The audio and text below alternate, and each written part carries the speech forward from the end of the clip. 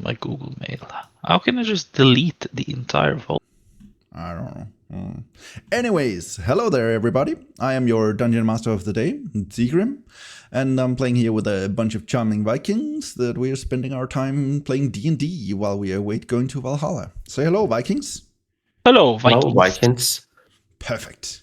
All right, let's get started with our next episode of Abraxas D&D.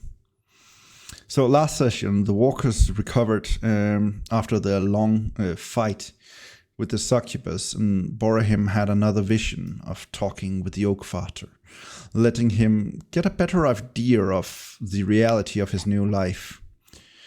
They ventured out, and the Black Cat once more followed them. By nighttime, they found a group of men that claimed to be hunters, but Durr quickly realized that they weren't as innocent as they claimed, and by bedtime he offered to take the first shift, using this chance to peruse their stuff. They weren't only pretending to be asleep, and then they noticed him, but they stood no chance against the might of the walkers and were quickly dispatched. Durr found a pearl. Then they moved the corpses out of the way before enjoying a cold night's sleep. They reached the hot springs but didn't see any signs of the end Borough. So they decided to take a dip and were soon joined by the bear they had rescued in the nearby cave, Bruno. On the way back to town, Bhorahim did pick up the trail of the end, and they had a short conversation with him, acquiring another enchanted acorn. They went back to Palebank village and went through town, finishing up their objectives before preparing to leave. They talked with Arl, the dwarf and proprietor of the inn. They met up with Jagosh, the dragonborn that they had befriended on the way to the mine, who gave Durr some special meat in some rune-enchanted cloth. They talked a bit with the mayor of the town, Elro, and declined his offer as sheriffs. And they gave the bad news of Corellon the cleric, who had lost his friend and mentor. They arm wrestled with Jeff, the sailor who is loved by his mom, and found a lift to from the general store. As the walkers ventured south, they came back to the inn where it all started, the Drunken Smith's Tavern. But a grisly sight awaited them, blood and gore everywhere. Inside, they saw a pale elf with skeletal minions and a scythe, talking to the head of the barmaid who had helped them get to Palebank. Myrddin came down from the first floor and informed them that the elf was Mendlin, a member of the Archons, and Myrddin accepted to deal with the goblins of the forest. Mendlin left after mumbling something about dragons, crypts and goblins, and Greyhawk, and the walkers were left with Myrddin. A bunch of pieces fell into place. The magic scroll Gomme had been carrying, the vast amounts of nuts in Durr's bags of holding, and the curse influencing Gomme's magic, leading to him deciding to leave the group for the moment. Bhorahim was handed a new mace by Myrddin, who also identified his amulet and offered the walkers to sleep in his chateau, a magical room conjured within a doorway. So you guys, as you wake up in the morning, you feel relaxed and refreshed. The soft bed and silky linens have ensured the best sleep you have had ever. It is still early in the morning, but you get up and look around the room. You see walls covered in a blue velvet drape, and some windows around the room show various worlds. One world is made of fire, another one has wreaths swaying in the wind. A third one shows a beautiful cavern with luminescent mushrooms in all the bright neon colors.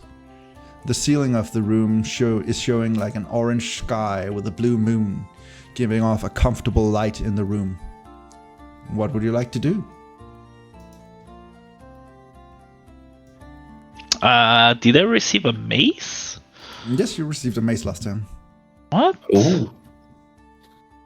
So I'm just looking through my gear, and because I'm already using a mace. But Wait, is it something that he can attune to? It is something he could attune to, yes. what? I didn't write this down. You want to spend the chill morning attuning to it? Maybe it was late in the evening and you kind of forgot to write it down, but yes. Yeah, because I wrote was- the health thing, the charm amulet stuff. Yeah, it was kind of in the same moment. Okay. Merden was looking through he was pouring out the contents of the bag of holding. And that was when he was mentioning, his nuts are gone. And that's when you guys realized that the amount of nuts you threw at the whale was, his nuts. He just had apparently an entire hoard of nuts in there. Also, he had various other things. Amongst it, a mace that looks to be made like out of glass or crystal. I remember now. Don't you remember the amazing jokes he keep doing? There was a lot of amazing jokes. What? I can't remember this because I can see I can attune with the amulet. But all right, I will add. Is it a specific name for the maze? You haven't had it identified yet, so you don't know. Okay. All right. Well, then I say all right, then I use that. Will I get? Because all right, then I guess I will attune it when I eventually find out what kind of mace it is. All right, you can wait for now. That's fine. Then I want. What about the amulet? You're gonna attune to that? Yeah, I'm gonna do it now. All right, so you sit down.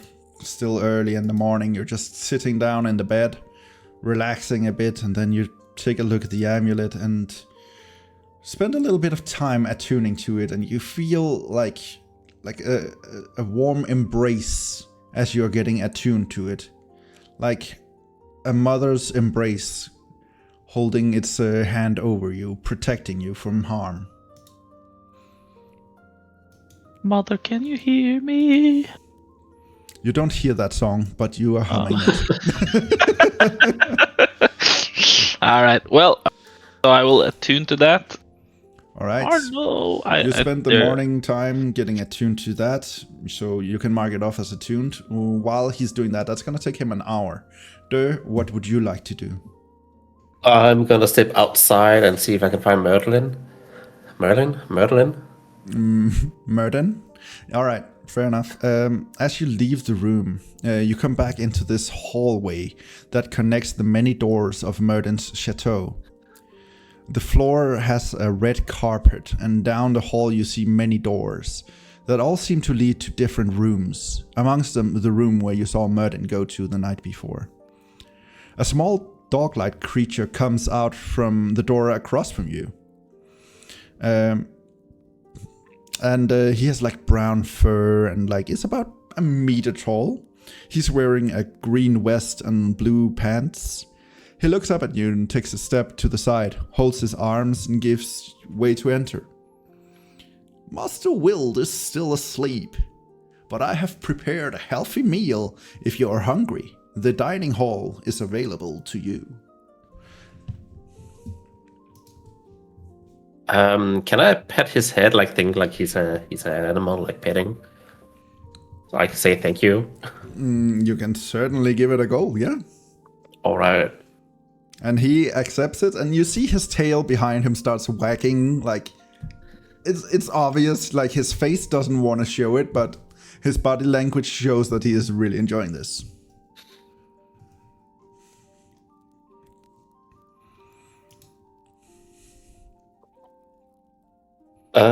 How much food is there on the table?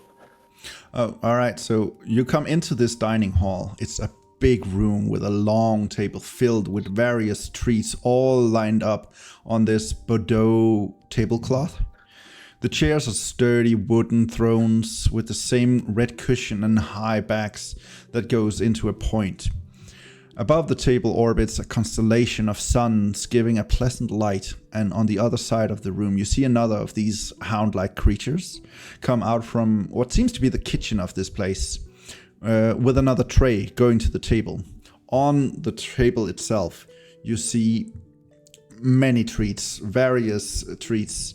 Like there are pies, there are omelets, there are sausages, bacon, all kinds of various treats. The second hound that comes out, his fur is darker than the first one, and his snout is more pointy. His tail is also wagging to the side, making him seem a bit friendlier. And he looks at you and goes, "Is there anything that you would like to order? Our chef can make anything you can dream of." Oh, can I have some steaks? Steaks! Oh, I love steaks. Sure. He puts down the tray he's currently coming with and turns around and starts walking towards the kitchen again. So you're alone in a big room filled with treats, and you sit down, and before long the hound comes out again. "As you were, sir." And he throws like a big tray of like steaks on the table. It's like this silver tray, and just steaks piled up like a pyramid, just a mountain of steaks. And you see his tail is just wagging behind him, and he's drooling a little bit at his eyes are longing for these steaks. And he just goes, "Can you eat all of these?" I can certainly try. Oh, okay. And he stands back and, stands over by the wall, just awaiting any orders or anything needs to be refilled. I ask him if he wants a piece. Oh, can I? Handing a steak. And you just see him he's dressed nicely, the same kind of, green vest, blue pants. But as soon as you throw him a steak, just goes feral and just jumps at the steak, and it's just, just ripping into it. While he's busy with the steaks, can I try see if I can shove as many steaks into the food bag, the magical food bag I got, without him seeing it? It's not a bag you have gotten from Yagosh. It's more a wrapping around, so you can't put more steaks into it. It's more so I can wrap them. keeping the current piece of meat that is in it, keeping that constantly fresh. It's more like a time capsule. It's locked in time, so it doesn't go bad. But it is just a piece of cloth that is wrapped around it and kind of tightened, so you can't really fit more into it than is currently already there. Wait, there's already food in it? Yes, he gave you a special kind of meat. Oh, shit. Okay, well, never mind then. Wait, did I bring him a the first pet with time me? you met him, you told him that you wanted to try different kinds of food and stuff. So that's why he decided to give you a special kind of meat he found. Oh, okay. A Pep is a Pep still asleep, or I would say you get to decide, is he still asleep, or did he come with you into this? Well, I would think I would bring him with me where I go. All right, fair enough. So he's currently in the hall with you. He found a seat by himself, and as he sits down, you kind of see the cushion grow in size under him. So his head kind of gets up over the table, and he sits the seat was made for him to be kind of a booster seat. So he's nicely comfortable on the side of the table.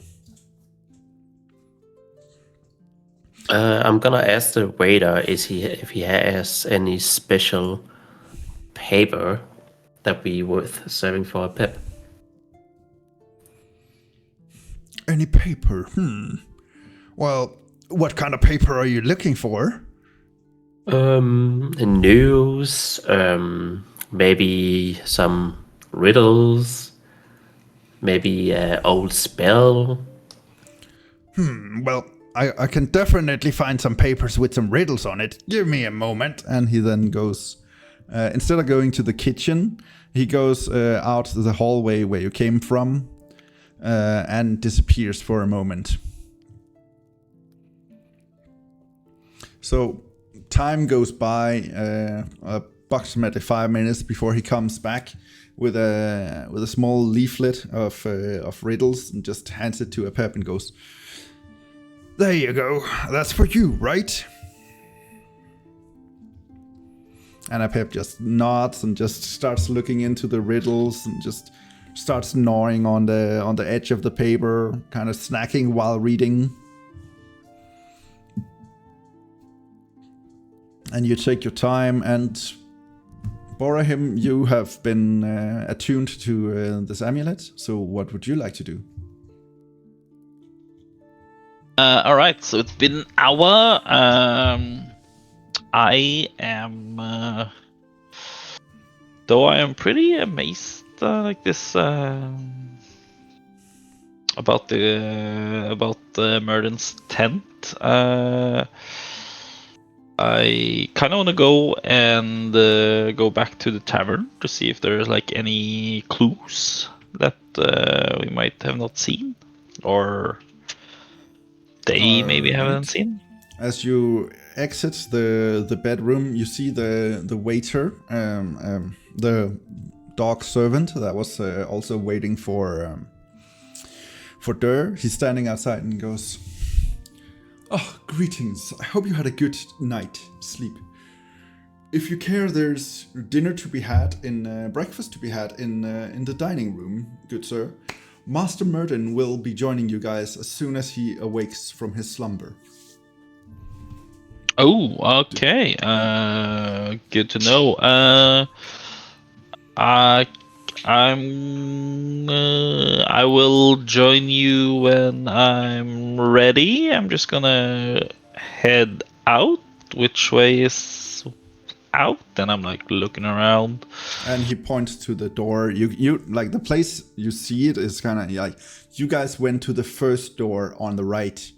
And you can see that the door you came through from the tavern is just like 4 meters down the hall.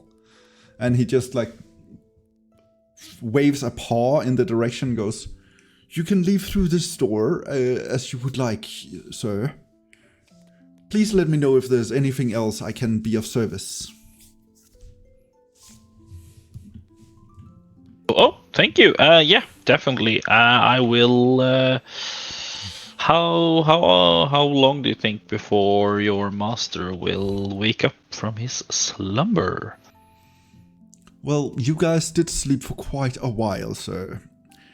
I would assume that it could be within the next half hour or hour. Okay. Master Wilt does sleep quite long, but you guys apparently also needed quite the sleep. Yeah, we took we could use a good night rest, and yeah, glad we did.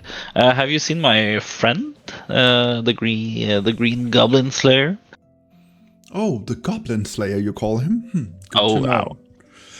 Your green friend is currently perusing the dinner, the breakfast in the dining hall with his weird compatriot, the small one. Oh yeah, yes. Okay, good to know. Well, if you see him, just tell him that I am going out and just wanna check the tavern for say 30 minutes time, and then I will come back for breakfast. Certainly, sir. While you are out looking in the tavern, is there anything special I should prepare for you? Oh, no. We have a fully staffed kitchen. I'm a simple man, so I will take some eggs and bacon and some beans if you have. Eggs, bacons, and bean. Excellent choice, sir. Enjoy your stay at the tavern. Oh, and thank he you. goes in through the dining hall, and there you see like the more casual or more brown furred small dog like creature come through the door you came from, and he just waddles away all the way over to the kitchen door and enters that one. So what would you guys like to do? All right. So yeah. Well, I want to go into the tavern and just All right. check out a little bit. You go through the door. You're currently on the first floor of the tavern. And the first thing you notice is that it seems like somebody has been cleaning since last night. There's no more blood stains on the walls and on the floor of the tavern, of the first floor of the tavern. Okay. Then okay. So, but do I see? All right. So I go looking. Do I see like as I want to go and check where the body was. Is that still lying around, or is that? Then you would head downstairs. I will. Yeah, I'm going downstairs. All right, so you're heading downstairs through the staircase, and as you come down, you see a skeleton with like these. Its bones are like sparkling clean, but it has these blue runes engraved into each of the bones. He is like wearing this like green hat with a feather in it, and has big gloves on, and he's walking around with this cloth, and it's just like scrubbing the tables and cleaning up as it is. The corpse of the man is still laying on the table, and the head of the girl is still laying on the other table where you saw her talk to Mendlin the night before. Her corpse, her body that was behind the counter, has been removed and is no longer there. So let me just do. Wait. It's been removed, taken care of. Okay. Well, this skeleton creature, I don't perceive him as threatening at all, or he doesn't perceive me as threatening. He doesn't seem to mind you. You're not sure if he hasn't become aware of you, or if he just doesn't care. Okay. Before I like engage with the skeleton, I want to go and do I see like any signs of whatever happened here, or has the cleaning like been so thoroughly done in this like the main bar area that there's been a lot of cleaning done and everything, so it is very limited what you can see now. But you did investigate the area or see everything last night in this place. So you did become aware, and you also heard the ghost or the head of the girl speak, informing you guys that it was a goblin raid, and from the various cuts into the tables, chairs, and all the damage, it does look like it has been just a high volume of goblins that just tore through the place. All right, because I don't like. Do I see anything that have things been looted? If I go in the back room, do I see like anything there, perhaps? All right, so you go into the back room, and you do see that some kegs of beer seems to be missing, but you're not sure if that's just because they were drunk in the bar or if they were taken by the goblins. That's kind of hard to tell, but there is room for more to be stored in here than there currently is. Oh, is there a name on the beer, like on the kegs? No, there doesn't seem to be any name on the kegs, but the kegs do seem to be like of a special brand, and they are all having this symbol of like a red dragon, kind of like shaped in the S shape. Oh yeah. So kind of like a red dragon S shape ish symbol. All right. Okay. So you can surmise that they are probably all from the same supplier, but the symbol itself is not something you're familiar with because of your upbringing in kind of this sheltered community. You don't have much experience with the various brands of beer in this world. Okay. Well, I go back to the main room and then I try to try to get the attention of the skeleton. The skeleton stops what it's doing and looks in your direction, and you see like these eye sockets that are somehow like a void, but there's like a blue light shining through them, as it seems to be looking directly at you, but also maybe straight through you. You're not completely sure. I say, good day, sir or madam. Do you understand me? It nods. Okay. Well, do you speak? It shakes its head. Oh, okay. Have you been cleaning here the whole time? It nods again.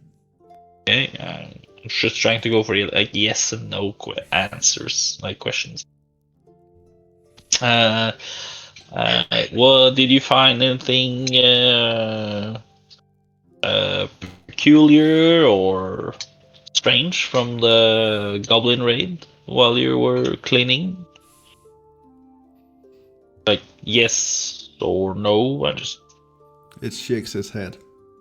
Alright, okay. This didn't pan out how I thought. Well, maybe Murden has more info. Well, thank you, good skeleton sir, ma'am. It just nods politely at you. I will not interrupt you anymore. So yes, and then I just go back up, and then through the door, and I will go and find the breakfast table. All right. So you go through the door. You head into the breakfast table. The brown dog is still standing in front, and he's just showing you the way. Not politely, and inside you see Durr, who has been eating, relaxing, and just enjoying the full service, while the black dog is just currently filling up some plates, taking out some plates, and seems to be in a cheery mood.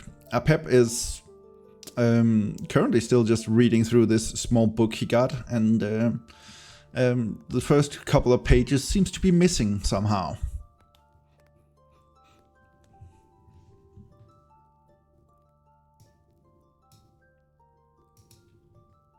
Pages.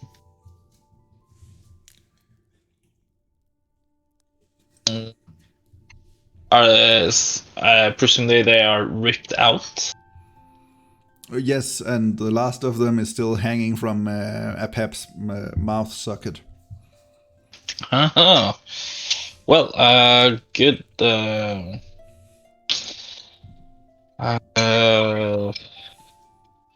are you sure Pep should be eating everything that is paper? Could be useful. I'm sitting there with like a half-eaten paper, sitting like saying, Up it goes. What is that riddle? Well, yeah, good. We should be careful if we find pieces of paper with information. So Pep shouldn't, get it's not a buffet every time he gets to eat. I'm sorry, Pep. Won't you be happy? But we have to be careful. I'm sure the fine lads gave us nothing that's not safe to eat. And you see the waiter, the black dog, just comes over to the table again. Oh, don't you worry, sir. That's paper that just exists in this realm. As soon as you guys enter, it would reset anyways, so it's perfectly fine. Okay. That's crazy cool. Well, anyway, have a seat, sir. And you were the one who ordered the beans and the eggs and bacon, yes? Oh, yes, sir. That is I. I am All right, Bhorahim. come over here. Well, hello there, Bhorahim. Good to meet you. Good to meet you too, sir. So sit here, and he just pulls out a chair and kind of slams the seat to kind of show you where you're supposed to sit, and he's kind of pushing the chair in under you. He starts pulling the things towards you, and you see kind of as he starts reaching for things, they kind of meet him. They kind of slide over towards him as he kind of just arranges everything in front of you and just, there you go, sir. Everything you could want. What about you, sir? And he looks at you, Durr. Is there anything else you would like? Something to drink, perhaps? Ooh, something to drink. Maybe an ale. An ale! Breakfast ale! I love it! Give me a moment! And he just scurries over and goes through the kitchen door again. It gives you a Wunderberger? No, Underberger? What's it called? The health tonic that the Germans use to cure hangovers. Underberger, I think. Underberger, yeah. He comes back after just a few moments with a big wooden mug, and just puts it in front of you. There you go. It's a Mad Dog Brew. I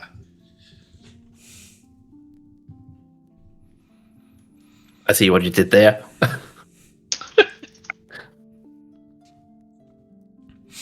And you guys start eating and just enjoying yourself, kind of waking up. And before long, Myrddin walks in, yawning. He stretches, looks around with this zombie-like expression on his face. He wipes his eyes and looks into the room. As he notices you, he seems to liven up a bit and starts smiling.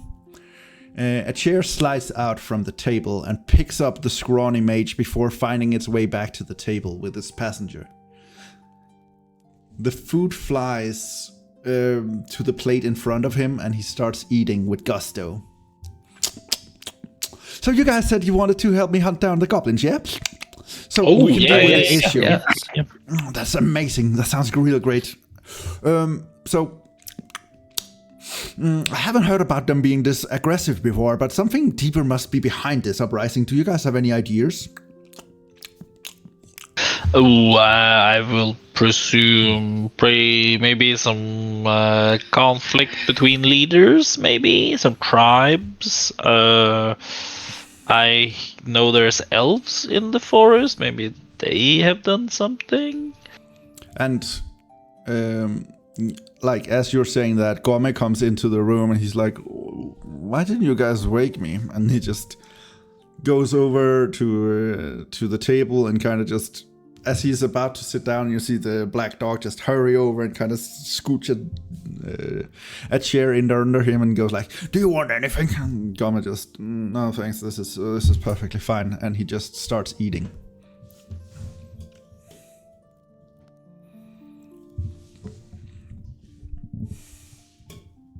So both Gomme and Myrddin is currently eating. The same with you, Bhorahim. Durr, you kind of been here for a while and pretty much starting to be full up now. but you're enjoying your beer.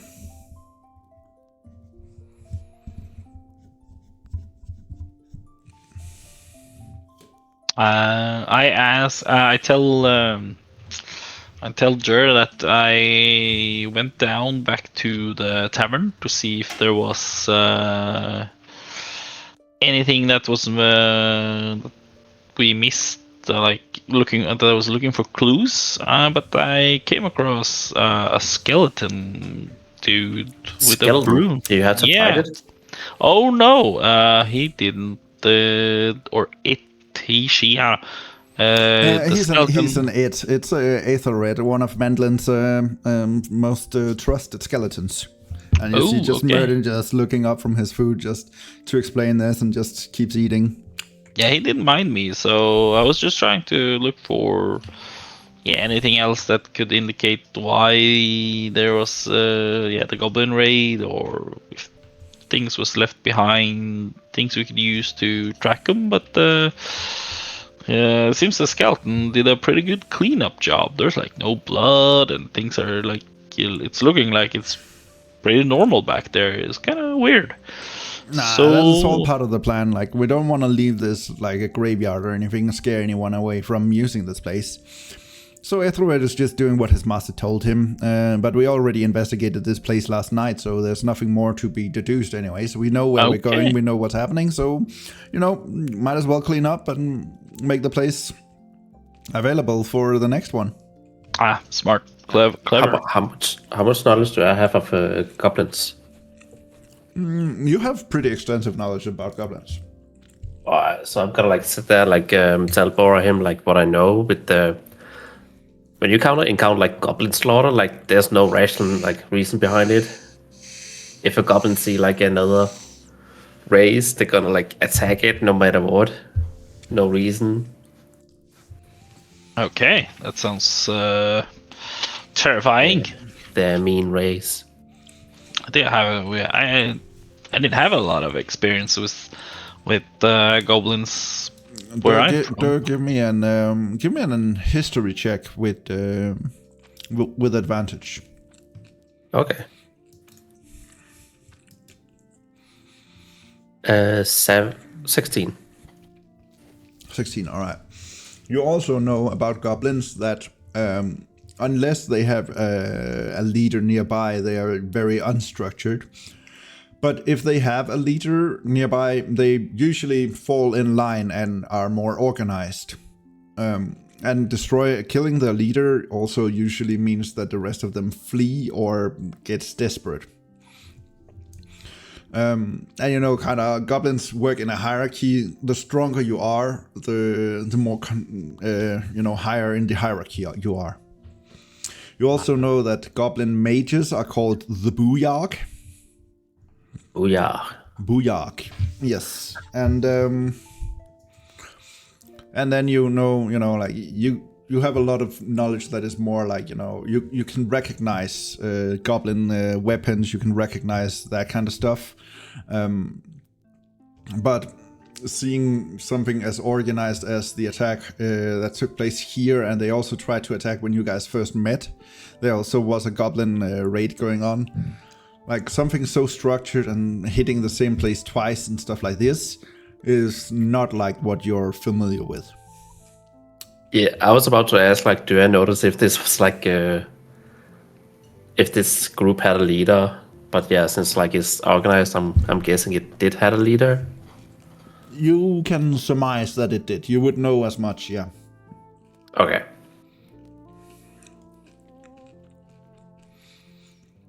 Are leaders hobgoblins, or are they just bigger goblins?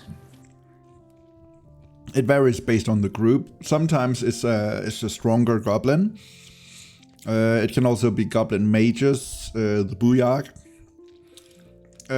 But often it could also be another race like hobgoblins or orcs or whatever, showing dominance and using the goblins as kind of slaves or easy to control minions. Okay.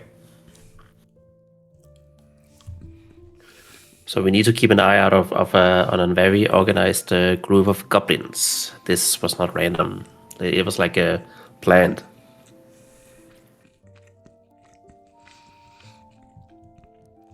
That's for certain. Do your group mirror then and have like info regarding different groups of goblins, or is that like anything people keep on tabs on? Like, I don't know what kind, what you people even do. Like I know you do protecting stuff, but you know. Well, about goblins, we know quite a bit of them, but this kind of organized attacks and stuff is not normal by goblin standards. But we do have our current theory that Mendlin is going with.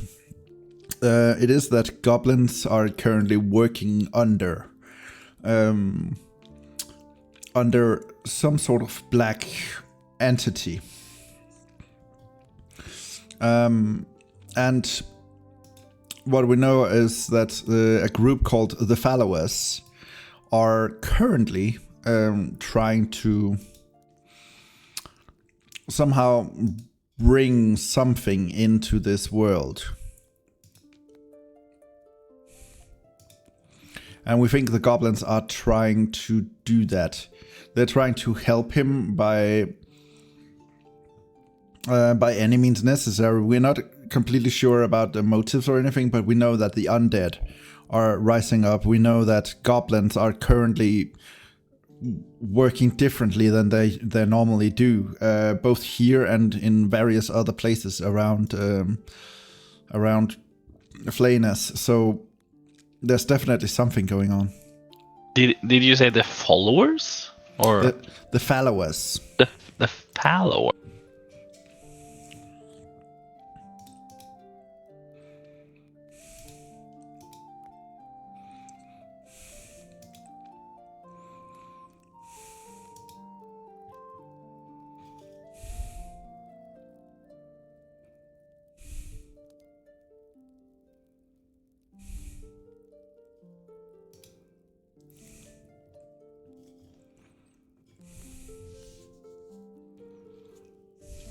Wait, are Merlin gonna join us with our goblin search, or is just us?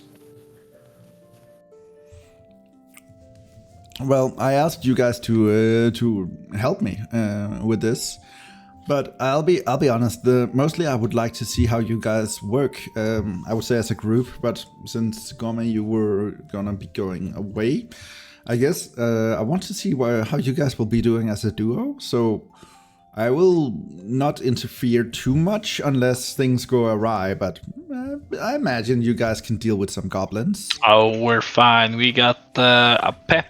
We got some nuts, and we have the power of friendship. So we should be fine. Even though we will miss Gamme, I think we will make it. If things should go totally wrong, we could always just go back to my place, there, and you can stay at my farm, and I can teach you the cool art of craftsmanship. Making chairs are pretty awesome.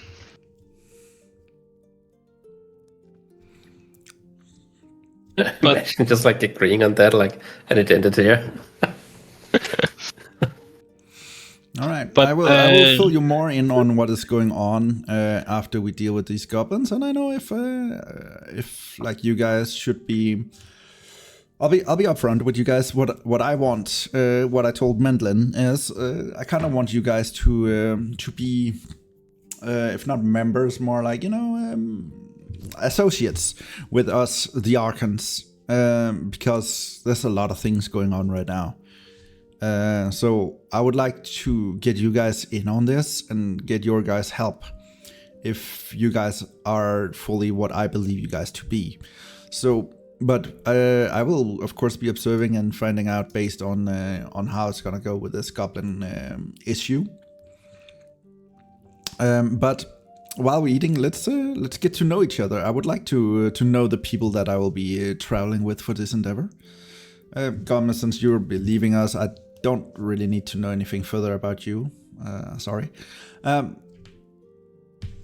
But let me know if there's anything I can provide you to ease your future travels. Goblin, You write down the name, the Arcanites, Archons. Archons. Yes. The Archons. Alright, sorry. No worries. And Goblin puts down his cutlery and thinks for a moment before he hesitantly asks, do you have anything that can help me travel faster? A horse or anything I can ride on? Merlin lights up and he nods and he like shoves a piece of as he shoves a piece of omelette into his mouth. No problem. So guys, tell me about yourselves. Durr, Bhorahim, what should I know about you guys? What kind of juicy forest stuff? we're going to, that's where I come from actually, so maybe I will have some home advantages for us. Oh, that's cool. So you come from this forest? Are you just in reality more south? Yes. More south? Okay. Are you just in reality a big goblin? No, I hope not. You hope not. Okay. Interesting. Then. I don't know, actually. Interesting. Okay. Fair enough. What about you, Bhorahim? Is there anything I should know about you? Depends on how personal how much personal information do you need regarding the Archons? Like, do I have to tell my deepest, darkest secrets, fears, fetishes, that kind of stuff, or? No. I don't need to hear anything about that. I just wanted to know, like, what you wanted to tell me. I will be coming with, you guys will be coming with me for this Goblin camp, and I will be judging your, I will be more looking into your character more than what you say. I'm just currently, just making small talk, doing dinner, trying to get to know you guys. All right. Well, that's good to know. Just I don't want to throw out there, what I want to do in the night, But about me. Well, I was a farmer. Now I'm an adventurer. That's pretty exciting. Oh, okay, that sounds cool. Yeah. I do love to work with my hands. I also have some great experience regarding carpentry. So if you ever need fixing tables or tables made regarding different stuff, I'm your man.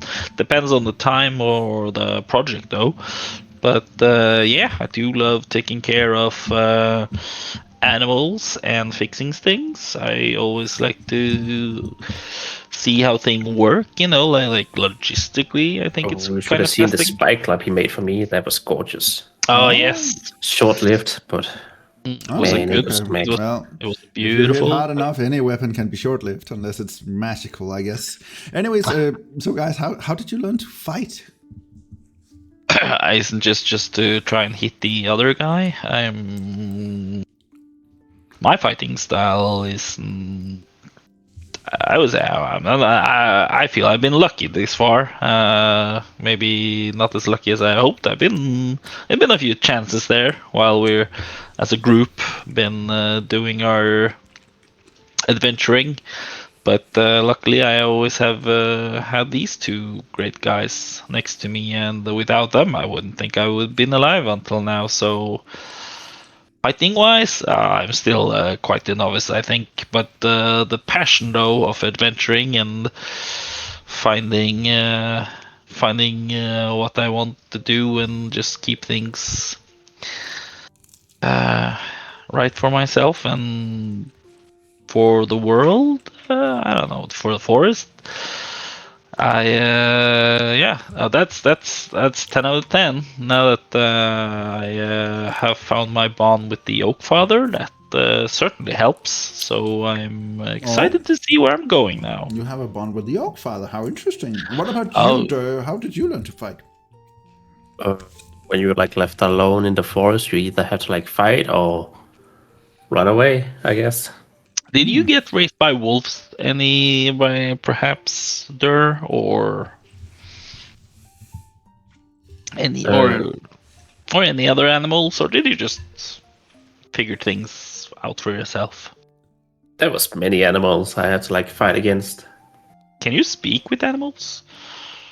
I cannot. Oh, but you can kill animals. That's useful. I can kill animals and I can like befriend animals if I'm lucky. Oh, Okay, that's cool. good to know. That is. So, do you guys consider yourself a leader? Like Wait, what's the leader? each of us a leader, or one of us, or I was asking how you perceive yourself. Do you see yourself as a leader?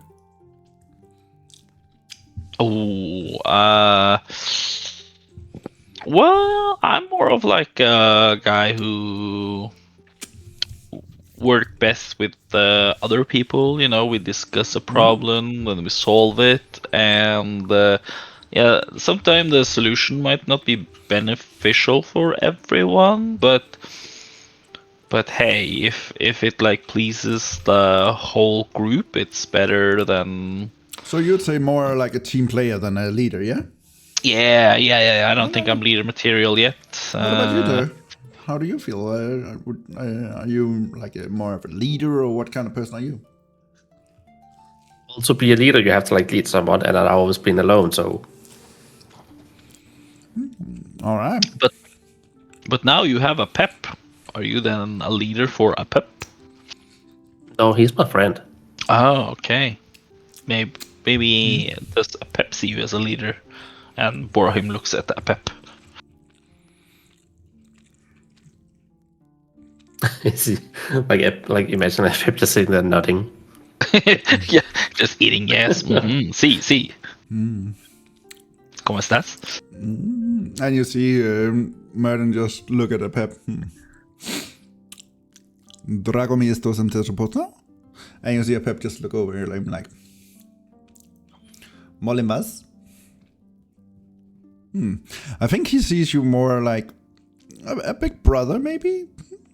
My draconic is kind of rusty, but something like that. Very interesting. Well, that's nice. Big brother is always. It's good to have a family. You know, a family. That is true. You should not walk alone in this world. So, question, guys: is there any races or creatures or something that you like, or some that you don't like? Good question. I haven't met that many. We've kind of been like.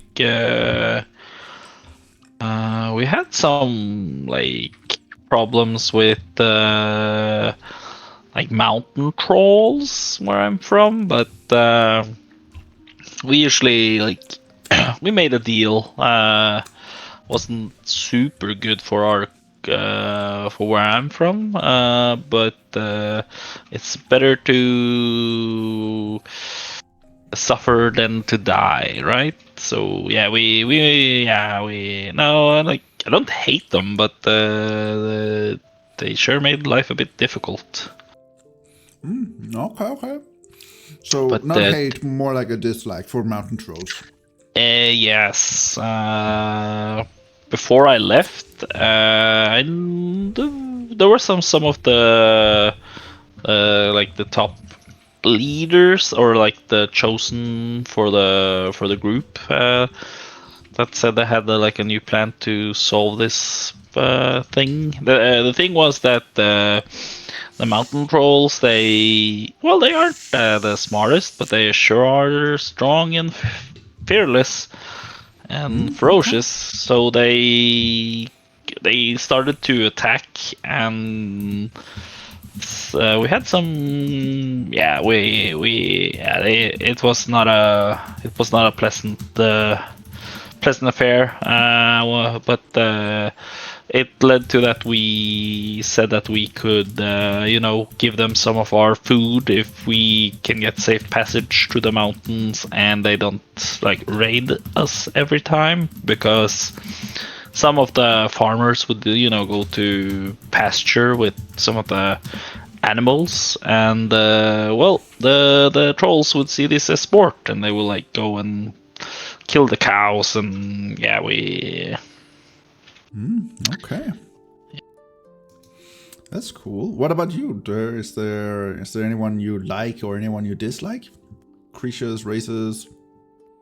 I definitely don't like the goblins. That's for sure. Well, lucky you. We are gonna go hunt some goblins, I guess. Okay, cool. Anyways, lastly, guys, this one is more like, to get your character.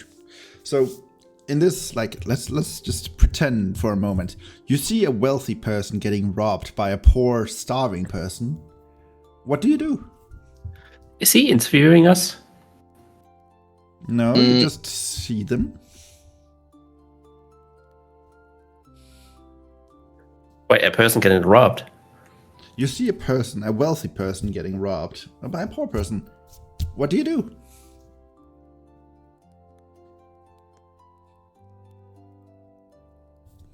Is the poor person a kid?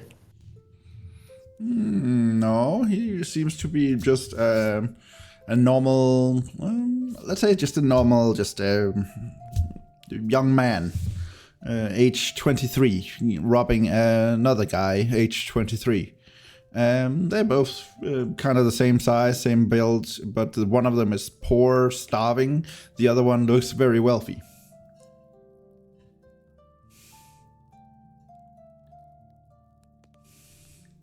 I mean, I'm sure the wealthy man can afford it.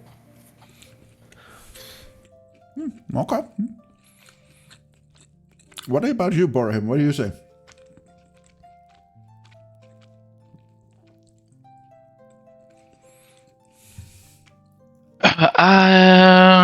I would say.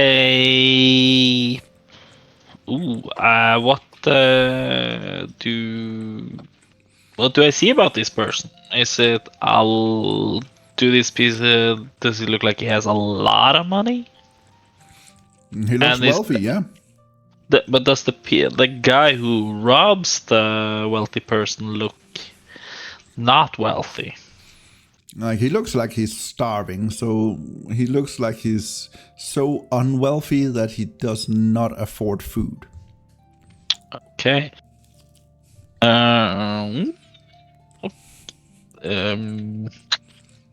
I would.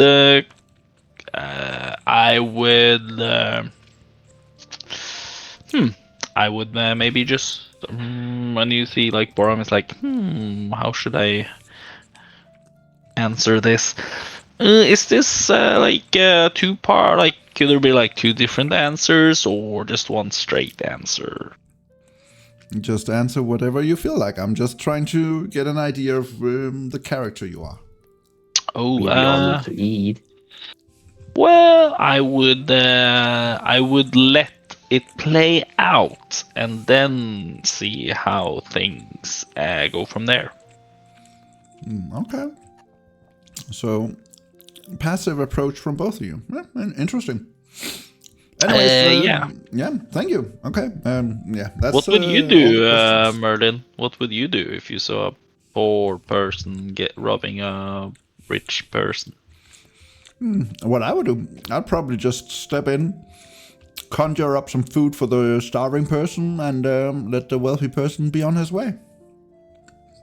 Okay, so you definitely wouldn't, just follow the poor person, maybe knock him out, then steal that money from that which he stole from the rich guy. Like, hypothetically, like, you wouldn't do that.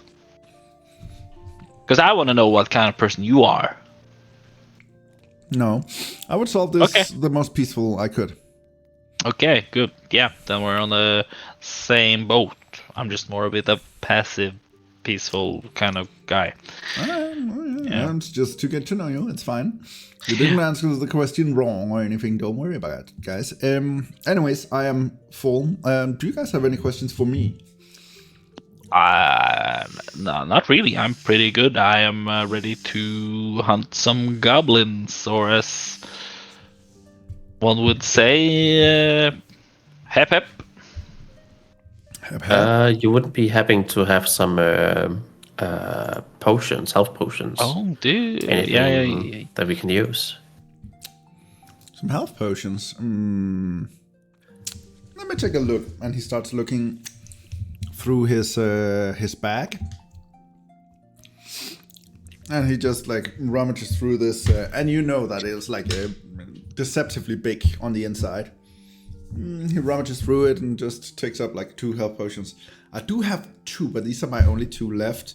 I'm gonna keep 1 for me because I am not very durable. So I'm gonna keep 1 of them, but I will allow you guys to have 1. So you guys decide who gets to carry it, I guess. But I can't just give you both of my potions when I only have 2, because I really do need potions whenever I have the option to have potions. Yeah.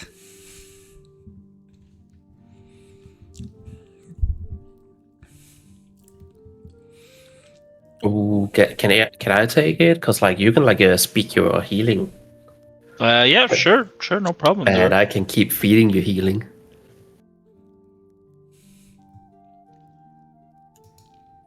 Yeah, definitely, no problem. That is a okay for me. All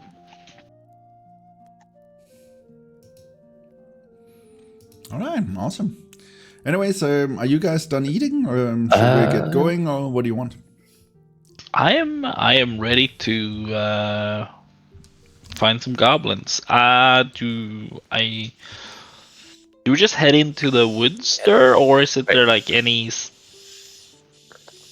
Do you like hunt for tracks? How is this? I don't. How does this work? Well, let's Does, start by just exiting the tavern, I guess, guys.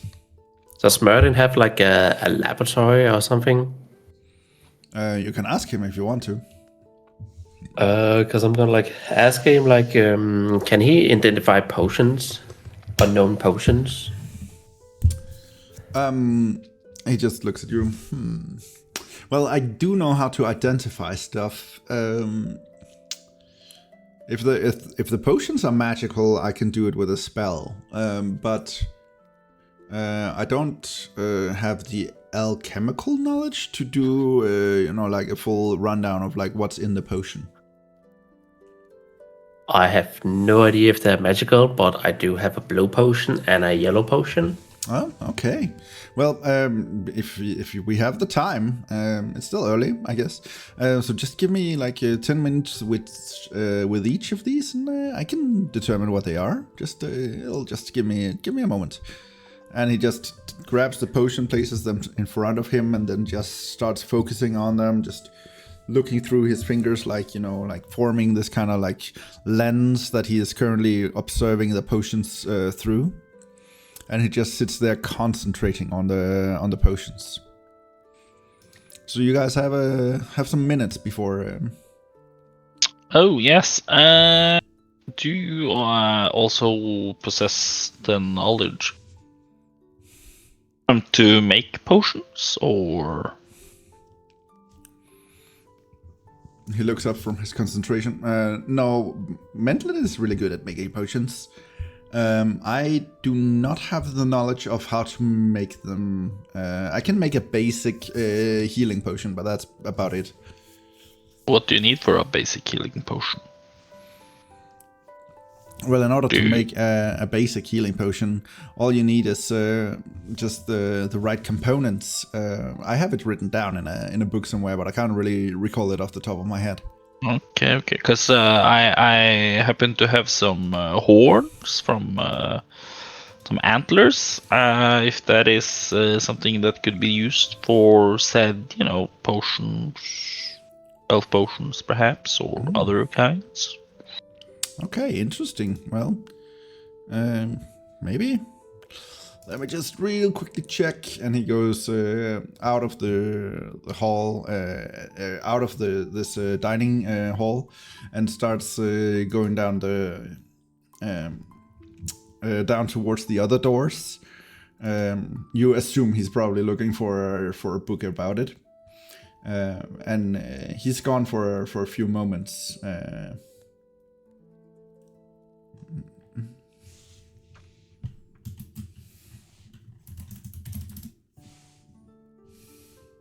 And I say like, then I look to Durr like, so Durr, how do you wanna do this goblin business? Is there like a secret battle cry we can just do and summon all of them to us, and maybe we can capture some and interrogate them? I'm pretty sure I can start like tracking them as soon as we enter the forest. Should be that hard.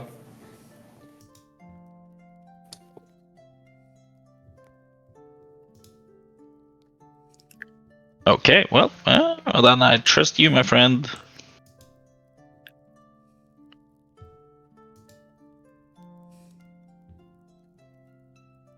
My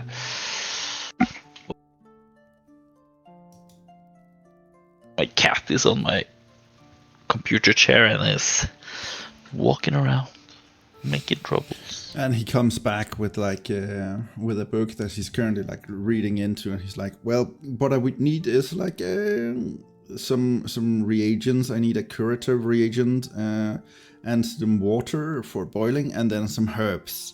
With that, I should be able to make a healing potion, but it does take some time." I would say it probably needs to stew for, let me just check, and he just shifts through, and about, like, it would take me about 2 hours to make one potion. Okay. The more potions I'm trying to make at the time, the more time it would take. Okay. Do you have any pictures of said herbs? Because we're going into a forest, so if we're lucky, we could perhaps find those herbs. Do they need to be fresh, dried? Does the book say anything about that?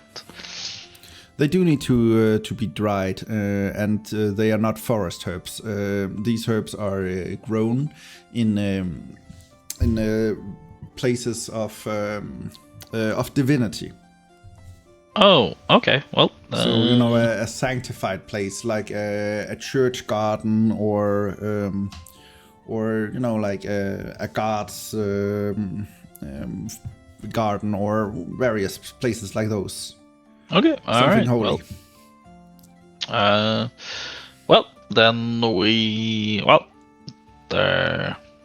they're not so easy getting health potions.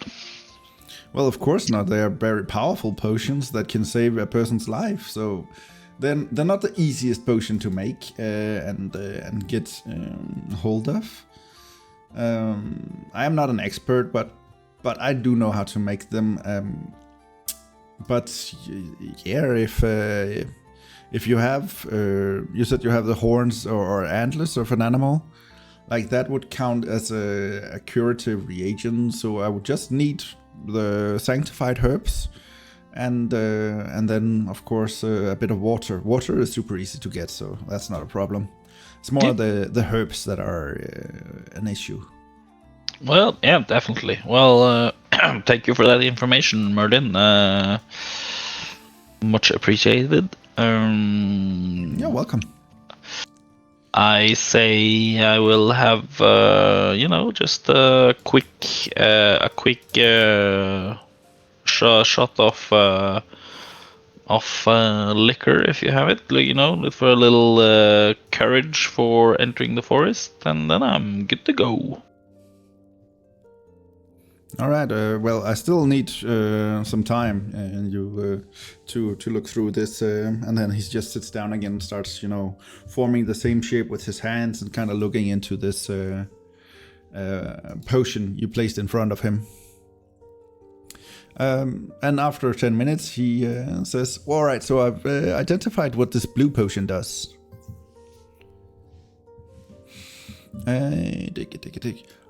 So the blue potion gives you like a temporary shield. So for approximately, based on what I can determine, it should last about an hour. And for that duration, whenever you make an attack or something, you are having a bit more luck with hitting your enemies. And it should also give you like a shield to make you be able to take more damage in the same duration. But it seems like the potion failed slightly, so it does have a... It does seem like it will make you sick afterwards. Okay. So, like, it sounds like a good potion for like a sort of like a last resort type of thing, or yeah. Well, yeah, maybe, I don't know. Let me give the yellow potion here a look. So he takes this like a yellow potion that flickers with this smoke on the top of the container. And he just starts to look through that one. And another 10 minutes go by. You guys are just like nibbling the food. Just nice slow morning where you're not in a rush. It's still early in the day. You have all the time. So you just wait 10 minutes and whatever you want, the waiter just brings for you guys. And after these 10 minutes, he comes, he's just, rests his hands down. All right, I've taken a look at the yellow potion now too. It's pretty cool. It allows you to make the breath of a dragon, like a breath attack, raw attack. That seems to be dealing like a lot of fire damage. It's pretty cool. So yeah. But again, it seems to be like a potion that failed. So, like normally this kind of potion, like a breath potion attack thing, would normally, like not hurt yourself. But I think this one is probably gonna hurt your mouth a lot when you blow it out. Where did you get these potions?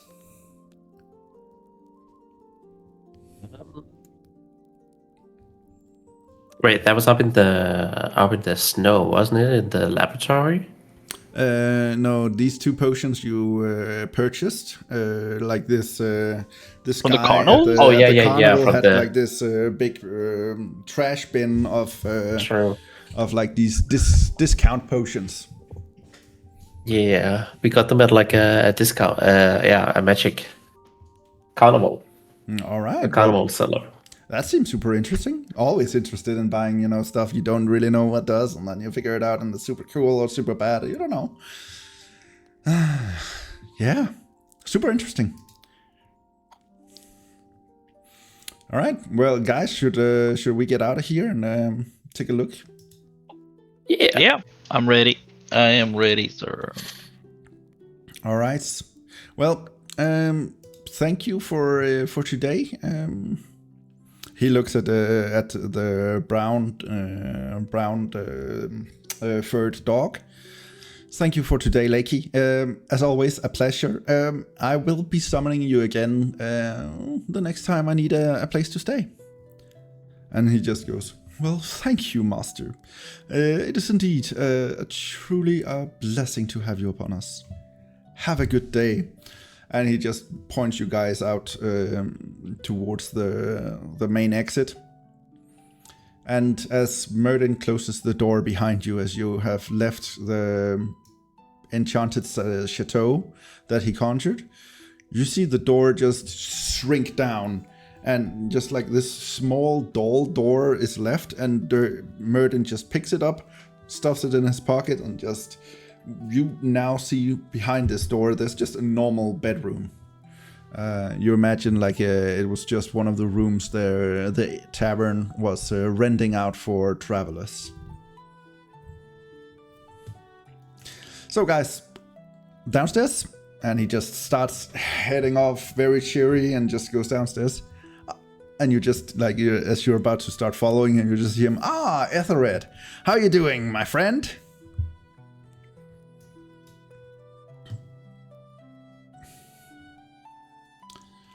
So what would you guys like to do? Ooh, I'm just ready to go out to the forest, actually. But before we do that, I want to go and have a toilet break, if possible. Of course, In you the guys forest. can go in the forest and pee. Hey, go for looking for secret tunnels. Secret tunnel. Secret tunnel. Alright, quick BRB. Just also gonna get some chocolate. Oh.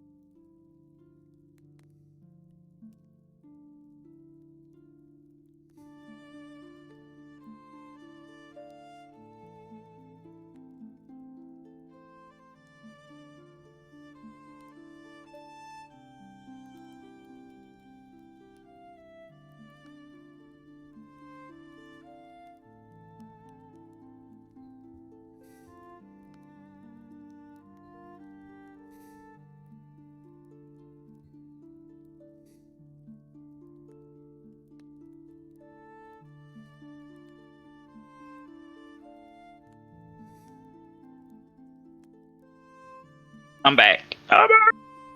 Welcome back. Welcome back.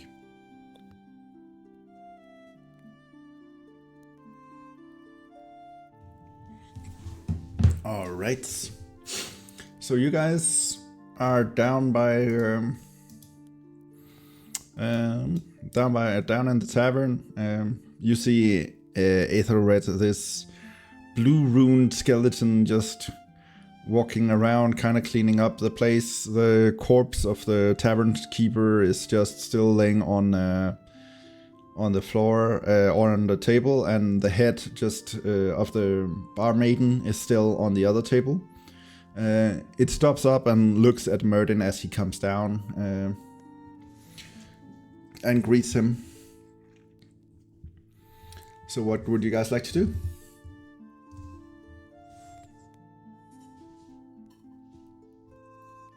Can I like? I'm gonna like take out my club as like a just like a normal reaction. Mm-hmm. And as you do that, and the skeleton sees you do that, it blinks out of existence and reappears over by the far wall, where you see like this skeleton's rune covered great sword was just resting up the wall. It just instantly grabs its sword and just holds it out, like just in pure self-defense, as it just blinks over there and like suddenly just vanishes and appears 30 feet further over by the wall. Bhorahim goes with both of them like, whoa, what is going on? And Myrddin just goes, guys, don't worry, this is just Aethelred, he's just... Aethelred is kind of difficult to explain. Like he was like... There was this guy long ago, like he was like a farmer, I think, and then over time he kind of just grew older. What happens to most people, and then as he was like getting up in the years, he met a blink dog. Do you guys know what a blink dog is? And you see Myrddin just looks at you guys. No. Okay, a blink dog is like a normal dog, but magical. Like, so a blink dog has the ability to blink. So it can, disappear from one place and appear somewhere else. My thought. Like small kind of teleportation thingy. But like most dogs, blink dogs are also loyal. So this farmer had a blink dog instead of a normal dog. So he had a teleporting dog. Anyways, long story short, the farmer's life ended. The dog was sad. The dog stayed at the farmer's grave until it also passed. Mendlin found their spirits and found them to be intertwined. Like they forged such a strong bond that even after their death, they kind of wanted to be together. So he granted their wish and made combined the bones of the two deceased into Aethelred. And he just points at the skeleton, who just still stands like observing you guys with these hollow out blue eye sockets, just observing your every move.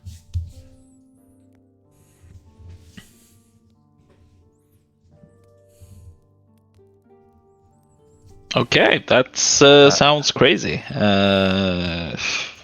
I'm just looking confused. Well, magic, am I right? Yeah, I know, magic. It's super interesting. I love it. So, anyways, guys, there's probably nothing more in here.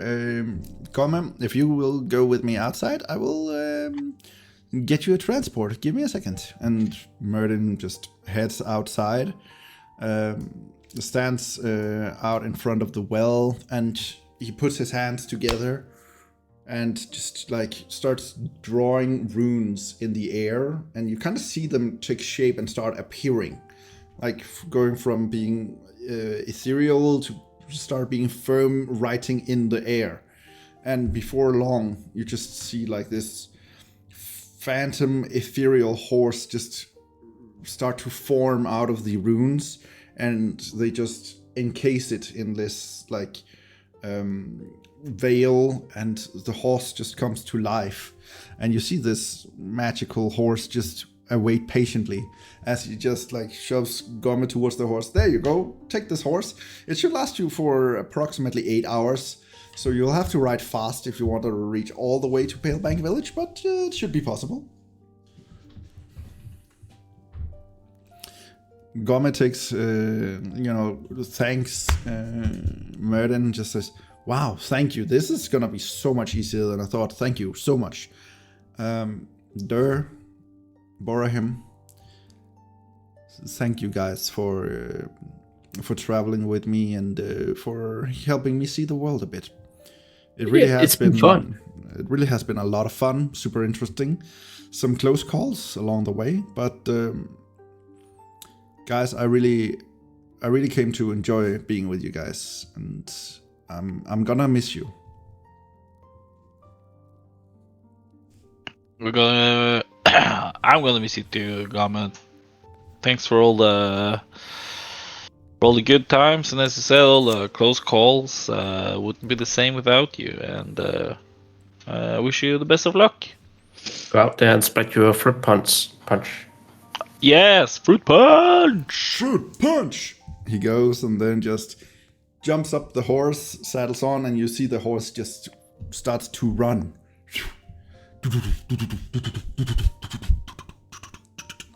And before long, he is out of sight, out of mind. Or at least out of sight. So, you guys are standing outside with Myrden. And Myrden just looks at you guys. So, all we know is that they are somewhere near the mountains, was the direction they came from. So, I'm guessing we should go that way. But yeah, do you guys know how to track? Wait, didn't we just come from the mountains? No, you guys came up from north. Up from Palebank Village. The mountains is more over in that direction. Oh, that's to the east. Exactly. Alright, well, Durr says he can track. Oh, so, that's going to be interesting. Yeah. Thank you. Yeah. Well, Durr, you know the direction. Tell us if you find anything. Okay, I will start tracking. All right, so you guys start walking, and go ahead and give me let's say give me a nature check, I would say. Nature. Yeah, give me a nature check. Why not? 14. 14, all right. It doesn't take you that long before you find like the general direction where they're going, and goblins are not really, that subtle. So it's quite easy for you to follow the tracks. Bhorahim, you're not even trying to follow them, but you still get the general feeling of like where they're going. Can I do like I want to learn from the experience. Like I want to just observe and see how Durr, like how he moves, like how he tracks. All right. So you just keep an eye on Durr, trying to understand his method of tracking these. Yeah, because I think that would go for a basic like tracking any prey. So let's see if I can get the basic gist of it. All right, cool.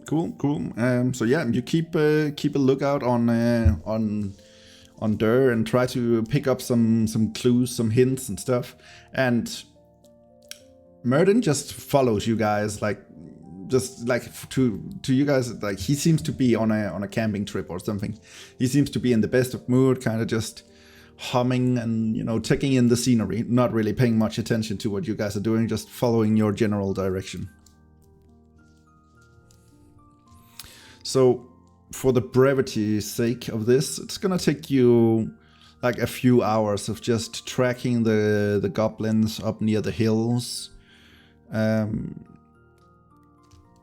The forest is dense and heavy, and you see various trees with fruits on them, like these yellow fruits. That seems to be dominating this forest. You know of these fruits. They are... how to best describe them? Like, these fruits are... like salty in the flavor, but not strong salty, bad or anything like that. Just like they have a distinct salty flavor to them. Okay. And yeah, you guys are following along, and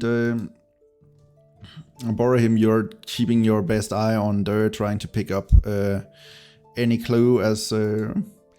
Do I, so while I'm doing that, do I perceive like anything in the nature? Like, is it really quiet?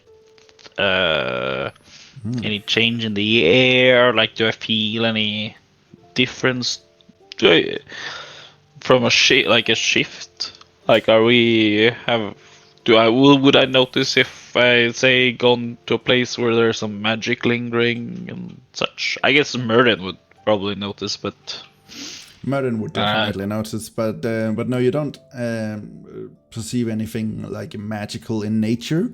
You could stop up every now and then and investigate if you want to, but if you're just looking around while following Durr, I would say no, you don't notice anything specifically magical in nature. What you do, however, notice is that you are starting to get very warm, because you are still wearing your cold gear outfit, and it is very warm down here in comparison to up by a pale bank. So it is starting to get to you, that you're starting to get really warm with this on. Yes, I remember to take it off. Yes, you remember to take it off, so you're fine. And you feel kind of homey, so you kind of have, like a spring in your step. It feels, like you're getting familiar, like back to the forest. You recognize the fruits of the trees.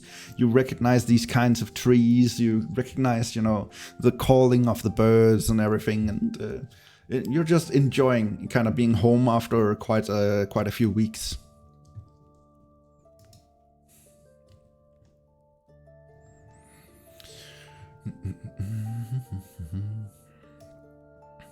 Well, there. How's the tracking going? Is it going well? For me, it just looks like you're just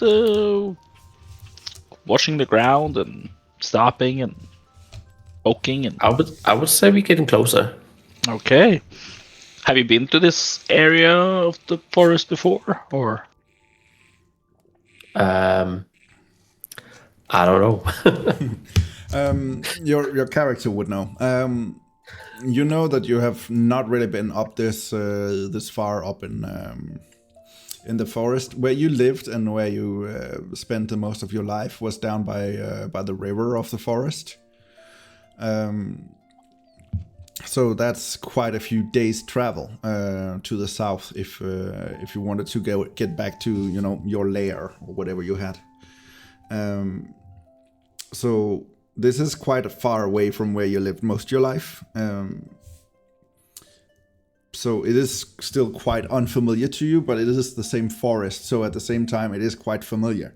So it's both unfamiliar and familiar at the same time.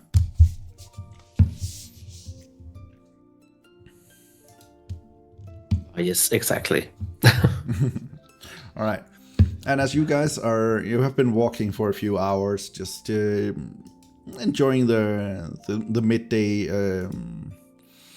sun and everything. You slept for quite a long time because it was really nice beds, just amazing.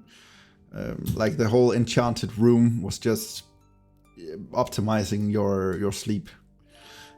So at this time, it's getting to around like 1 o'clock midday, and the sounds of the birds and the nature is becoming replaced. You hear the birds just like get further and further away, and and then the sound becomes more replaced with loud and violent sounds from this wooden barricade you can see up in front of you. Let me just switch maps.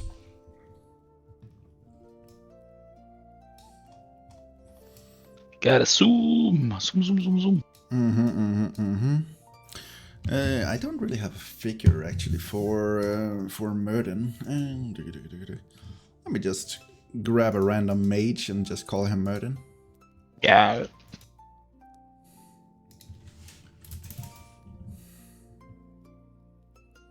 It's this guy. His name is Mage. There we go, Murden. He's just following you guys. There we go. All right, guys. So you come all the way up here because it's still like midday and everything. You guys didn't spend too long getting up here. Let me just real quickly do some fog of war eraser, and they added a new feature. So now I can, you know, mark off like area like this, dig, and then just boop, all of it disappears at once. Oh, interesting. Oh. Yeah, they are making new features all the time with this. It's really nice, actually, kind of following. Dig. All right, and then I'm just gonna disappear these because you kind of see. Since it is day, actually, let me just real quickly. Imagine if they could like put in the features so like I could maybe see more than Bhorahim. I did actually write them like a feedback that it would be lovely, like if they had a feature where like they took into account how far people could see with their dark vision and stuff. So for instance, like if you guys were in a dungeon, then when it is Bhorahim's turn, then the vision would be, you know, based on his, and then it becomes your turn. The vision, like how far you could see and everything, would change into what you. Like, it's a bit advanced feature, but I've seen other like virtual maps and makers and stuff like that have them. So I would love it. That would be cool. Yeah, it would be cool. Yes. So I asked them to make it. I don't know if they actually see my reviews or anything, but I'll keep asking.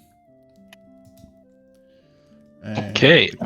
Let me just doing like This ball. Look at this log. That's a good log. Can you maybe like make it into something? Is it like good enough for that? Oh, with the proper tools, I could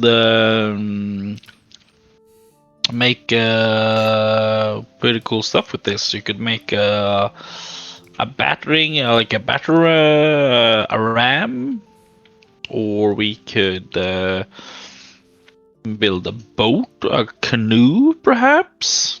It's a bit janky in some places, but yeah, we could make it work. Okay, are you guys having this discussion right there? Yeah, we're having this discussion right there. All right. Dig. My hex pole, is that like a one-handed or two-handed? Oh, that's two-handed. Never mind. It's a two-handed. Yeah. All right. So you guys are just having a normal discussion, everything, and you just hear the goblins go like, "What? I think I heard something." Are they yelling that? Yeah, they are loud and rowdy. Oh, get down! Wait, I can understand, right? But Bhorahim can't. Yeah, Bhorahim, you can't actually understand. You just hear a goblin just yell something in Goblinoid. Oh, I whisper to Bhorahim like there's goblins. See, like all the way up here, I think it's like. Oh. Until there. So they're close? I think so.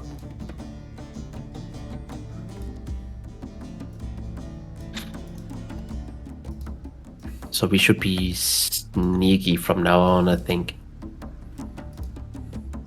Okay. Do you from which direction? Like. I'm gonna put my hood up, and then I'm gonna like try and like sneak a bit up. All right, so you put your hood up and go ahead and give me a stealth check.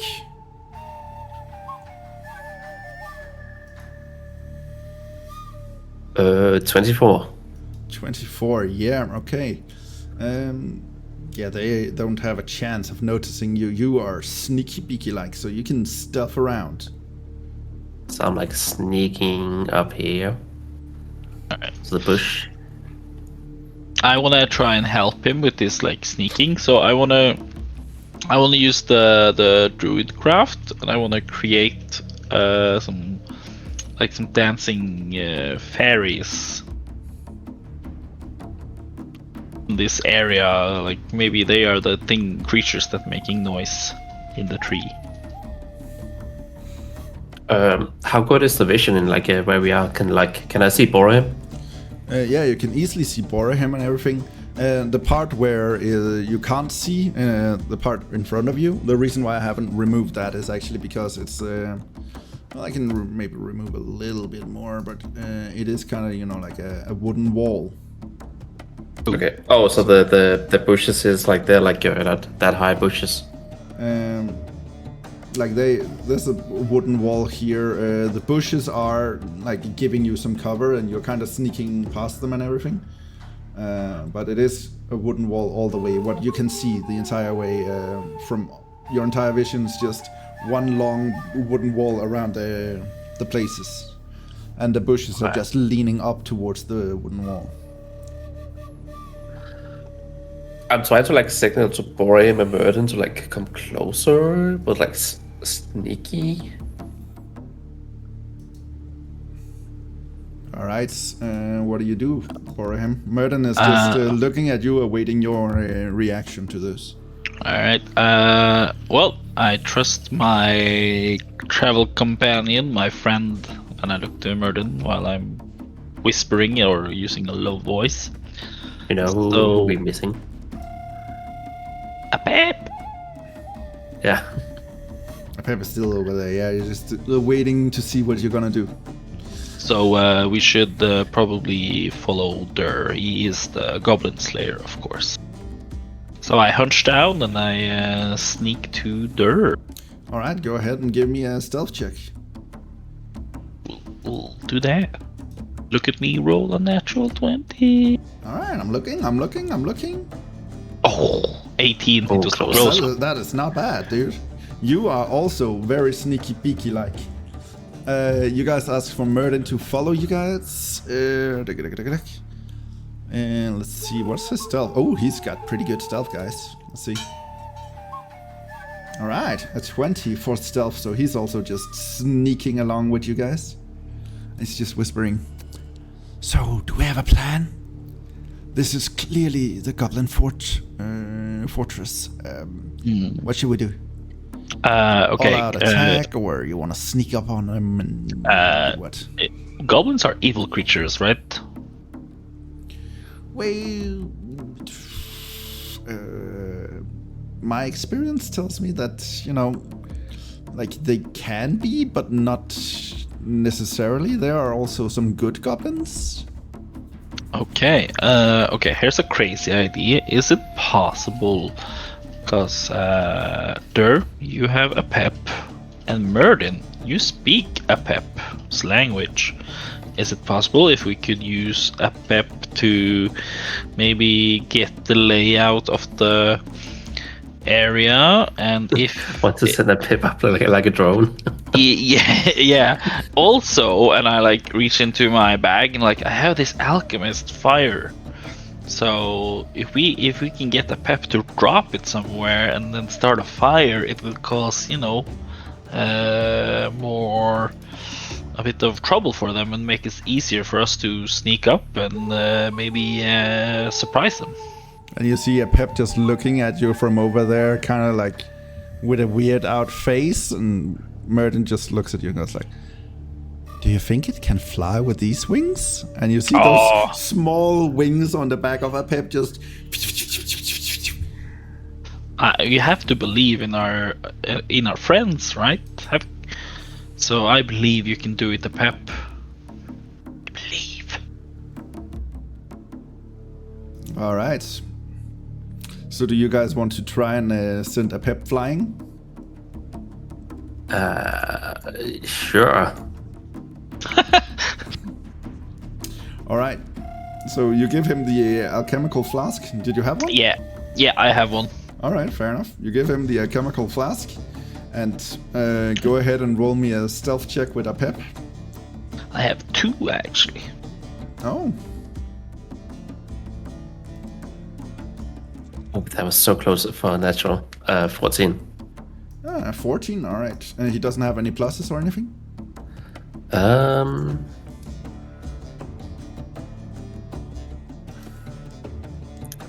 Not that I can see.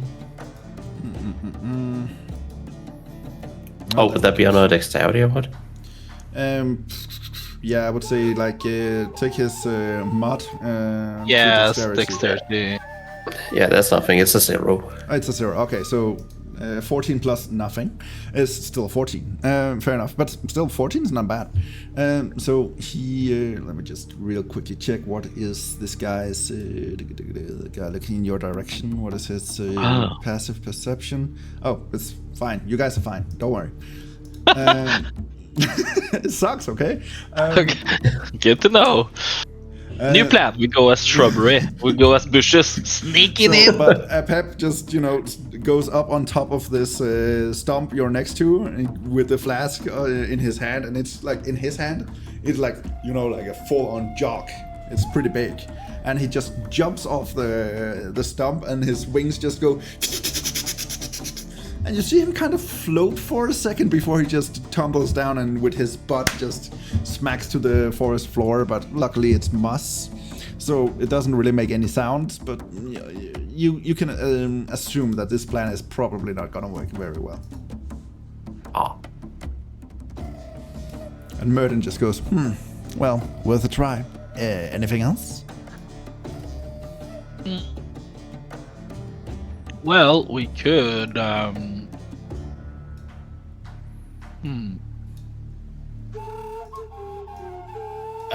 mean, I could try and sneak closer and see if I can spot what's in the game. If they got anyone we need to save. Yeah, we need to. If you see maybe an entrance somewhere. Yeah. Because I could use the might of the forest to create the odor of a skunk or some bad odor, so we could maybe cause some conflict between the goblins if there are a pair of them standing at watch. Make one of them stick. Yes. And you see Merlin just whisper, weren't you? I thought you were a cleric. You're a druid? It's a little gift from the Oak Father. Oh, that is super cool.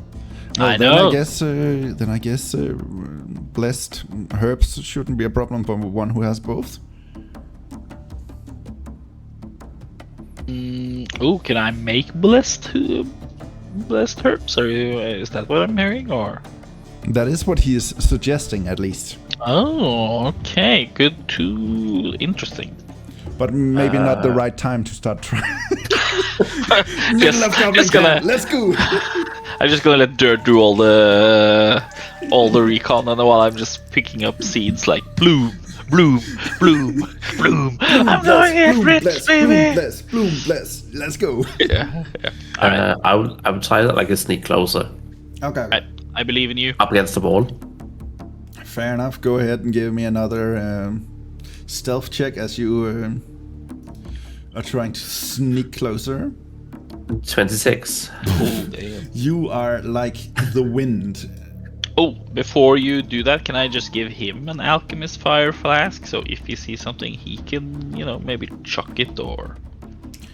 I would say it's a little bit late to say it now. So I would say you can throw it to him. Fuck that, man. No. No! Then I will take my L with grace. Okay. Damn it. How That close would have can I been get up? super interesting. Can I get up against the wall? Yeah, you can start go a forest fire. all the way against the wall. Sure, you are like Right. the wind right now. Nobody has any idea where you are. I'm gonna see if I can see anything like through the cracks. What you can see through the cracks, like there's a lot of noise in there. A lot of goblins are just yelling and loud, and you hear the roaring of an animal and stuff. But from where you are now, you can see mostly just woodwork on the inside too. Give me a perception check. There. 15. 15. Based on that, I would say you can see what is the underside of a staircase. So you're assuming that you're right in front of a staircase to maybe a scaffolding, an entrenchment, like, you know, maybe there are goblins above you right now. Okay. I would say with a 15 you can also hear that, you know, like there are goblins yelling from above you. Can I signal somehow back that I can't really see anything, and I will try like move further up? Sure, you can go ahead and give them some, you know, like signs and hope for the best. Yeah. None of you speak sign language, so. My perception, 23. Based on a 23, I would say like you get the general idea, even though it looks a bit comical. It looks stupid, but I assume quickly that maybe he means it's okay to go up. Yes, something like that. I take the benefit of the doubt that it is a positive hand gesture. Positive hand gesture, where you Yes. just see Durr just go. I'm like, Merlin, a pep. We should lay low and make our way to Durr. It seems he has something to say, I think. I hope. Let's roll. We're going up there? Okay.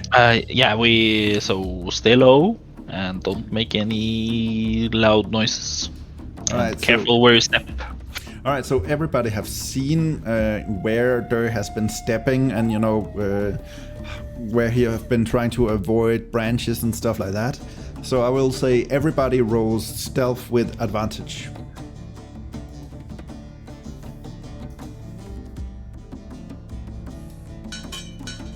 Oh, nice. 18. 27 on Murden. Roll for a pep with advantage. A 12 and a 18. Okay, that would be 18 then.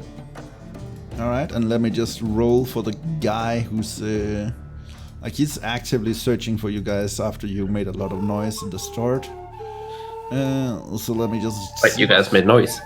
You guys were talking, well, you just not being we talked about the Oh, log. yeah. So let me just real quickly take, but he's like, not the most We're perceptive in the bonding. world. So and a natural one to boot. So yeah, he sees nothing. All right, cool. Sneak up. Oh, it wasn't a natural one. It was a 2, but he has a -1 to his. Oh, It's got a really nice. shitty perception. Okay. Classic goblins. So I guess we also just see a massive wall. Yeah, you see like a big, massive wooden wall in front of you, and through it you can kind of see, like through the cracks from where you are now, you guys can just see like more woodwork inside of it. Oh, I walk up next to Durr and so Durr, did you find anything? Like, what's the deal? Are we?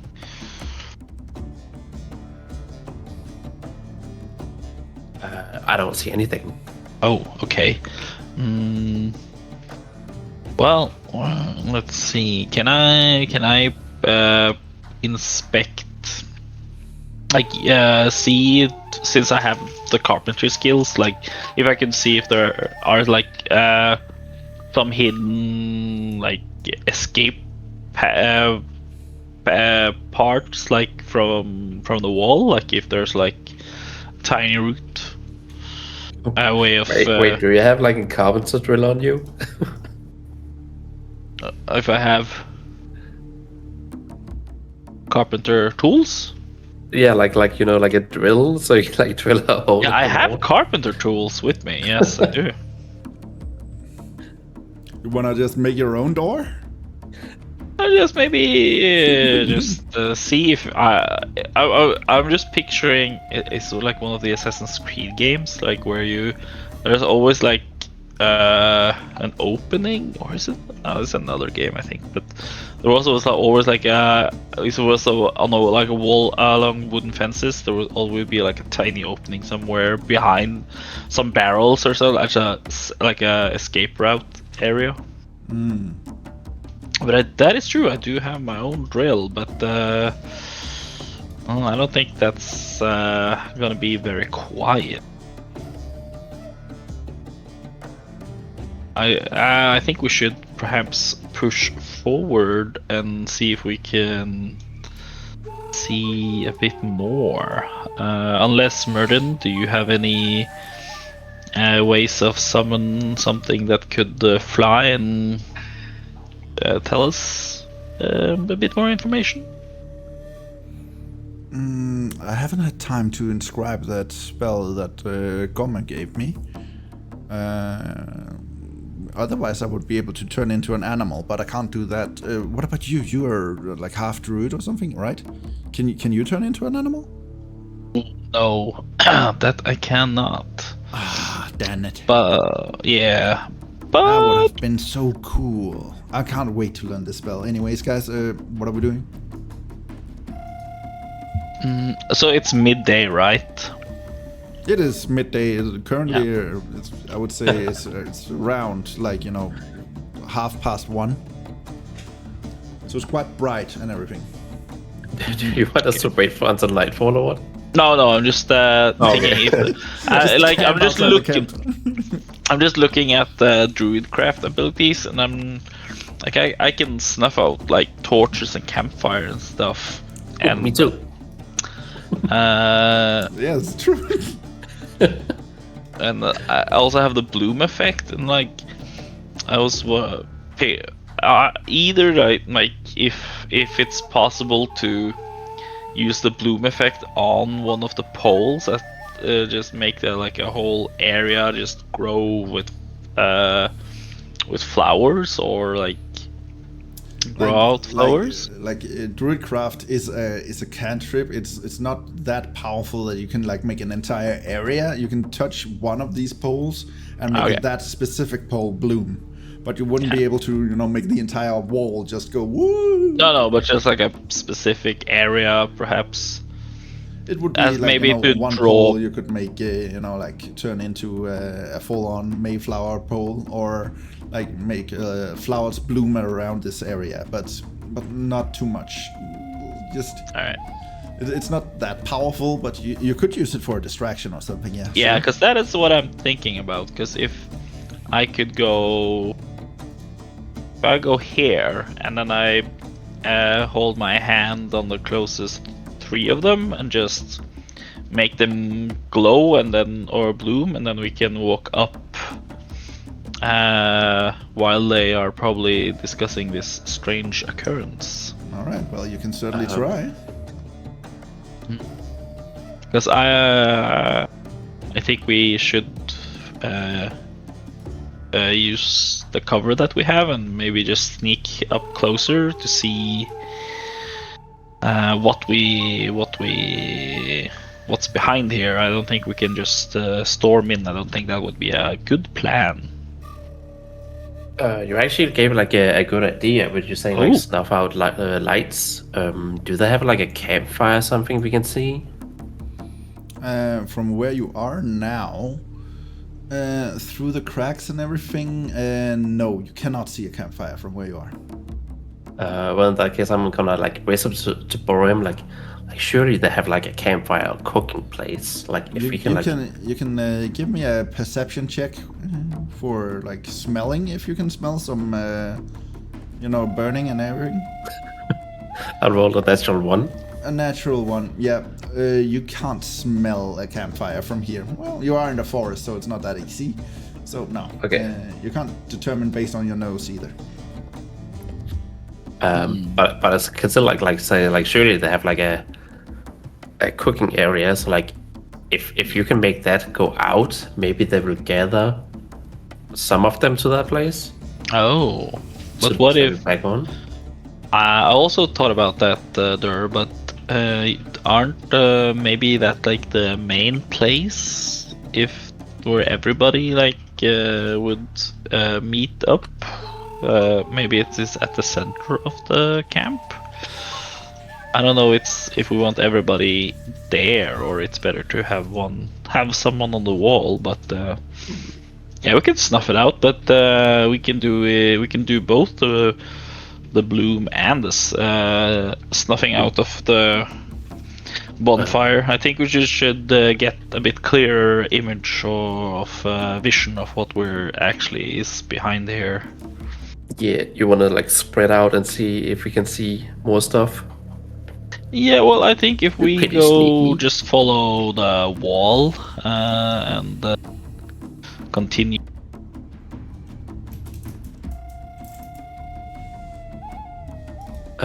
Up this way. Oh. And maybe we will get a clearer picture. Yeah. I mean, or like you can go like to the right and I can go to the left. Oh, all right. Yeah, that could be clever. Hopefully, there's not a lot of people, but because what if I walk into where the gates are and you are just walking where there are just more poles, more walls? If I hear any commotion, I will break down the wall. Oh, in that case, I will give him the the alchemist fire potion, and so if you come like if that's the case, then you just throw that alchemist potion like over the wall, and maybe you hit a tent or something and just start a fire that perhaps might help me, or vice versa. I could do the same. Sounds like a plan. All right, group huddle or group arm thingy majig, and let's go. All right. Interesting. Yes, but should I make things bloom first, or should we just drop it? Probably should drop it before, so it doesn't. If you are gonna explore the other goal on the right side there. Yes. But okay, so all right.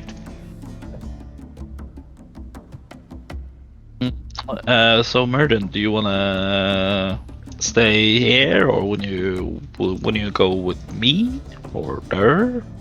Durr is gonna have a pep, of course. Well, you guys are in charge of this. I'm mostly observing, but of course I will help if I see the need for it. So you guys decide, where should I go? I think he should follow you. All right, then stick close to me, Merlin, if you don't mind. All right, perfectly fine with me. All right. Then I will continue on the right side. All right, Yes. go ahead.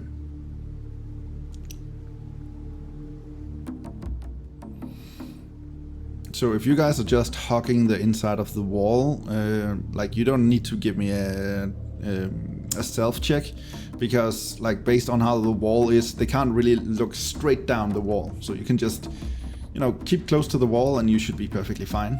Yeah, then we're Okay. hugging the wall. I also want to try and see if I hear, if I can make distinct of all the voices of how many I could perceive, or like smells or stuff like that. Well, it doesn't smell good. Goblins are not really known for their hygiene.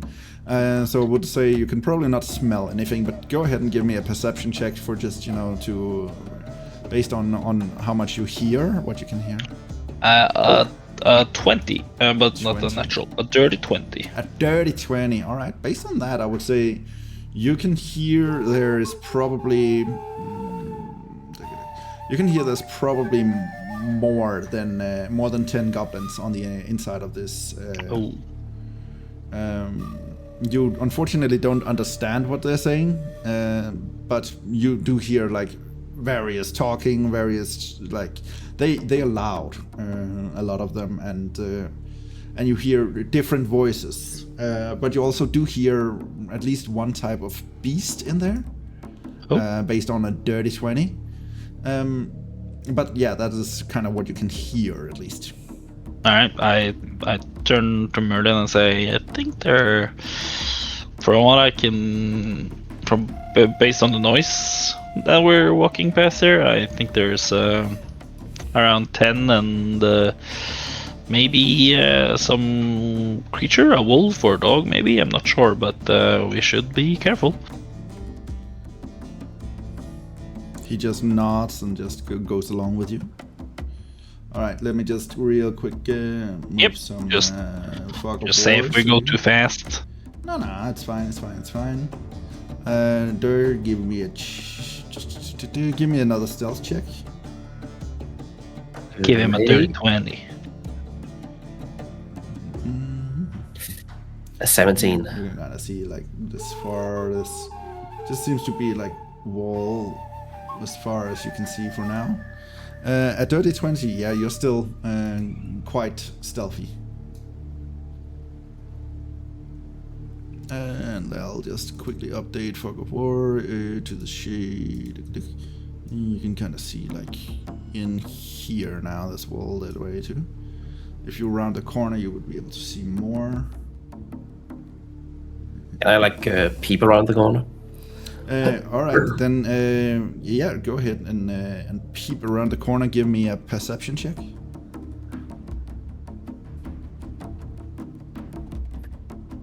Oh, 18.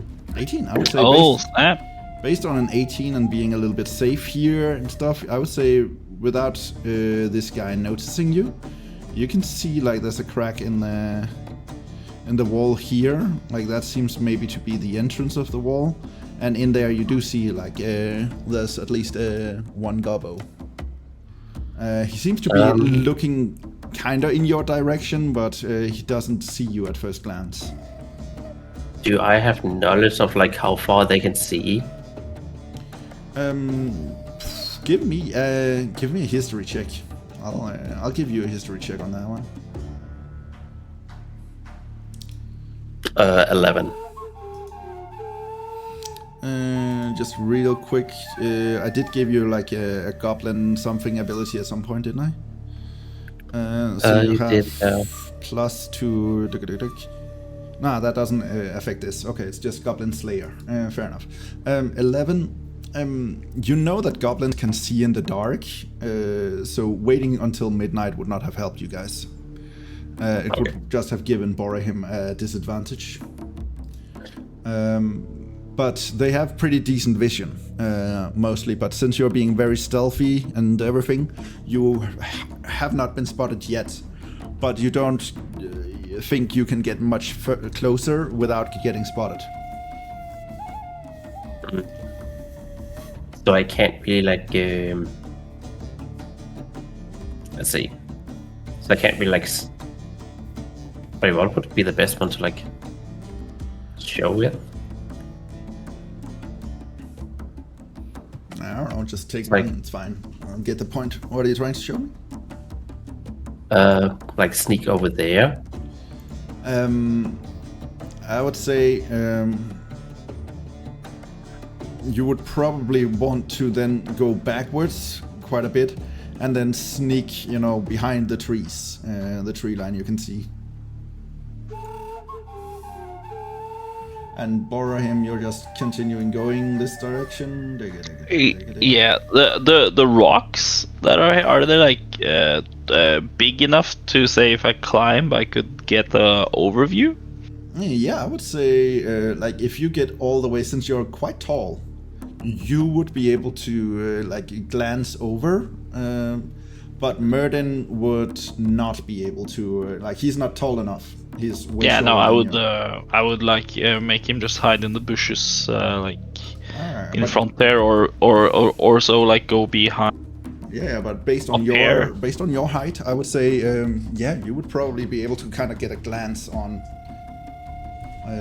everything. So you crawl up there. Yeah, I wanna go up there and carefully like peek if I could get a glance. But if I see a goblin like patrol like on the wall, I think I also just want to be there, like duck down again, but see if I can see him in the general direction. You know, Fair if enough. he like looks at my way or the opposing side. Okay, fair enough. That makes sense. All right, so you sneakily give me. I would say you're trying to be stealthy while climbing these rocks. So Yeah. go ahead and give me an. I would say you can crawl either with acrobatics or athletics. Just choose one and give me a roll on that. Just to see how well you do while being sneaky.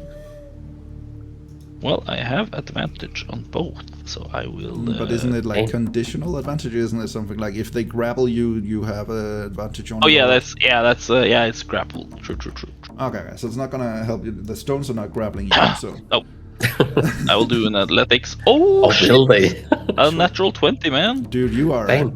a cloud walker. You're just like skipping on the stones, just twinkle toes all the way up, and just you get a pretty good glance over the wall. You can't really see what's right beneath the wall here, but you could kind of get like a sense of. Let me just real quickly like do a photo for.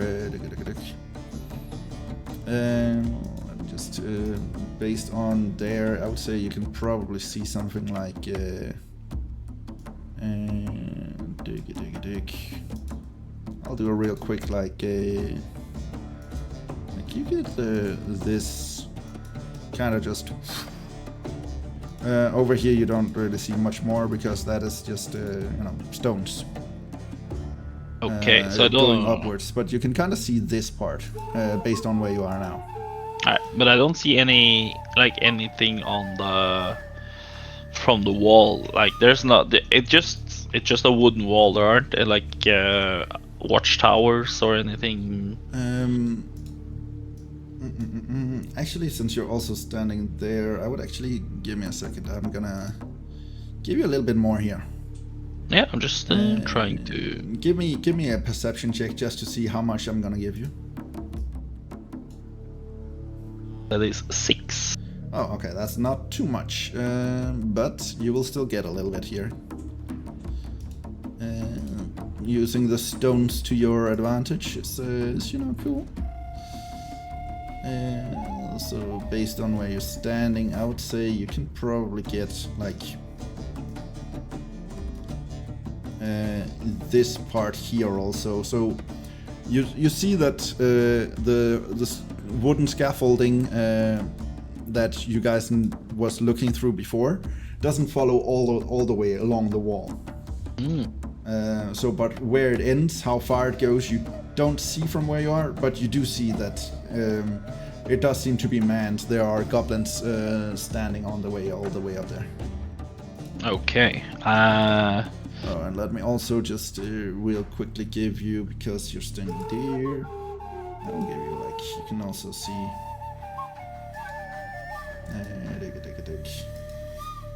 all of this up here. Yeah.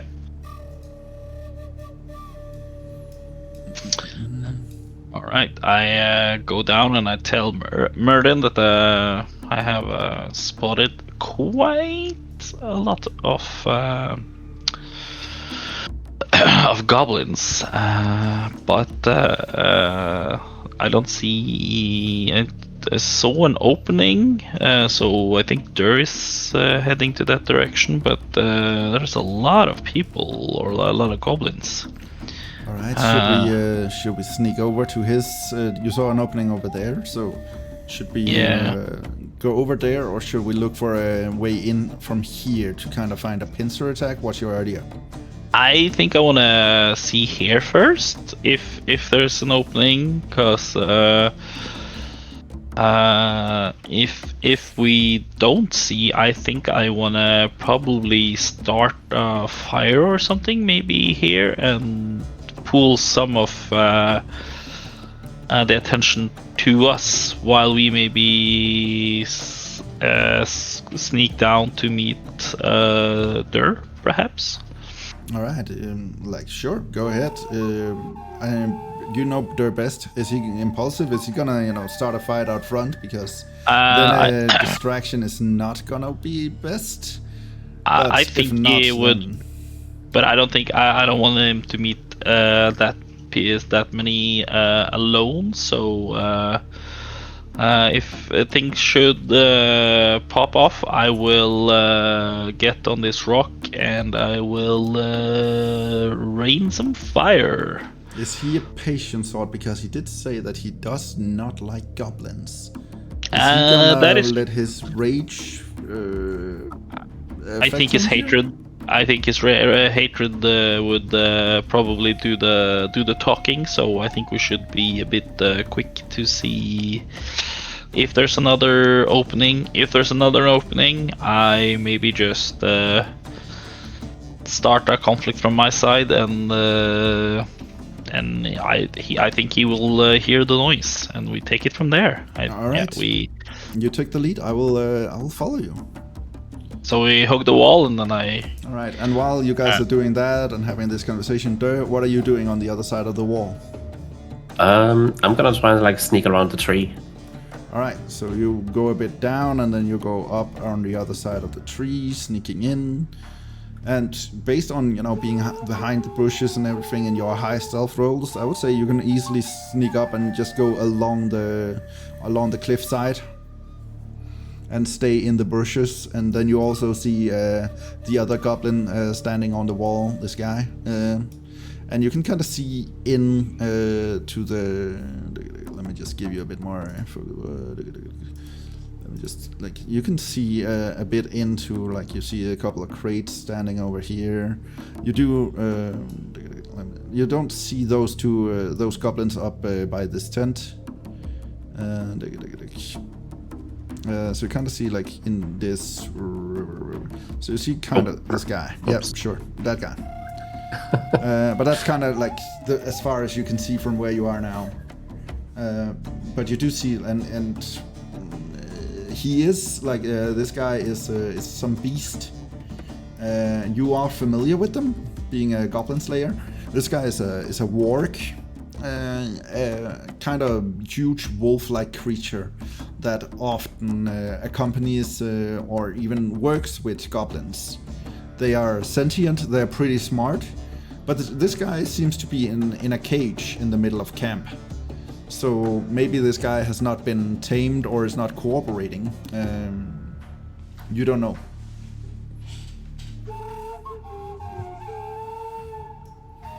All right, and Bhorahim, you are, while he's going all the way around there, or sneaking up on this side, he's taking a very sneaky approach here.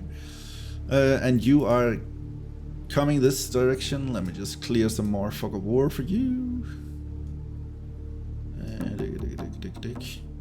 So based on where you're standing now, you can also see this part here. I don't see any openings on the wall. No, not for now. Where you are, you see here. Like you see, there's also a wall all the way over here. Damn. Alright, that turned to Merlin and I was like, oh, I think we took the wrong end of the stick. Now what, like on the, when you draw and if you have the shortest straw, well, that was the... Alright, so what should we do? I just want to see if I can get a bit more watch before I do anything. So I go closer. Alright, so you're closing in on this. Yeah. Just real quickly, you just see wall all the way. Now I can't see anything. Oh, there's another. Alright, I see. stone wall, and then the wall just kind of goes all the way. It seems. All right. Okay. All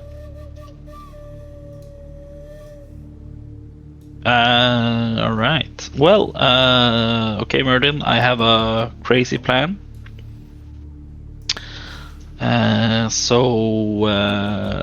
If I think we should start a little fire.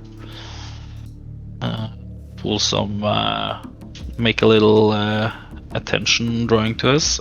Do you happen to? How many languages do you speak? Me?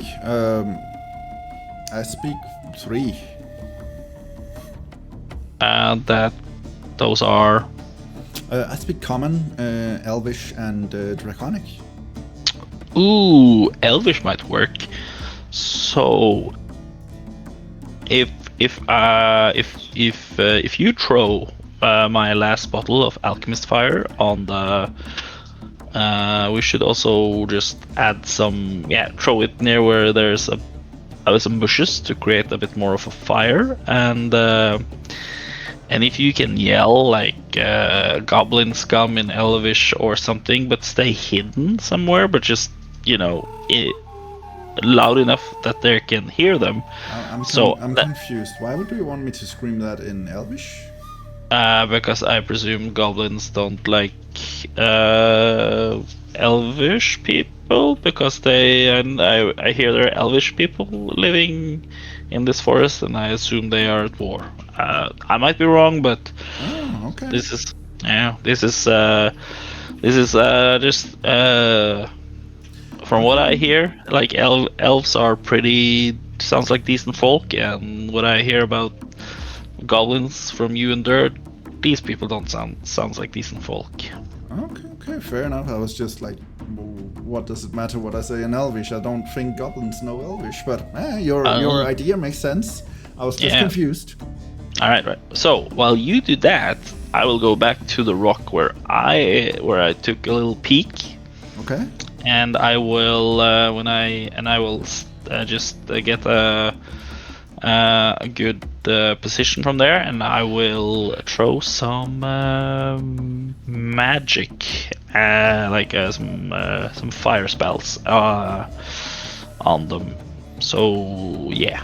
All right. Sounds like a good idea. Okay. Yep. So I'm just gonna start a fire up here. You want me to start a fire? Yes. Yes. If you just throw in that direction or the first one. The ping thing, I am not a fan of that. It's so sensitive. So yeah, so in that first dot, so get a bit of the bushes to help to start the fire, because the alchemist fire doesn't do like shitload of like fire damage, but I have a spell for starting a fire. I don't need your alchemist fire. Okay. Cool. All right. So, all right, I'm ready here. Just give me the signal whenever I should start a fire, and then we'll see what happens. All right. So you will. Oh, that's true. I will. Wait, can I see Bhorahim's head picking up there? I haven't gone there yet. That is very far away. I would say you don't know to look for him there, so no. I will. Sign. Well, can Merlin perhaps stand somewhere so he can see me? So, like, we do the hand signal thing, and well, yeah, you have time to tell him that. While all of this is happening, what are you doing there? You don't know that these guys are plotting this, so what would you like to do? You have an idea of, like, you can see at least 2 goblins and a warg in there, but other than that, you just hear a lot, so you know there's more goblins than that. Is there a bonfire? Is there a bonfire? Not based on what you can see from where you are. Oh. I mean, I would say, like, with my hatred for like goblins, I feel like I need to like engage. All right, fair enough. Then let me know how you do this. I mean, I still have some oil pouches here. All right. Yeah, because you have my because I bought some and you put some of them in your bag. That's true. Because I can only like see that opening, so I'm thinking like if I plug in that opening with oil, and Bhorahim gave me like the alchemist fire, right? Yep, you have You one. have an alchemist fire too. Yes. Yeah, I gave that. Yes. I gave him one. So I'm thinking like if I toss the oil between those two. Okay. Yeah. So that's what you're gonna do for now. Yes. Throw the. Yeah, but that will like initiate like their. Yeah. Like, reactions I get. as soon as you do that, then let's do a initiative roll for everybody, and then we will see how it goes. Maybe if you roll well, you can do 2 things before they even react. Yeah. All right. So I'm gonna like toss the oil. All right. Does it say anything about the oil? How big an area it spills into, or what? I don't know. Okay. Let me just have a player's handbook here. Wait, I can check the handbook. I think it would stay. But I would say oil is probably just something like 10 feet. It's not, like a huge jug or anything.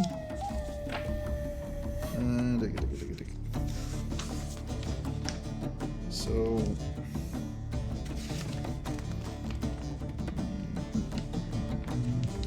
yeah, 1 jug would be able to hold 1 gallon. If you're throwing oil like this, I would say we can mark off a small area here. So let me just take the overlay, and we'll do parchment for oil color, I guess.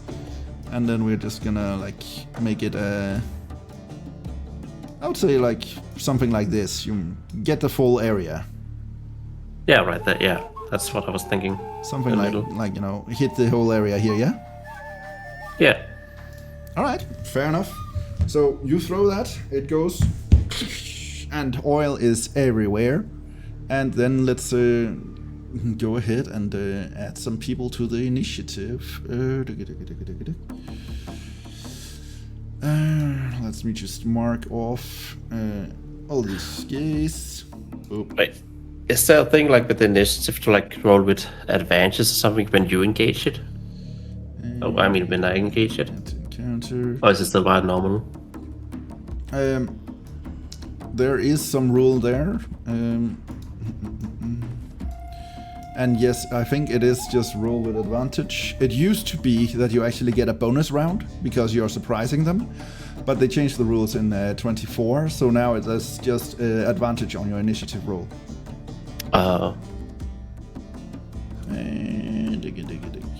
Oh, something 17. went wrong, it says. Let me just quickly refresh. Oh no.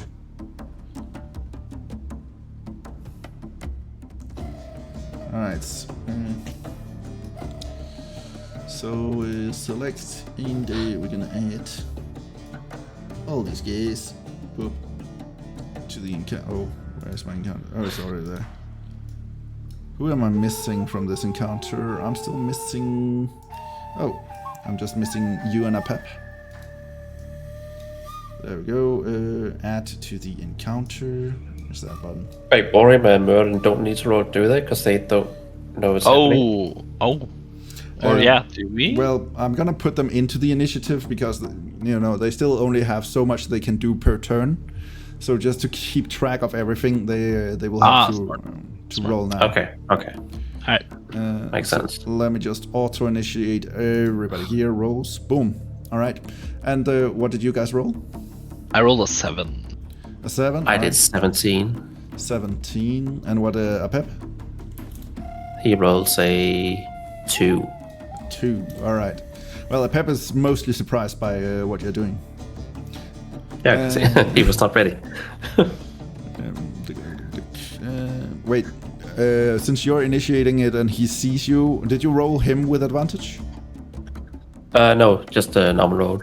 Give me another one. 15. 15. All right, and he has a +2 to initiative, right? So that's a 17 also. Oh, true. All right. And boom. All right. Oh Jesus! What the? What? How many goblins are there? Oh, whoops. A few.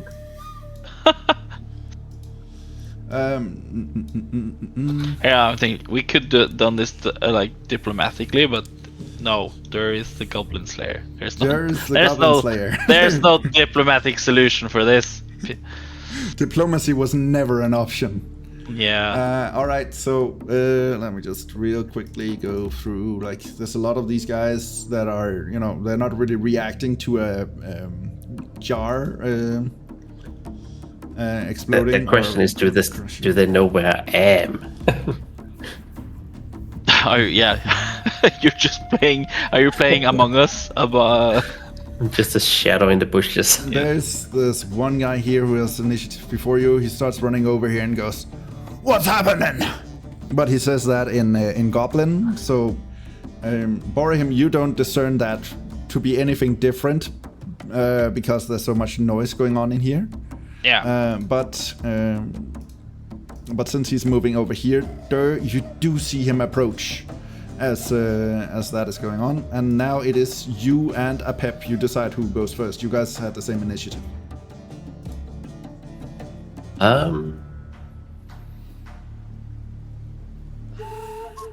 I'm whispering to Apep and like, what's this? And then I toss the alchemy fire. All right. So, just to where do you want it to land? I don't see that Satosh, do I? You do see Satosh. You see him running up, and you also hear him speaking. So I would say, yeah, you do see him and know he's there. Well, in that case, I'm gonna try and hit between Jaden and Satosh, hitting the oil, so that maybe will catch on fire. It's with it says with the alchemist you can only throw with 20 feet. Target one creature and object you can see within 20 feet of yourself. Yeah. Okay. Oh, so I can just like the start of the oil. How far is that? That is, it's pretty much almost. Yeah, start of the oil. Yeah.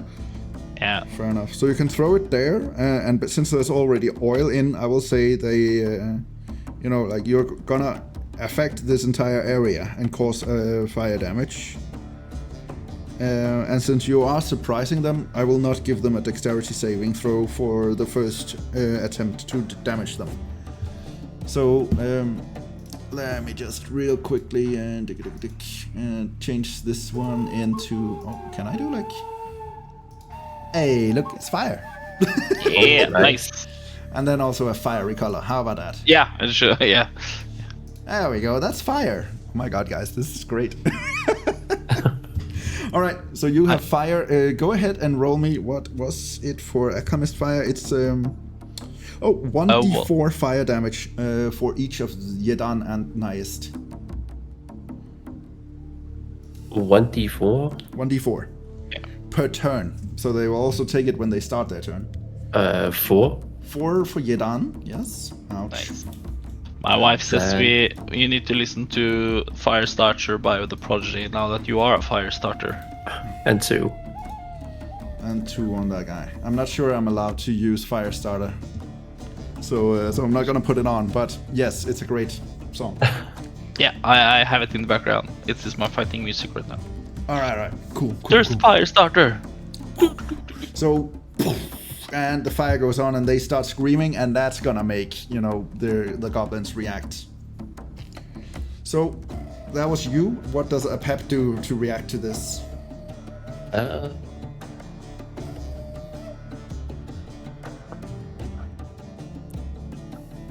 Let's see.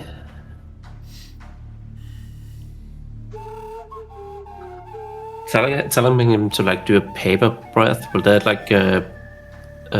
put out the fire?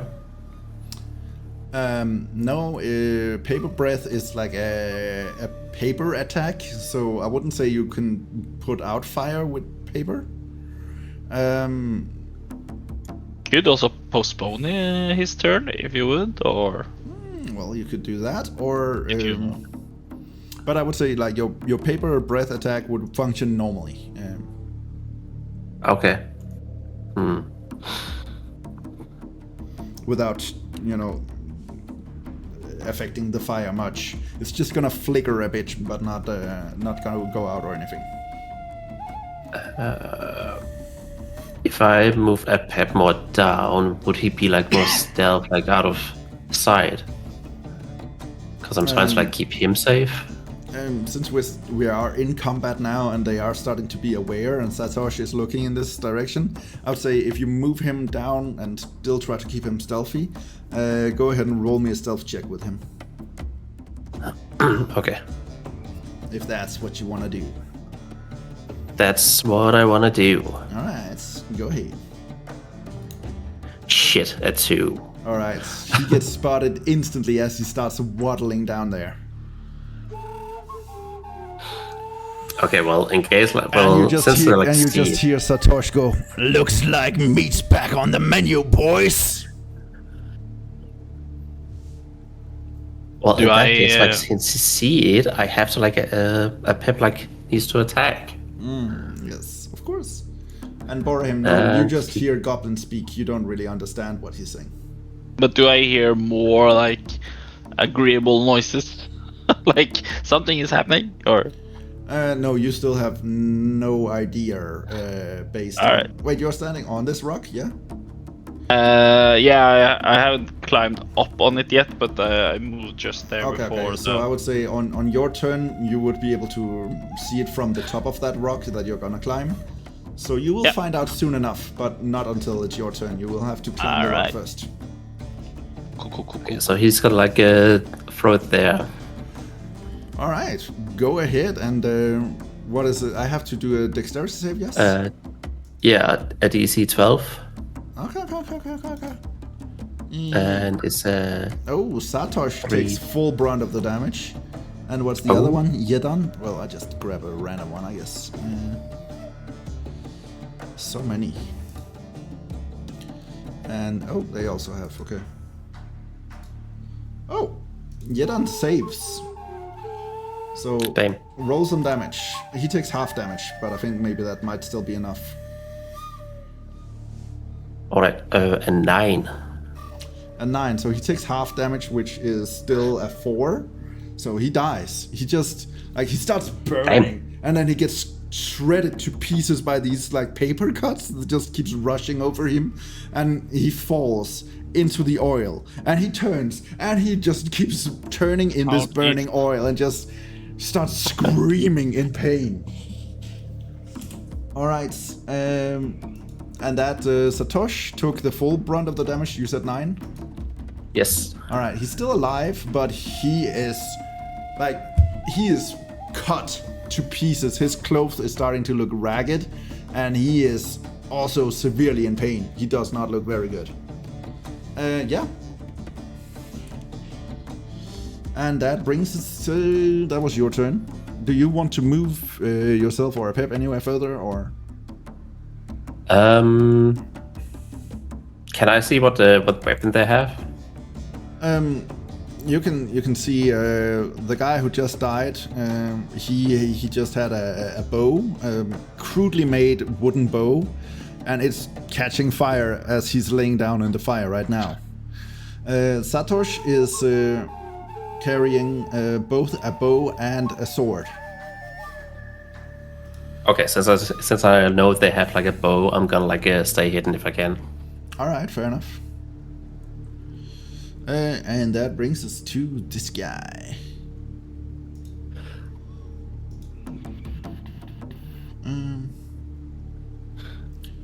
And like there you hear like someone just going with a real gruff voice, just, "What's the commotion?" And that's kind of all you see from this guy's turn. And then the next one, where's that guy? That guy just comes running up like, Are you okay? And starts, like carrying Satoshi back away from your point of vision. Dig.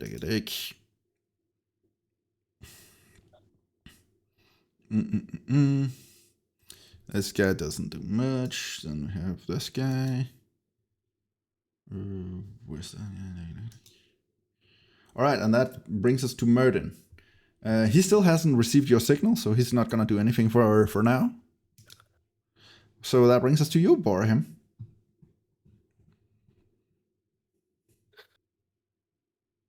Okay, so I will get You saw Goblin Bomb Flames. not yet. I give Murden the signal, and then I go up on the rock. Shit.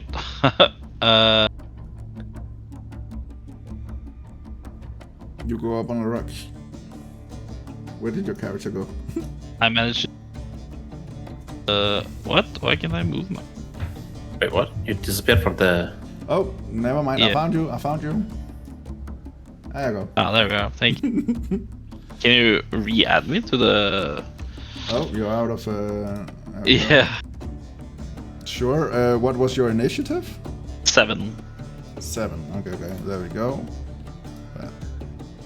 Alright. So I will stand on top of the rock. Yes. Yeah. Alright, So so I gave what you see- Murden the signal, and I stand on top of the rock.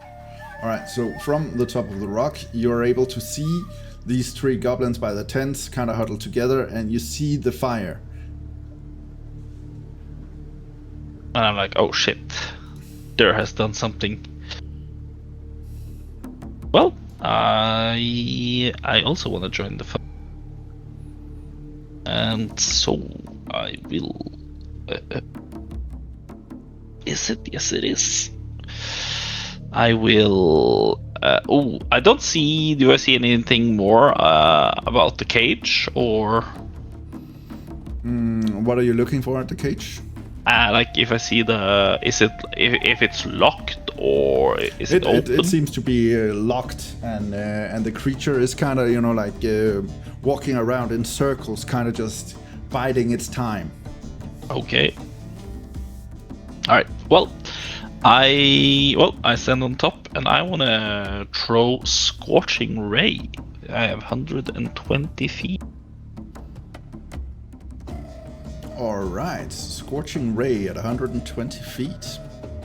All right, so who are you aiming for? All right. So I want to aim for Pet, Shetri, and Try. Because Satoshi is on death door or something. Well, right? he's looking quite bloody. Yeah. All right. Well, I wanna shoot at the guy who's helping him. Just. All right, so more. 3, Chetiri, and Pet. Yeah. Yep. All right, go ahead and roll 3 attacks to see if you hit.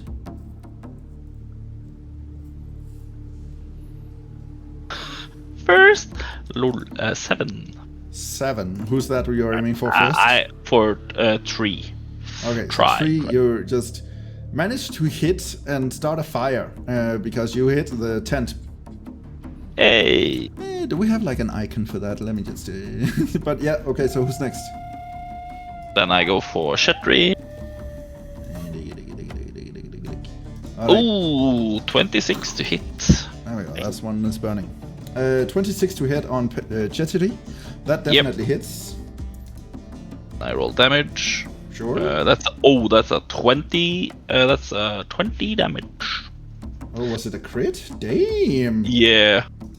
All right, so you send a fire ray straight at him. He's currently looking over in the direction of the fire with Naist, and he just gets pummeled down. He falls to the ground under the staircase, and you are confident he is dead as the fire ray just pierced him, and you saw like this gaping hole in his chest, and he is dead. All right, and the last one for Pet. Yeah. 20 to hit. Dirty 20. Dirty 20 still definitely hits.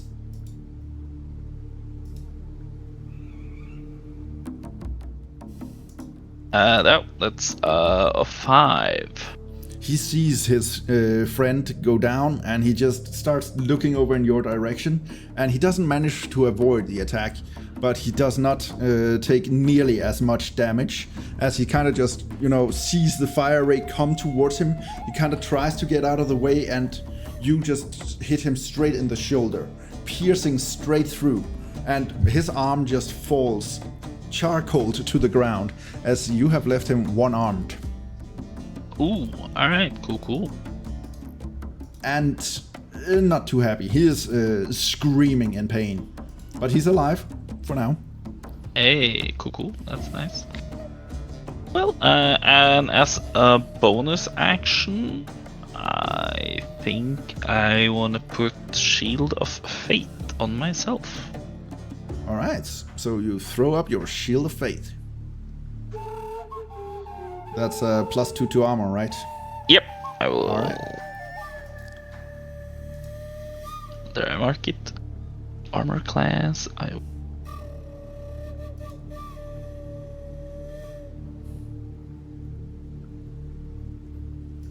There. Alright. And it's. I wanted to teleport in, but I'm too far. My plan was to. Also, your teleport is a bonus action, so you can't do that and. Yeah. But if since I could, I wanted to teleport to the where Pet was, but well, you can teleport 30 feet, so you can teleport into the air, but then you would just drop down, and you don't know how far that is. So. Yeah, I will not take the chance. Okay. But I would allow it, but we would have to see how that goes. I will teleport into the cage. Sadly, that is too far. That's still too far. Would be awesome, just on the mount, just. Yeah. Hip. Hip. All right. Cool. That's the end of your turn. Yep, that is the end of the turn. And that brings us to Pet, who just lost his arm, and he just screams, points at you, goes something gibberish you don't understand, but what you hear there is just someone screaming, "Intruder!" And let me just real quick check, what is his... Oh, he can... So it's gonna... Yeah, he can actually attack you from where he is. So he's gonna throw a dagger at you. What? Damn, he gets range on them dags. A 13 to hit. Oh, that is no bueno. That is no bueno. Alright. So, but he is just gonna charge this direction and disappears from your sight. Alright. That is the end of Pet's turn. That brings us to Niest. Start of his turn, he takes fire damage. Durr, roll me a d4. A 2. 2, how much hit points do you have? Oh, he's still alive. Damn. And he just screams in pain and just goes, "Intruder!" And then he's just gonna run out, he saw a Pep out there. So he's gonna, how far can he go? He can go 30, okay. 1, How 2, low 3. can you go? He just instantly charges up and is gonna strike at a Pep. 8 to hit. How does the sentinel work? Cause I didn't. No, he's not engaged with me. No, he needs to be closer to you. I think it needs to be someone who's right next to you, and a Pep is currently a little bit further away from you. Within 5 feet. Yeah. So currently he's too far away. Otherwise, you would be able to hit him as soon as he came close. What did you say he hit? He just 8. Yeah, 8 to hit. So I'm assuming that misses. Yeah, missing. Yeah, all right. So he strikes at a Pep, and a Pep just manages to barely duck out of the way. And yeah, that's the end of his turn. And that brings us to this guy. Let me just real quickly check him.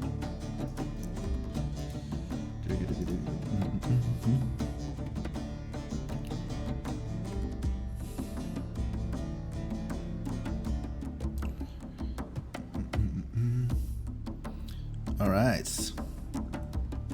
So.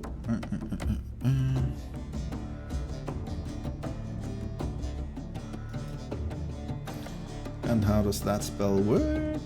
It's an area of 2. Okay. So this guy. 1, 2, 3, 4, 5. Goes all the way over here. And is gonna cast a spell over in the direction of where a pep is.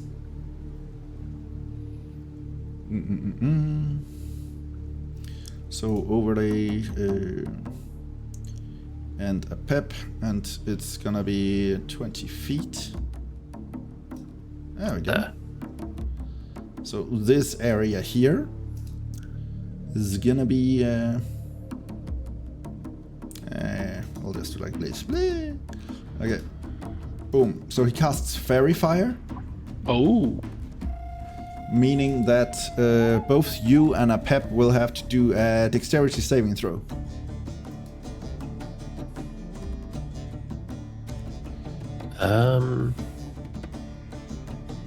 Oh, and that 20. Is that on you? Yeah? Yeah, that's on me. Okay, so you managed to avoid the Fairy Fire. And it looks like a pep has the same one with a +2. Holy shit, another net 20. Oh, nice. Damn, alright. So he That is throws actually down. really good, though. That is so nice. Because then they won't have advantage attacking you.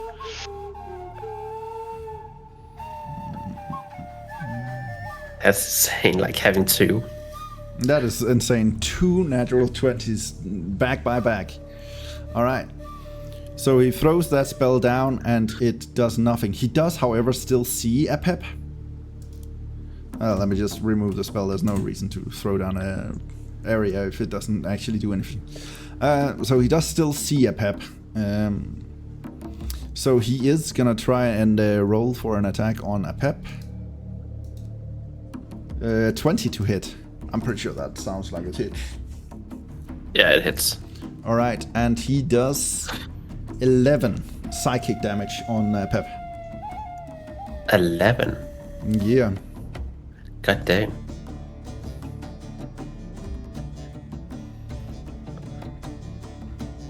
Alright. And yeah, that is the end of this guy's turn. He's just standing with his back against these crates. Just keeping you know, his back covered. And that brings us to this guy, yeah. So this guy just goes over here and is gonna just throw like, let's see. I'm just gonna keep him there. Okay, for now. Then there's this guy. He is gonna 1, 2, 3. Jumps all the way out here. Also sees a pep as the only one he can see, and is, yeah, it's quite unfortunate. A pep is the only one visible. He's gonna take his short bow and try to hit. Well, 6 to hit. That misses, I'm pretty sure. Yeah, that misses. Misses, alright. Yay! Yeah, Pep. So another arrow just comes flying over the fire. Bhorahim just flies into the camp and then flies out again for some reason. I was just using my ruler. Alright. Then it's Satosh, the guy who is currently very hurt. He's like, get off of me! And just runs over here and then just gonna try and shoot a Pep. 20 to hit. It hits. Alright, and that's 5 damage to a Pep. And that brings us to a Pep and your turn. It's both our turns. Yeah, you and a Pep have the same initiative, so you just coordinate who goes first. Well, in that case, I go first and I rage. Alright, so you rage. You just see goblins and you start to see red. You just go. Alright, you're ready. And I'm gonna run toward Nest, grab him, Alright. and tosses him back into the fire. Nice! Goblin Bobbling is back. Goblin bowling. Alright. To try and grapple him and throw him, I would say it's a contested strength check against him. I'm pretty sure you have higher strength, so you have an advantage here, but he does get to try. Just normal strength. Yeah, you have to beat a 6. 7. Well, Nice! Holy. It does beat a 6, I'll give you that. No reason to go overboard. You got what you True. needed. It's all good. Alright, so you just grab him and you just like how do you do this? How does it look?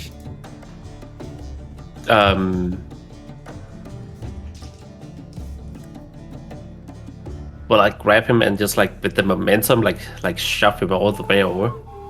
Alright, so you just grab him by the neck and just start shoving him over? Yeah. Alright, and he just goes. Are you then just like shoving him all the way, or are you just throwing him, or what? It's like a throw. It's a throw. Alright, so you just grab him by the neck and then just throw him by the neck, and he just goes head first into the flames. Yeah. I will say, based on the amount of damage you would do from both an unarmed attack and the flames, you don't even need to roll. He has 3 hit points left. There's no way you can roll lower than this. Are you sure? Yeah, I'm pretty sure improvised weapon for you would be something like minimum of It's a minimum 4 damage, yeah. Yeah. And then add the fire on top of it. So yeah, he is toast. Now there's just 2 goblins. One of them is already charred and just stopped moving, and this guy is just moving in there, just like and he just starts burning, and you see like oil gets more and more enveloped into him, and the flames and the smell is just, it's horrifying. All right, that was your turn. You still have movement if you want. You only moved like 5-10 feet or something. 10 feet. Okay. Well, in that case, I'm gonna like move down here. All right. That should be like behind, right? Yeah. Yeah, you're pretty safe there. And then I'm gonna like tell a Pip like run away, get to safety, All right. So Pip also starts running. It's still his turn also. and he can move 30, so he can go all the way down here. Okay. So Pep is all the way down there. Pretty safe in comparison to where he was. Yeah.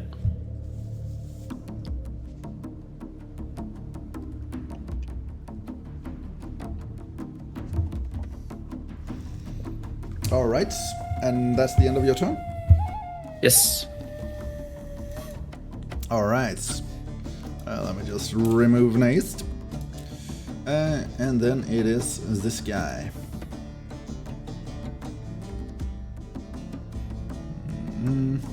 He still doesn't really know what's going on, so he's just gonna move over to kind of see, and he just sees the flames, and that's it. This guy is just asking like, what's going on here? And that's it.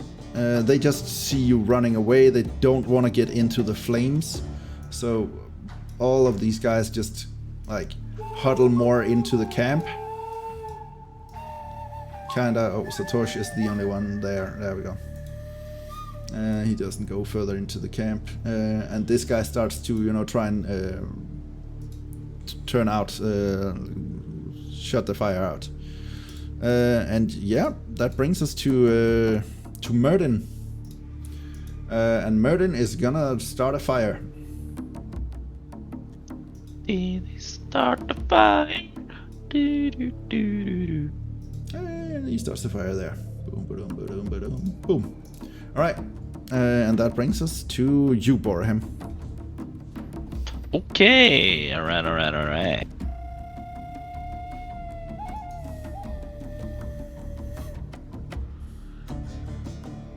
Well, I still see a lot of people, apparently.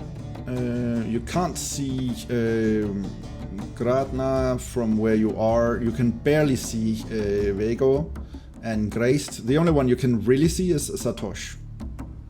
Alright.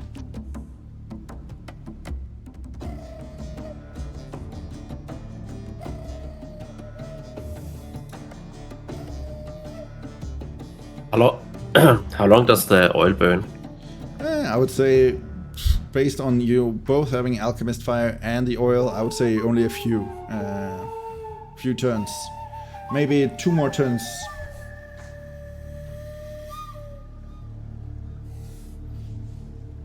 Ooh, alright, you know what? I'm gonna cast Fairy Fire, I think. Alright, you're gonna try and cast Fairy Fire, sure. Since I see Satosh. Alright, so you're gonna cast Fairy Fire on Satosh.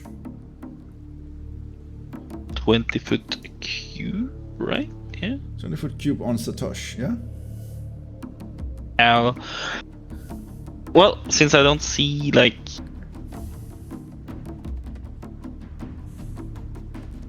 exactly, like, where they... Just to see if I maybe see someone else as a part of the... If some parts will illuminate, you know?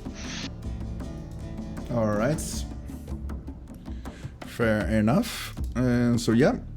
Yep, then... Then I will just do some real quick dexterity saves. Yep, 14 is the number.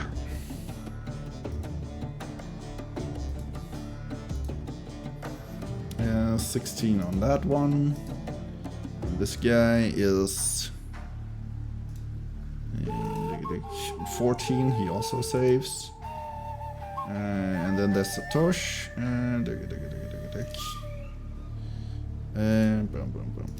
Satosh got a 6, so Satosh is affected by the fairy fire. Ah, so he's glowing. He's glowing. There we go. Boom. Very good. Alright, cool. Okay, well, you know what? Oh, so sad. Wait, I can move 35. You can move 35, and you do see that the fire over here seems to be kind of like scaring the goblins away. They don't want to run over the fire. Yeah. So you do gather that right now, like if you wanted to move to the other side, then right now would probably be the time to do it. Yeah, that is my plan. So I think I'm just gonna... Unless you want to teleport. Oh.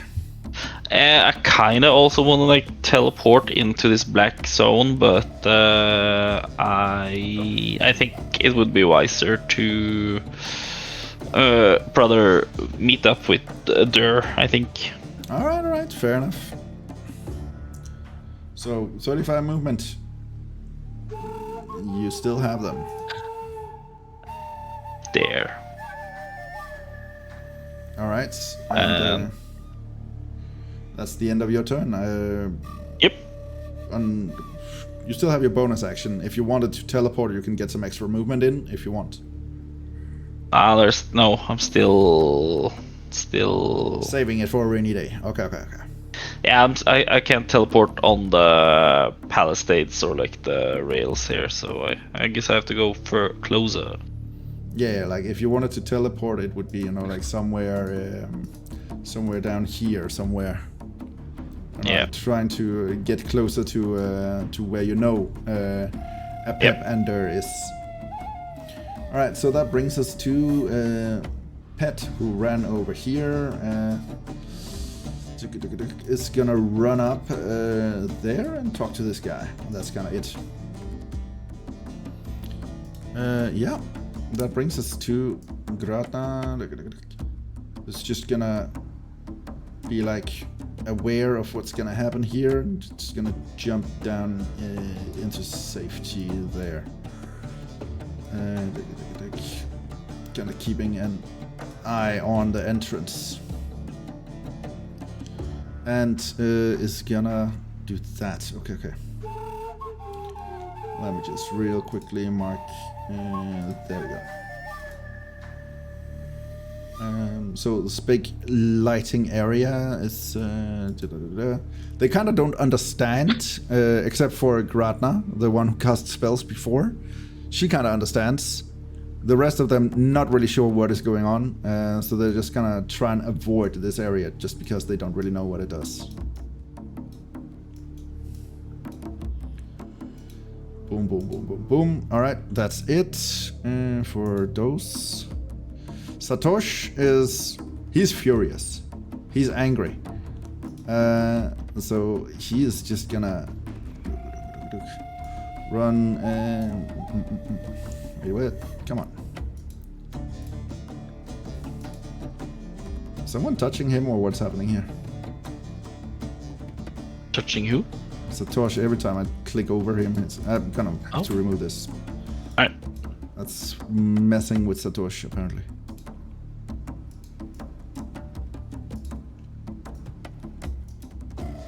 What the fuck? There we go. Okay, I'm not doing that. No, but for some reason it's messing. There we go. So he's just gonna run in that direction. But I guess you guys can't really see what's happening in there anymore. And yeah, that brings us to Apep and Durr.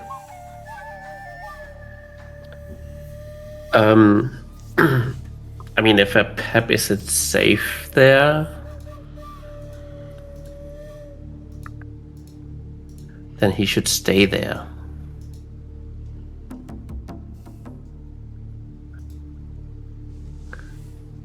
Alright, so Apep stays. Yes. And I'm gonna run up here. You're gonna run up there. Alright. So let me just, since you're now visible and those guys were holding their actions, they are gonna try and attack you. So 22 to hit.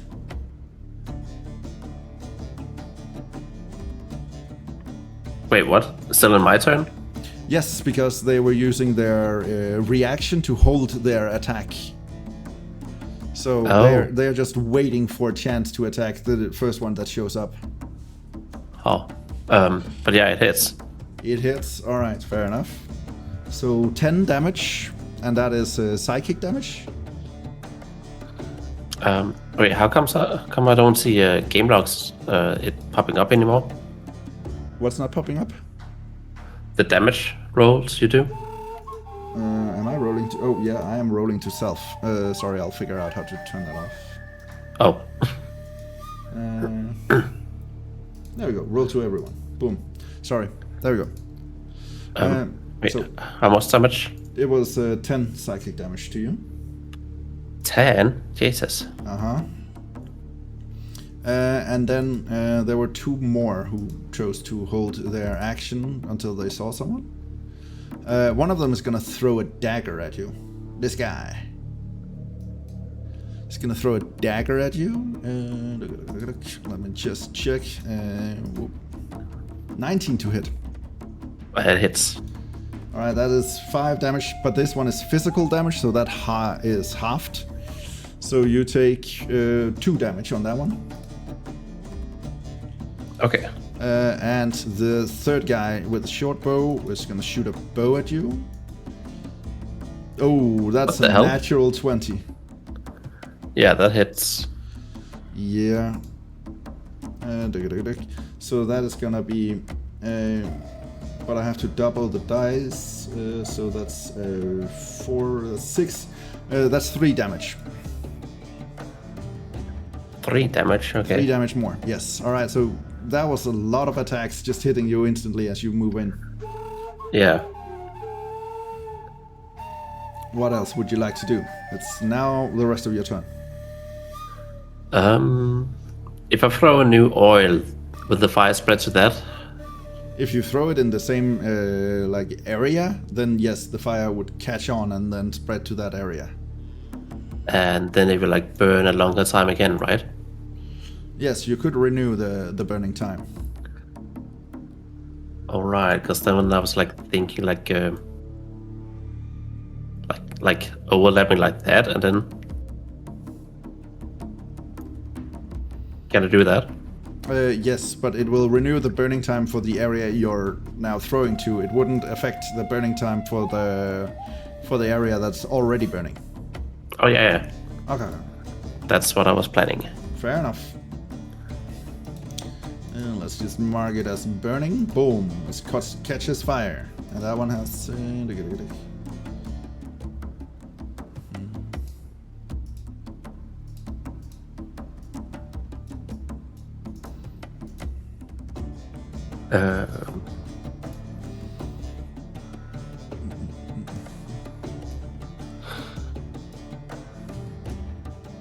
It's still my turn, right? It is still your turn. You used your action and you used some of your movement. But I should have enough to go down here then. Yes. Right. That's it. Alright, that's it. And Apep didn't want to do anything other than keep safe. He's hurt. Yes. All Yes. Fair enough, that makes sense. This guy charges over here and helps Griest turn off the fire on their tent. So they managed to put out the fire well enough. This guy was over here with this guy. There we go.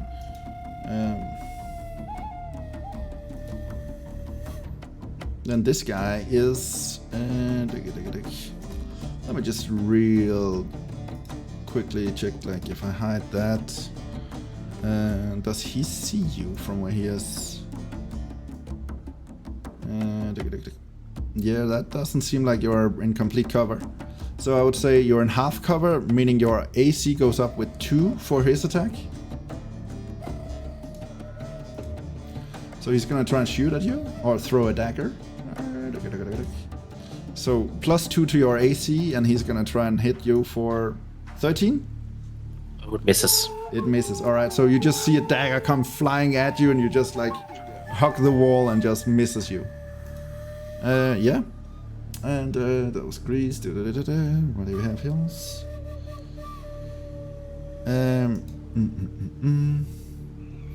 Alright, so let me just real quickly. Well, they are nimble, right?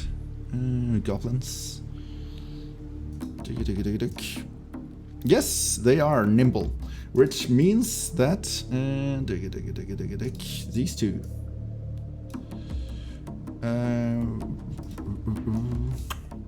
are jumping over the fence or the wall, landing on their feet, and they instantly notice you, Bhorahim. And they are gonna move towards you. So 1, 2, 3. Alright, so here is gonna stop that guy, and this guy goes all the way over here. And he's gonna try and stab you. 15 to hit. No, sir. Alright, so he stabs at you and you just manage to block his dagger away with your shield. Yeah.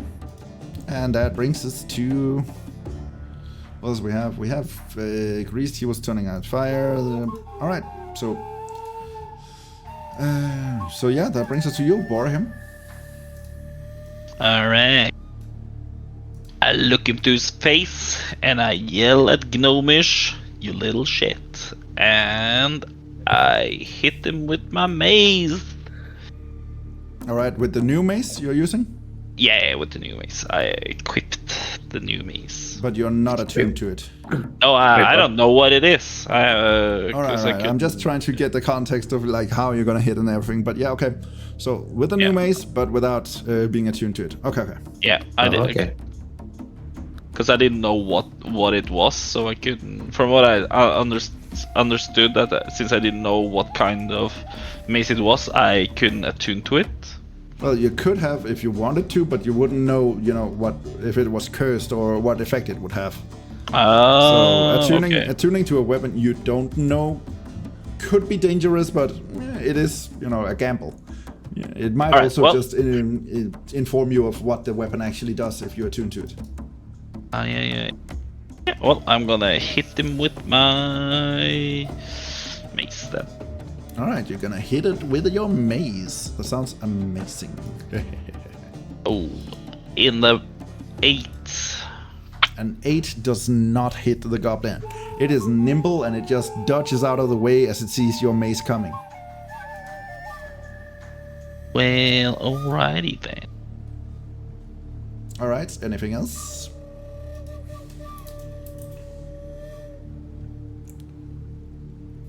Sadly, no. No more actions for me. No more Just like actions you for you. throw him back over the wall. And you don't Yeah, want to move or bonus action? Anything? No, I want to teleport, but I don't think I don't know if I'm just gonna fall. So, and if I move, well, that is true. He does get an attack of opportunity, but you know, Yeah, but I have a pretty high IC. I could try and like. it's up to you what you want to do.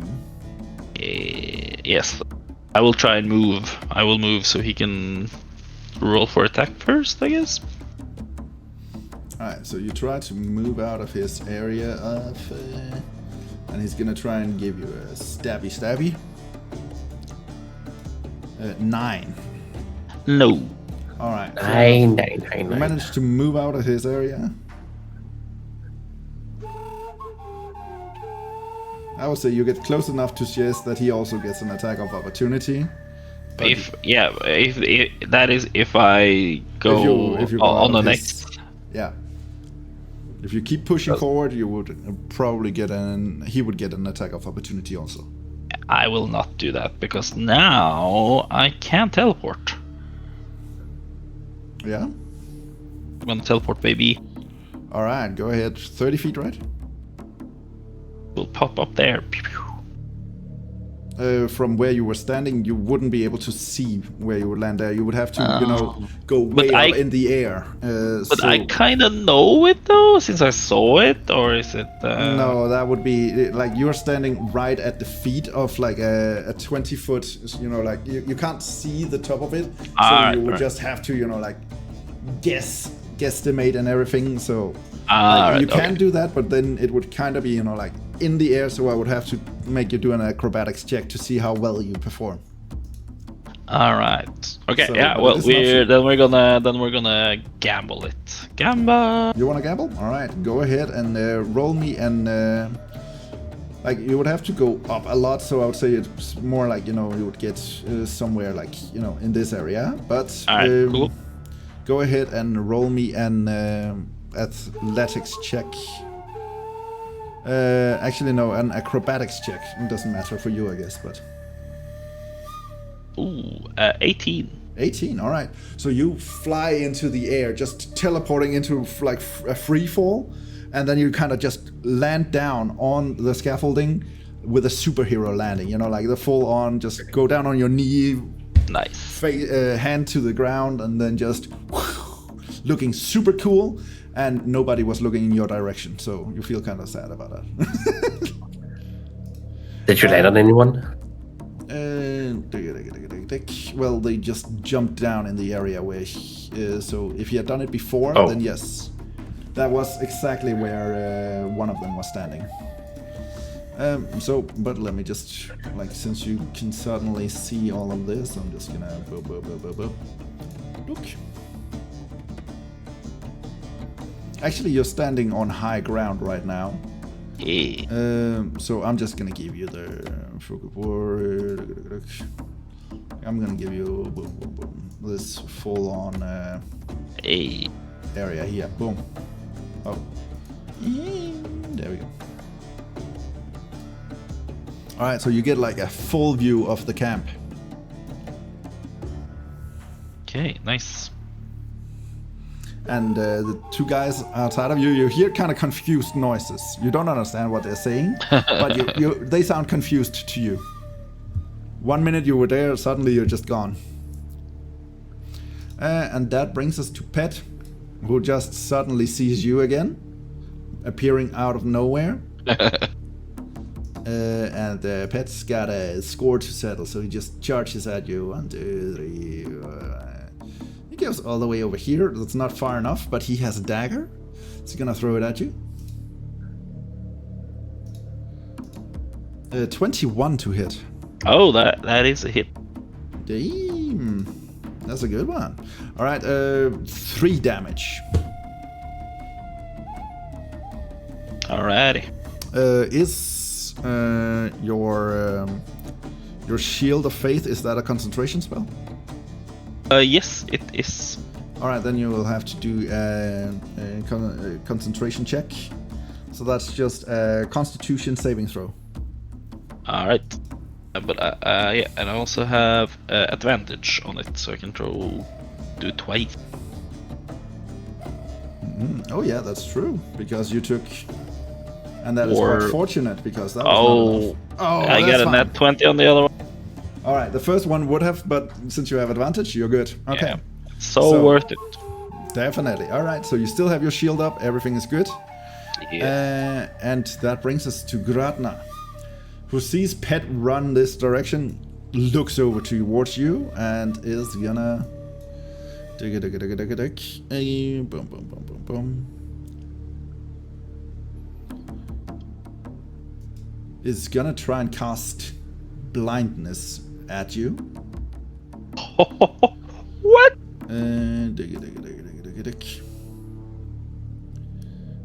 Alright, so you must do a Constitution saving throw. Ooh, a 9. A 9. Alright, so you are blinded. Yeah, that's cool. That's super cool. Alright, yeah. So yeah, that is his turn. No, actually he has multi-attack, I think. Well, or can be replaced by okay. Fair enough. That is his turn. That brings us to the warg. It's still imprisoned, can't do shit. And then this guy. Just gonna run 2, 3, 4, 6, 7. Alright, jumps all the way up here. And is gonna try and stab at you with his scimitar. Does blinded mean that he has advantage against you?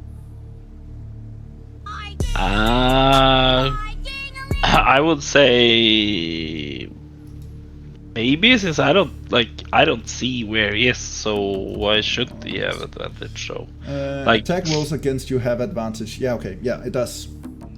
So he does have advantage on striking at you. Oh yeah, I can put on conditions. Yeah, you can. So 22 to hit. Yeah, that's a hit. That's a hit. All right, fair enough. So he goes ahead, and since he has advantage, it is this one plus this one.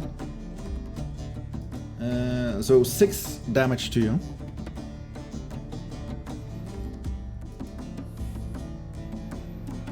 And then you have to do another concentration check.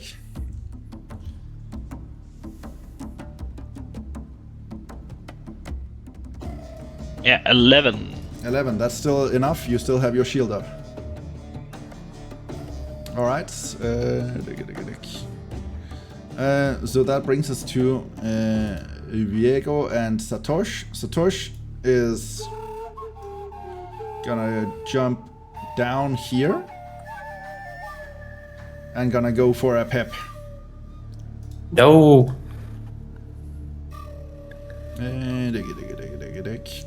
So he's gonna give it a whack with the 17 to hit. It hits. Ooh. 6 damage to a pep. Well, does that mean like a pep is dead now? I would Based on say dead since saving. I would say since Pep is kind of one of the heroes on this journey, he kind of like you guys do. Yes, death saving throws. So he's down, but he is. It's possible to save him still.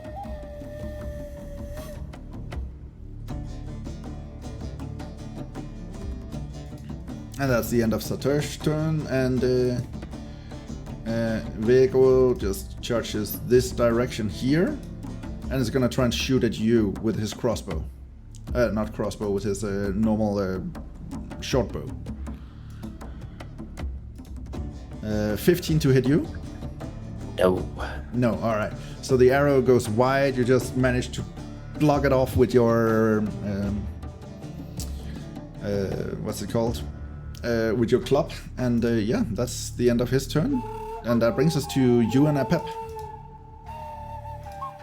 What do I have to roll for a pep? Oh yeah, that's true. You do just a d20, but with add its Constitution modifier.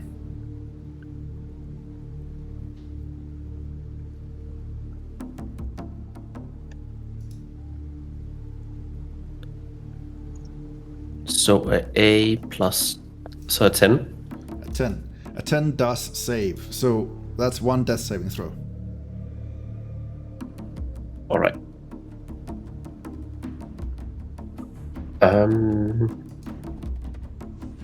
Oh, with the fire and all that, I need to re-rage because I wasn't fighting. Well, you got damaged, so you are... Every time you get damaged, it also resets it. So you are actually still raging. Sure, this fire is still there, by the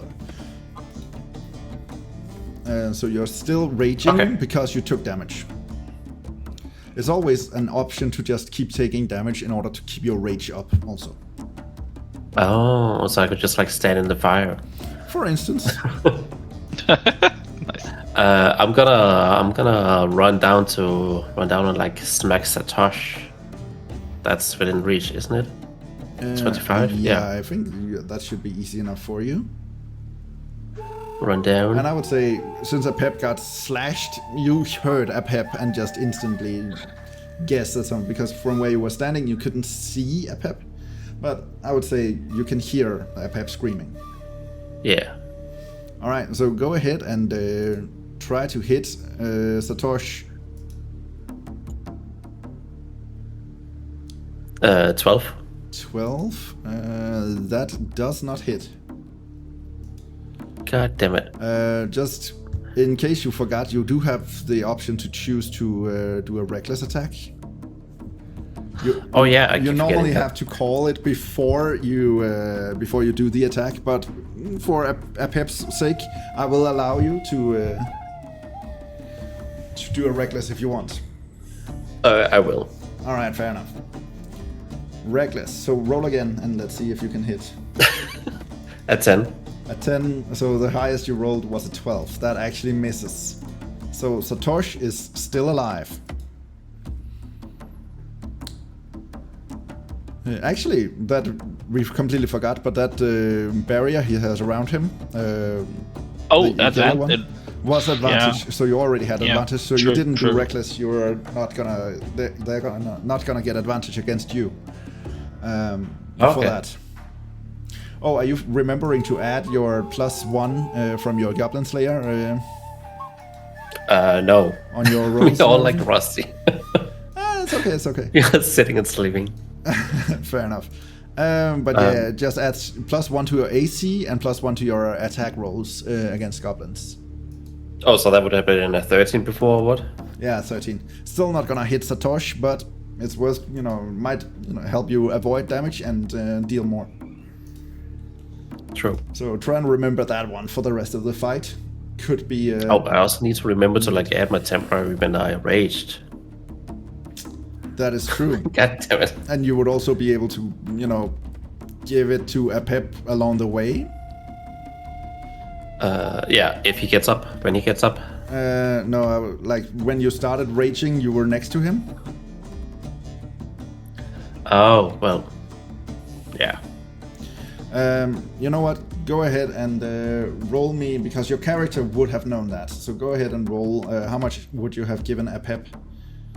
You had one round where you could have given him some temporary hit points. What is it again that I need to... Where do I find that? It is on your features, I believe. Features and traits. Feature. And then under vitality of the tree. 2d6. 2d6, alright. So roll 2d6 and that's what he gets. A 4. A 4. So that brings a Pep down to 2 hit points instead of... so instead of his death saving throw, he does have an action, or a turn. He has 2 hit points left. Okay. I just need to heal 2. There we go. Yeah. And then he can do Eldritch Blast. Eldritch Blast. Yeah, let's go. Right now he is close combat with the Goblin, which means Eldritch Blast would be a disadvantage. But because he is affected by the Fairy Fire, then it's not with disadvantage, it's just a normal roll. So he doesn't get advantage. Wait, then what about the rend he has, the melee attack? That would get advantage. Okay. So that's an option. Also, you could roll for Paper Breath if you want to see and you can recharge it. No, not when he's that close. Yeah, okay, fair enough. So he's gonna roll attack. Roll +4. It's just normal, but +4. What does that mean? Yeah, you just add 4 to his attack roll. Okay.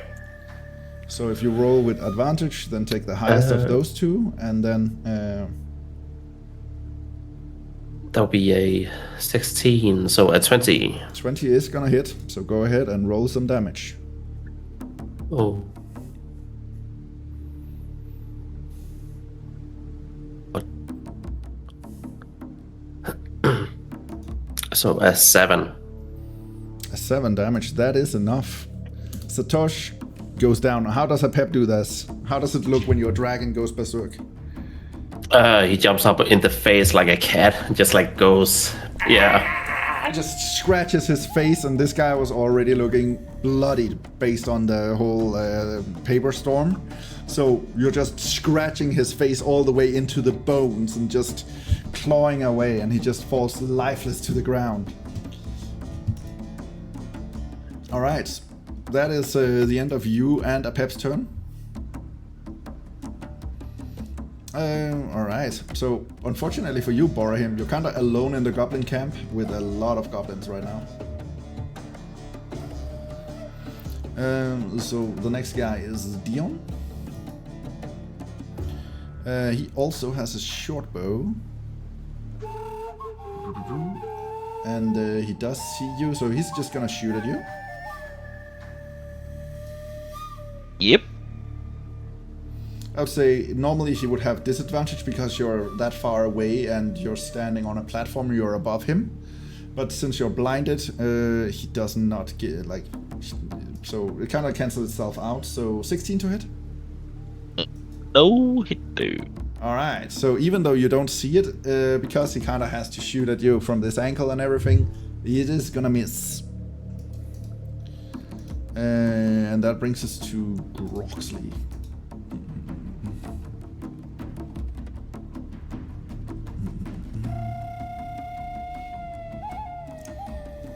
Alright. And Groxley is gonna just try and shoot you. He does get multi-attack, so he shoots at you twice. 23 to hit. And an 18 to hit. Yep, he on 23. So the 23 hits. Yep. Alright. So that is 3 damage. And go ahead and roll to see if you keep your shield up. 17. You're fine. You're keeping this shield up really well, dude. Yeah, I need that, apparently. Now that I'm blind and... That feature you chose is really saving your butt right now. Alright, great. And that brings us to the next one. That's Tree. Tree is gonna jump over here, stand next to Groxley. And then he's gonna try and throw a dagger at you. 7 to hit, that is not gonna hit for sure. So that brings us to these two guys.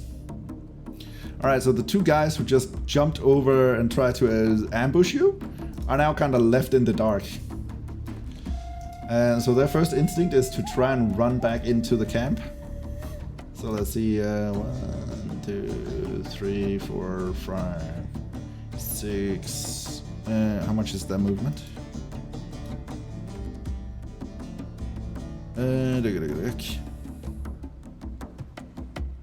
30 feet. Okay, so this is the movement. This is how far they got.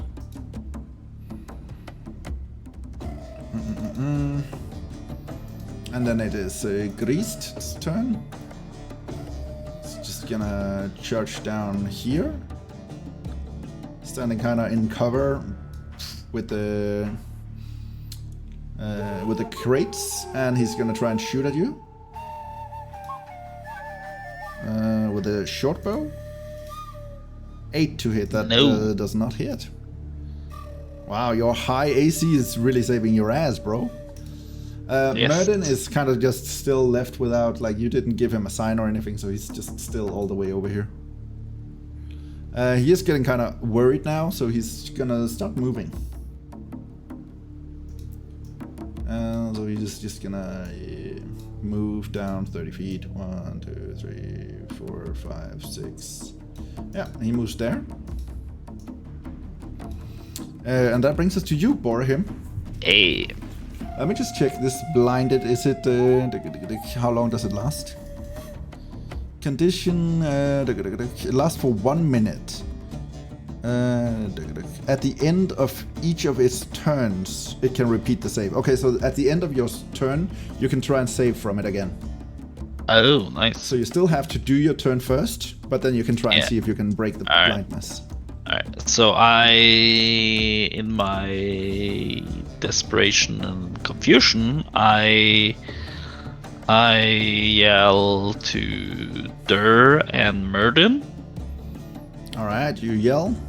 Yeah, just like I need help, guys. Alright. I know there's a guy in front of me. Yeah, I would say, like, even though you're blinded, you still have, like, you know, some perception. You did feel a guy trying to attack you with a scimitar. So I would say that guy you are aware of is there. Alright, because then I will do the Word of Radiance. Burning Radiance erupt you in a 5-foot emanation. Each creature of your choice that you can see. But yes. See, no. How we're feeling about this? I would say, like, see is, you know, one thing, but I would say, like, since you perceive him, you know he's there. Yeah. I would say, yeah, you can choose to, you know, lick the flames in that direction. I will allow that. Alright, cool. Then I will do that. Alright, so it's a what save? It's a Constitution save. Constitution save, alright. Yeah. Oh, he does have nothing to save here. Let's try.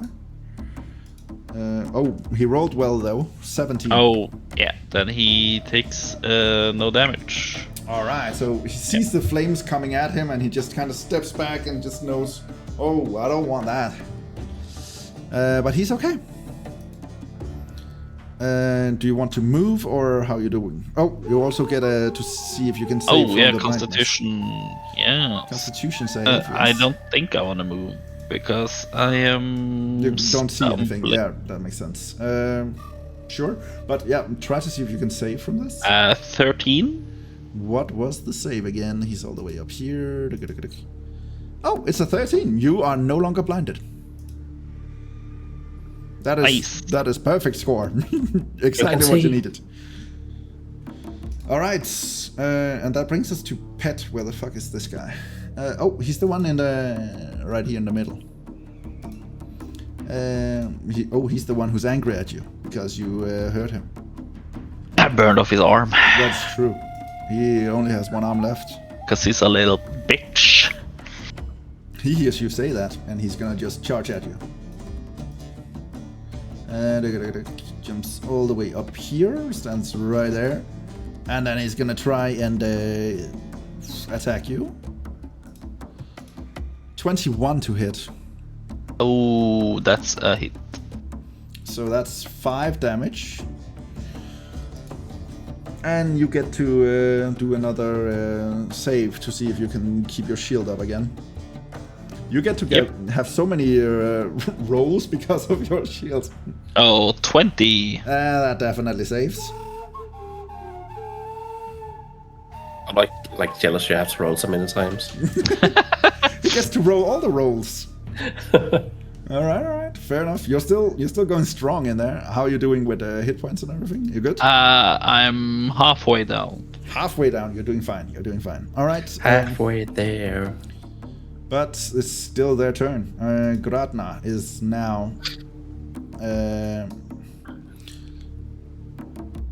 Saw you just save from his blindness, and he's gonna just try and blind you again. Motherfucker. So do a Constitution saving throw, 13. Ooh, 18, baby. You manage to save through it. He gets a little bit frustrated and gonna shoot at you. Oh, was that a crit? Yeah. Natural 20, baby. I am so sorry for being excited about that. It's allowed. Oh, but he rolled really shitty. 2 1s, both of them gets doubled, so that's 4 plus 3. So that's a total of 7 damage to you. Hey, all right. and you know what? You get to roll some more dice.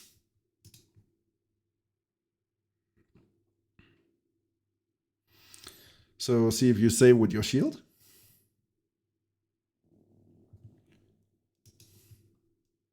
Oh, 7. So no. Don't you have advantage or what? Or Yeah, I rolled. I have have 6. I got 6 and 7. Oh, damn. All right, so your shield is broken. And you are now weaker than ever. Well, or at least weaker than you've been in the entire fight. Now it is Fender. Where the fuck is this guy? Oh, that's the guy in front of you.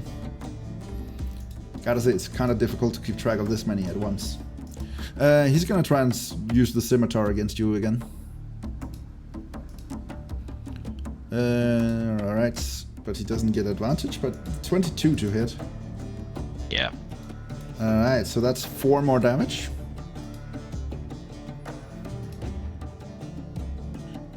And based on it being I said 2 more turns, that's been now. So Viego he's seeing you getting overwhelmed, and he knows Durr runs outside, so he's gonna actually try and go after you, Durr. 1, 2, 3, 4, 5. He's gonna go over here. Sees you and a pep.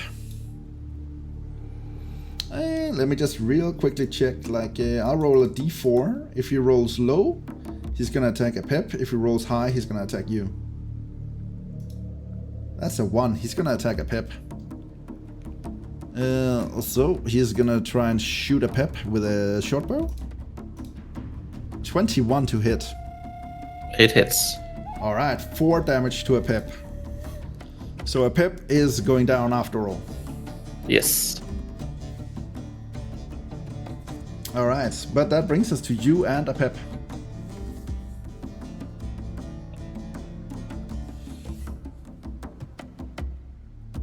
What would you like to do?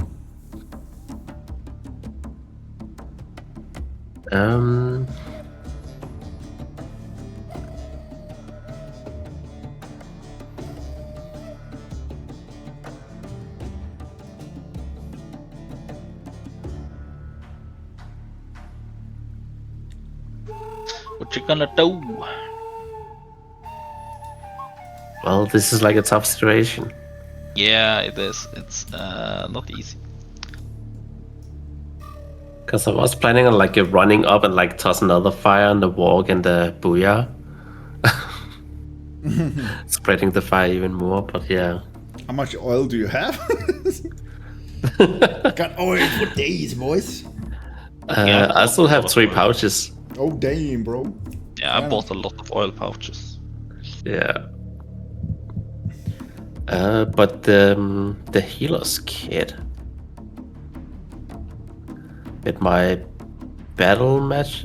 Battle. Where's it again? Yeah, battle medic. Battle medicine, yeah. Then I can get a pep up, can't I? You can restore hit Stabilize? points.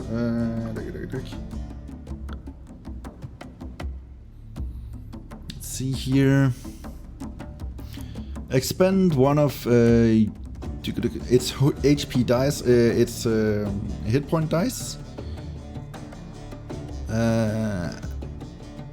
Then roll that die. The creature regains that amount of hit points. So yeah, you can use one of its hit dice. Yeah. So I'm gonna do that. Like spend one of the healer kits and do that. All right. So a pep gets up. What is a pep's hit point dice? Let's real quickly check. He is. Oh, he's actually a D8. So roll a D8, and that's how much he restores. Okay. Oh, a 6. Nice. All right. A pep gets up with 6 hit points.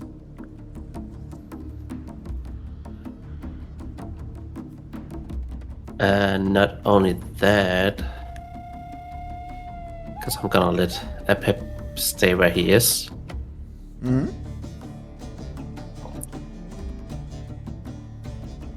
And then I'm gonna use Eldritch Blast on Vago. Can I do that? Yeah. You can for sure attack him with a Eldritch Blast. Oh, where's the thing with the Eldritch Blast again? Roll Did a he know? d20 and then just add.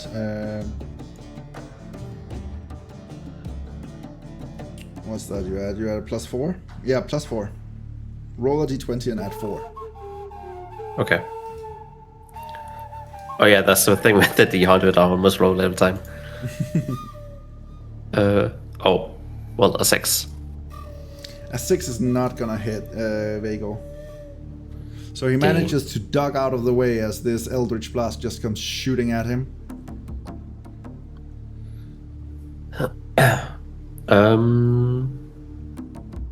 Do you have anything else you want to do? No.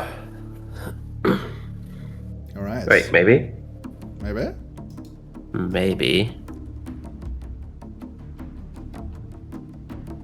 Seems a bit weird, but I'm gonna move him up here. Alright. Apep goes up there. Yes. Fair Because enough. then he's still within my 10 feet, so I can still give him 2d6 in temporary health. Hit points, yeah, for sure. So he gets another 3. 3 temporary hit points, yes. Yes. Just to be clear, you're rolling that at the start of your turn. Yes. But since he was near you at the start of your turn, you're still giving him this shield. So he does get it, but it's at the start of your turn. He has to be close to you. And yes, all right. That brings us to Dion. Where he is. Oh, he's the one who turned out the fire on the. Wait, what? Yeah, at the start of my turn, but like he's still within my 10 feet. Yeah, yeah. You're still within your feet, yes. What more do you want? But wait, but doesn't it like isn't it like my turn to move then? Oh yeah, you can also move if you want. Yeah, because like the temporary hit points, that's just the normal. Mm-hmm. It's just like it looked like you skipped me. Oh, sorry. It wasn't to skip you. It's just you used your action to get a pep up. Oh, that takes an action? Yeah. Oh. So you I still see. have your movement and your bonus action, but you already used your action. Well, then I'm gonna use my movement All right, yeah. to get up to Virgo. You go all the way up in his face. Yes. Cool. Saying there what you want. What you want. All right.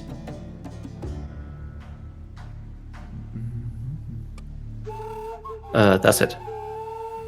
All right. Cool. That brings us to Dion. You just moved into the range of Dion, so he's gonna shoot at you.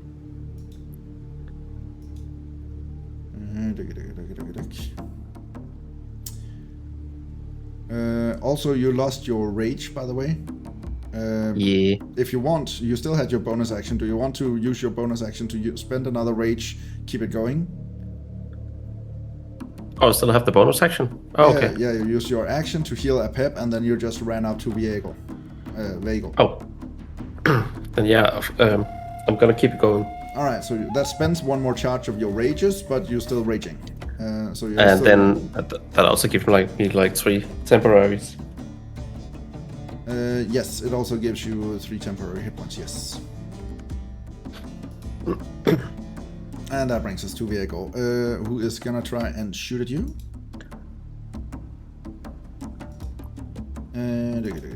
16 to hit. Misses.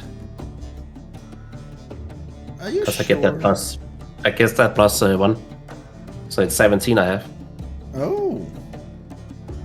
Oh, that's good. Where do you get +1 from? You gave me it. The treat. Or the Goblin Slayer thing. Oh, that's right. I was like, what the fuck are we talking about? But yeah, you're completely right. That is true. Okay, so you have 17 armor against goblins. That's true.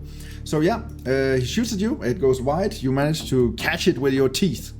And that's the end of his turn. Brings us to Groxley. And Groxley kind of sees like there's 2 fights going on. A fight over there and a fight over there. He can't see you from where he is, Durr. So he's just gonna keep staying here, and he's gonna try and shoot at you, Bhorahim. So that's 6 to hit on the first attack. That's gonna miss, I'm assuming. Yep. But the second one is a 23 to hit. Okay, yeah. Why are they all hitting so high? Well, he rolled a 19, so... And that's 5 damage to you. Then I'm on death's door. Ooh, are you down? Yeah, dude, 14 HP, that's like nothing. Like, it's when the minimum is like 5 damage per like it's easy. Yeah, I'm down. True enough. Fair enough. And that brings us to Tree. He sees you go down and is gonna start running out towards you there. What the? I will go and feed my cat. So, yep. 6, 8. We need a miracle from Merlin. Yeah, you kind of just like left Merlin completely out of the fight by putting him all the way up there. Alright, so Tree goes all the way down here and is gonna throw a dagger at you. That's 70 to hit, so that actually does hit. That's gonna hit. So that's 2 damage. So now it's the guys outside. And these 2. And they're gonna run 2, 3, 4, 5, 6. They're gonna run like over here. That brings us to Greased. Greased is gonna run at you. 1, 2, 3, 4, 5, 6. He gets all the way over there. And that brings us to Murden. Alright, Murden is kind of getting the suspicion that something is going on by now.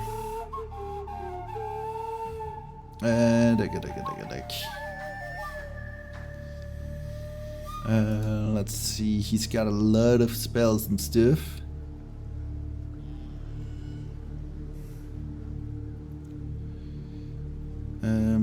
So actions, what do we have as bonus actions?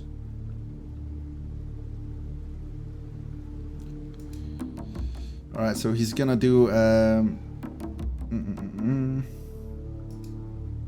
This one is that a bonus action? All right. So he's gonna, as a bonus action, cast levitate on himself, so he can fly. Oh. And he's just gonna fly over the wall. He's been able to scout for us the entire time. Well, you guys didn't ask him what he could do. He's, he's been saying you guys are running the show and I'm just gonna follow. And then whenever you asked him, he was just, no, I can speak these 3 languages. I can do this. I can do this. So yeah, so he's gonna levitate over here. And he sees a lot of stuff going on.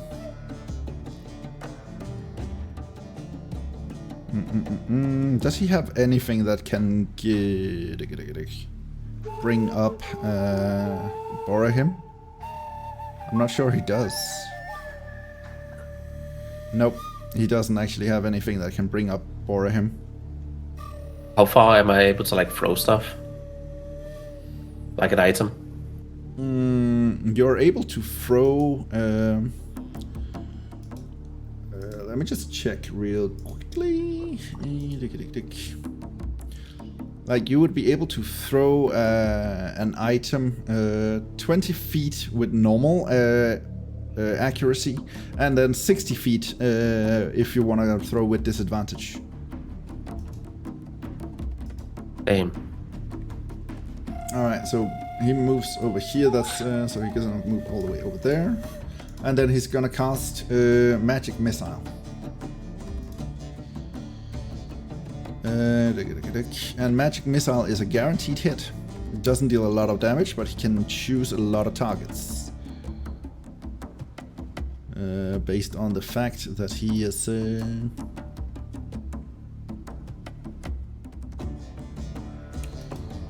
Let me just check. It's based on his. He has a staff that allows him to throw this spell.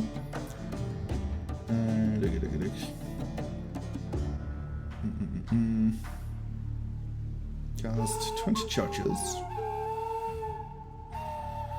But it's from the Staff of Power. Oh, it's got a shit ton of spells actually. Oh, so he can choose to cast it at higher levels.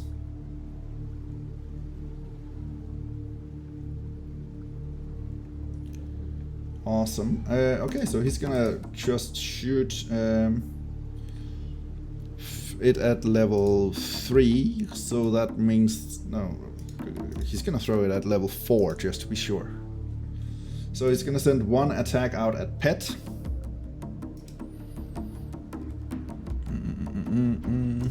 Spell-wise. So the first one to hit at Pet is gonna just fly straight out and hits Pet right in the skull, and Pet falls lifeless to the ground. Then another 3 attacks are gonna fly at Fender. So 5 plus 4 plus 5. Oh, that rolled really well. And Fender also falls lifeless to the ground. Nice. So he does manage to kill 2 off. But yeah, that brings us to Bhorahim. Alright. Oh, you're back. Welcome back. Yeah, I got a 14, so I am. So far, you save. You're okay. Yep. Gratna just instantly sees those 3 magic missiles fly towards you, Bhorahim, and then hit some of the goblins around him. Around you. So he's just gonna check where the missiles came from. He sees Murden above the ground over him. And he's gonna try, first of all, to cast blindness on Murden. So Murden does... Wait. What's up? Oh, it's still a bit far. I can't use the warding flare. You're still down, right? Oh yeah, true. Never mind. But Murden saves. That's a 24 to save. He rolled really well. But Gratna also does get an attack, so it's gonna use 13 to hit is not enough to hit Merlin. So he's gonna shoot a wave of this hex stick towards Merlin, but Merlin just skittles over to the side and just manages to avoid the attack. And that brings us to Vago, who's right in front of you, Durr. So, for obvious reasons, he's gonna try and attack you. 19 to hit. It hits. That is 2 damage to you. 2. Wait, no, half of 3. 1 damage to you, sorry. Oh. I heal 1. Heal 1, yes. You take it back. You have the protection of your rage against it. And that actually brings us to a pep, since Merlin managed to kill off a few of these goblins. Yeah.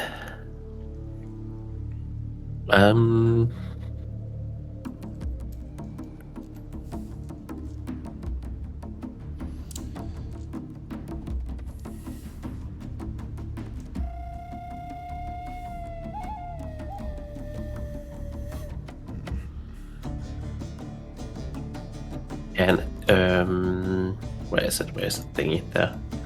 Can a pep like fly up here without like being attacked? Yeah, you can move like if you go to the sides, I guess. Not in one turn, he wouldn't be No, able because to that get would up be like there. more than. And also, a pep doesn't really have the ability to fly. His wings are still too small. He's a very young dragon. So no, he wouldn't be able to fly over there. He can run, but then, 2 attacks.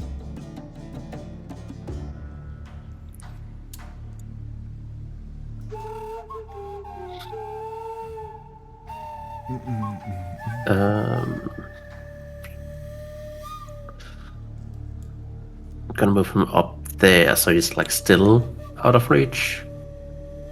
Yeah. And then he's gonna attack Vago. Vago, yeah, sure, go ahead. An Elder Blast. An Eldritch Blast, alright. Roll a d20 at +4. Wait, D20. Yeah, you have to first hit. Oh, true. A1. Oh, Aw, damn. A pep has been hurt so much in this fight, like he's currently scared, too scared to actually attack. So his spell fizzles and nothing happens, unfortunately. But that brings us to you. It is your turn. I'm gonna move in here between. First, just roll to see how much temporary hit points a pep gets. He currently has 3, Oh, but sure. maybe you can roll higher than 3. And it doesn't stack, but you can replace the 3 with a higher roll. So it replaces a with a 6. 6 instead. So he now has 6 temporary hit points instead. So he has 12 health now instead. Yeah, it's a huge difference. And then I move up here. Alright, fair enough. And then I'm gonna hit Virgo. Go ahead and hit Virgo. A 13. 13. Plus the 1 you have, right? From Oh yeah, that would be 14 to hit. 14. And are you gonna do reckless or no? I keep forgetting the reckless. I'm gonna do reckless. Alright, roll again to see if you can get a little bit higher. That would be 21. 21. That definitely hits. There you go. Roll to do some damage on Virgo. Right. 5. 5 damage. Alright. Do you send him, are you pushing him or are you just gonna keep him where he is? I thought the push was like automatically happening. Well, it is something you can choose when to happen. So you don't have to do it, for instance, if you don't want to do it, because Virgo is gonna get out of, your range, then you can choose not to do a push attack and then just attack normally. Okay, well then I choose not to do the push. Alright, fair enough. He takes 5 damage. You see him bleeding and everything. And you see that his blood kind of floats over to your club as you start hitting him. And yeah, that brings us to Dion's turn. Dion is just gonna run 2, 3, 4, 5, 6. He's gonna run all the way out to try and hit you. Good. Is it something like with Sentinel, the first time he enters your range, you can choose to attack him? Or how does that work? That I don't know. Let's real quickly check, since it is a new feature you have.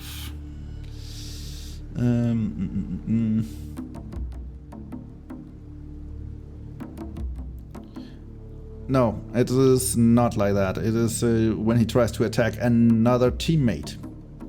Yeah, I'll try to get away. Yeah, alright, fair enough. So, he comes up to you and he's gonna try and attack you. 24 to hit. That hits. One more damage.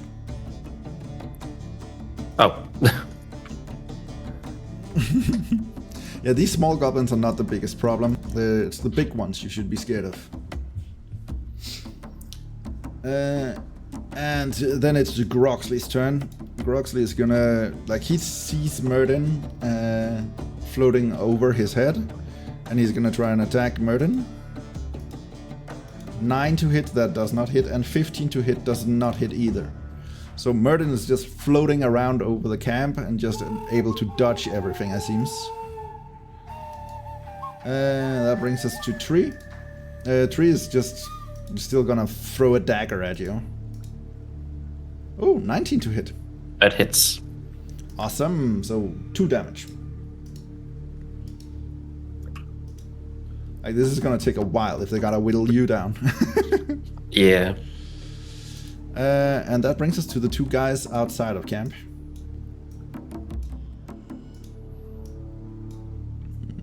One, 2, 3. They're gonna get all the way over here. So they are coming up on you, but it is not the fastest movement in the world. And that brings us to Grist, the guy who's right next to you. And he is gonna try and attack you with a 21 to hit. It hits. Alright, so that's 3 damage. Oh, 2 damage. And that brings us to Myrden. You know what I just noticed? What's? It's not 3 temporary hit points anymore because I'm level 4. It's now 4 temporary hit points. Oh, you bastard. Well, then add another temporary hit point. 1, 2, 3, 4, 5, 6. Oh, he can get all the way over to you, Bhorahim. So thank God. That one potion he chose to keep for himself, he's gonna throw down your throat. You get to roll how much hit points you get. The entire bottle.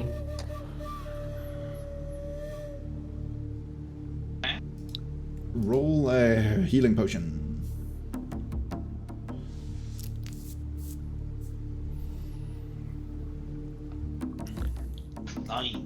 9. All right, you get up with 9 hit points. But unfortunately, feeding someone a healing potion is his action. So let me real quick check. Does he have any bonus action thingies?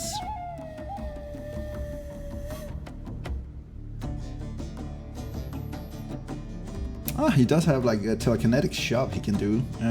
So let's see. 30 feet.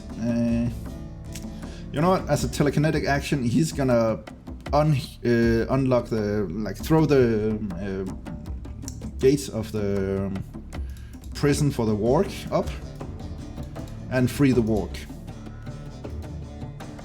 Cool. That's his bonus action. That brings us to you, Bhorahim. You are. I thought that would be a bad idea, but okay. Well, if it's kept in prison, Myrden thinks might try to save it, or maybe it'll be on our side. You never know. Jumps you both.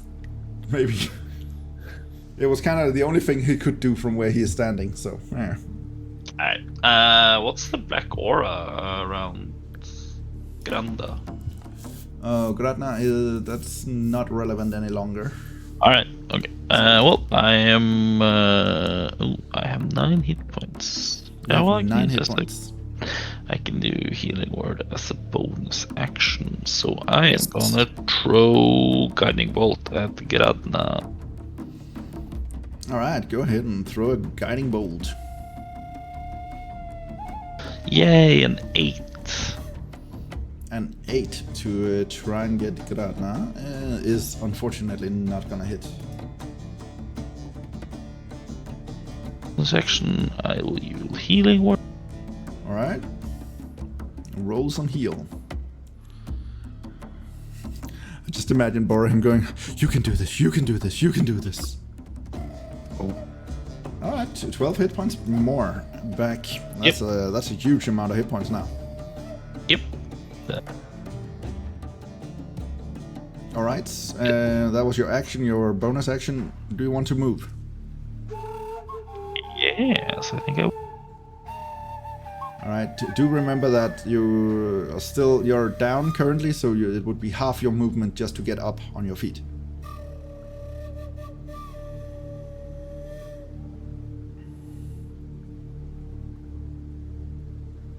Alright, There's my movement. Alright, and that brings us to Gradna.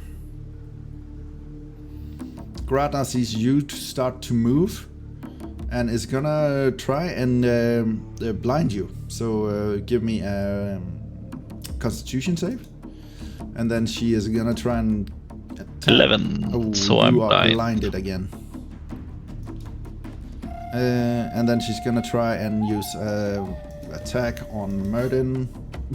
Wow, a natural 1. So her spell flickers and does nothing. The warg gets out of its prison. It sees who saved it. It's an intelligent creature. And it's just gonna attack the first things that's in front of it. So that's gonna be an attack on Gradna. 22 to hit. So that's 10 damage on Gradna.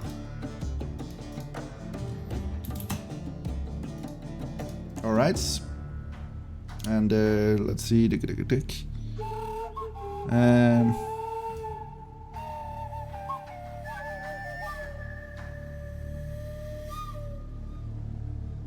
Oh, that's pretty cool. So the warg doesn't let go. It bites into Gradna and is holding her. So the next attack against Gradna has advantage until the warg's next turn. Pretty cool feature. And that brings us to Vago, who is still alive, still doing his best. He's gonna try and stab at you, Durr. 18 to hit? It's Alright. So 4 damage this time around. And that brings us to a Pep. a pep. Trying to like restart, that takes an action here. No, recharge you get to do every turn. Oh, no action? No action to recharge, only an action to try and cast it. Okay. So based on how far along it was since last time you cast it, I would say roll 4 times, and if you get it a 5 or a 6 in one of those 4 rolls, then you have your paper breath back. So I can just like roll 4 at once or what? Sure.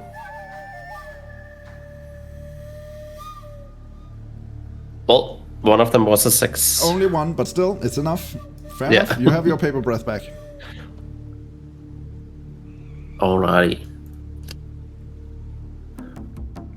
Let's see.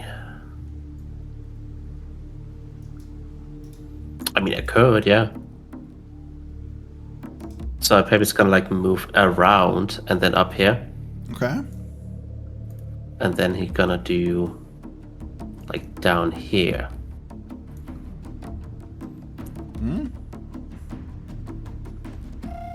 All right. That's 35 out of 40. Fair enough. So like a DC 12 saving throw. All right. Go ahead and roll some damage while I do this, because they still take half damage if they save. Dexterity, right? 13. Yeah. 13. Okay, even though Vago saves, he dies from that. That is a full frontal paper cut. So he's dead. Boom. Nice. And then Saddam has to roll and saving throw. 14. So he takes 6 damage. He takes a lot of damage, but he is still barely alive. Okay. And that brings us to you, Durr. Let me see. What is Pep's temporary damage? Is on 6. Let's see if we can get it higher. Yeah, try. Go ahead.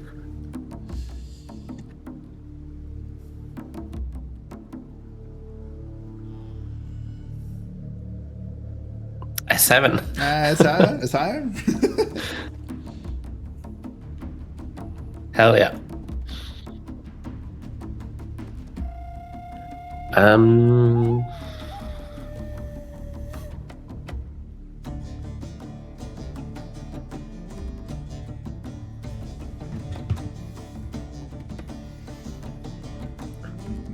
Can I still like toss oil where I am? Yeah, sure.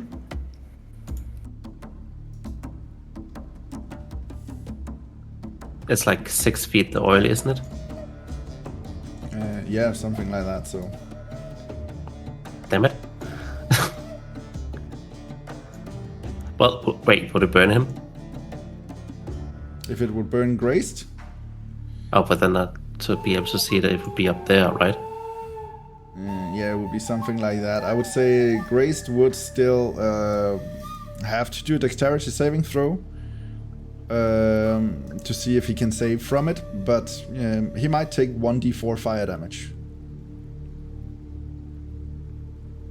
Okay, I'm gonna throw it there then.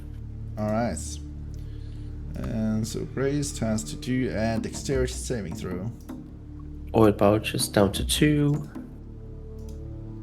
Oh, 7. Okay, roll 1d4 fire damage. A 1. Alright, so he takes 1 damage. Ow! This is what you hear in Goblin. Anything else you want to do in your turn? That was my action, wasn't it? Yeah, I would say since this is like such a small throw, and just like, I will give you this one for a bonus action since you weren't throwing very far. Well, in that case, can I grab Dion and push him into the fire? Yeah, sure. But it is a contested strength check, so see if you can beat his 15. Damn. 12. Alright, so you try to grapple him and stuff, but he's like contesting you and manages to save himself from getting thrown into the fire. Do you want to move, or that's it? That's it, okay. So that brings us to Dion. He saw what you just tried to do, and he's gonna try and stab you with his scimitar. 22 to hit. It hits. So that's 2 damage.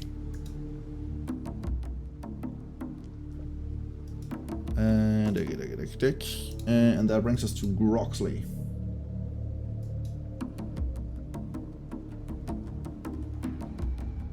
And Groxley is just gonna try and shoot at Murden. So 8 to hit, that's not gonna hit, but a 23 to hit does hit. So that's 4 damage on Murden.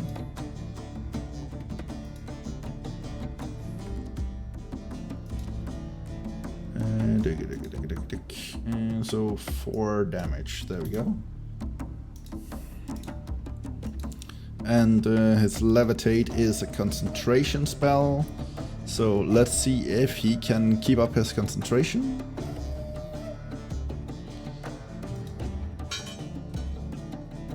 But yeah, that's a 14, he's fine. Okay, so he's still floating. And that is Tree's turn. Tree is just gonna throw a dagger again. 24 to hit. Damn, that's a critical hit on you. And that's 2 damage. And these two are like, you guys keep moving. So these two guys that jumped over they were out of the fight for a long time. 1, 2, 3, 4, 5, 6. Hey, Saddam actually gets to try and attack you.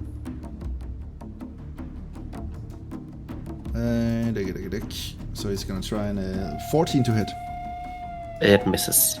All right, so he misses. And that brings us to Greased, the guy in the flames right now. He starts his turn there, so roll a 1d4. A 2. Alright, he takes 2 more fire damage. And then he's gonna step over here to get out of the flames, and then he's just gonna try and attack you. Oh, wrong button. 15 to hit. Misses. Alright, that brings us to Murden and Bhorahim. Hey. So Murden is just gonna...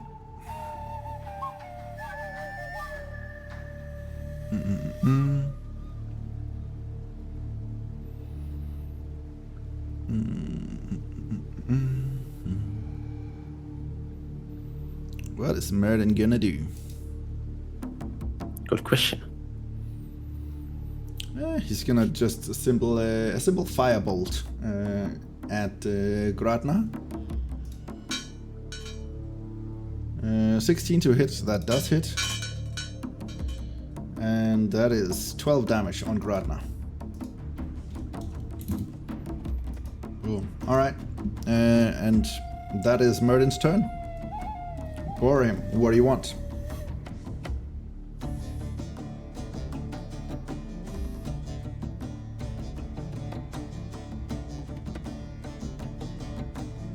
Good question. Do I see Krishna and Dion? Nope. They are behind the wooden barricade. Alright, so I see Try. Alright, but I do not see... Do I see Gredna and Try? Yes, those two you can see. You can also see Groxley, but he's behind crates, so he has half cover. Alright, okay. Well, I think I'm just gonna my... No, I'm blind, so I can't do anything. Yeah, that's true. You don't see any of them. Nope, so as blind... oh, you know what? I am gonna do resistance on myself, and I will do piercing damage, I think. Yes. Resistance on piercing damage. Alright, cool. Yep.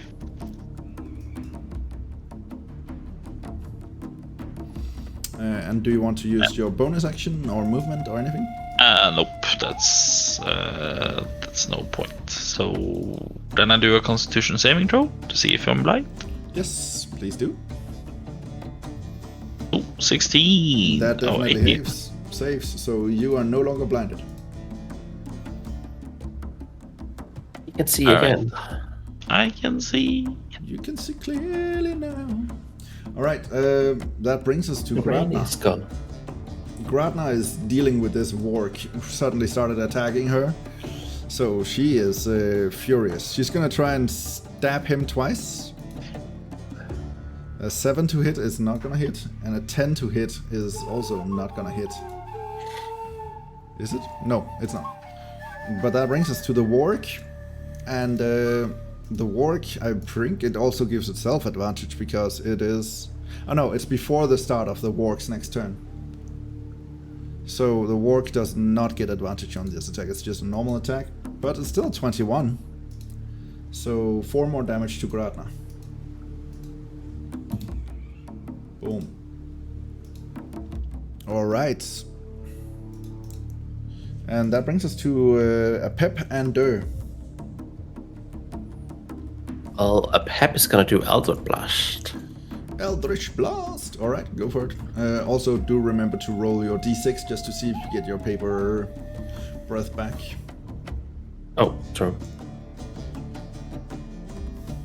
A 4, so That does no. not give it back, no. So the blast is a D10. D20 to see if you hit first. Oh, true.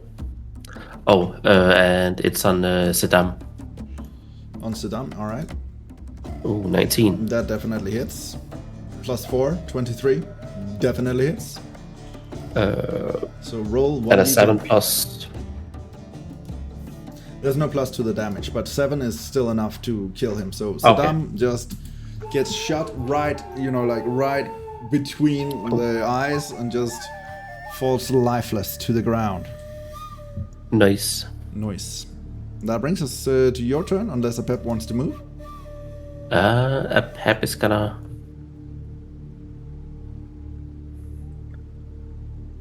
Wait.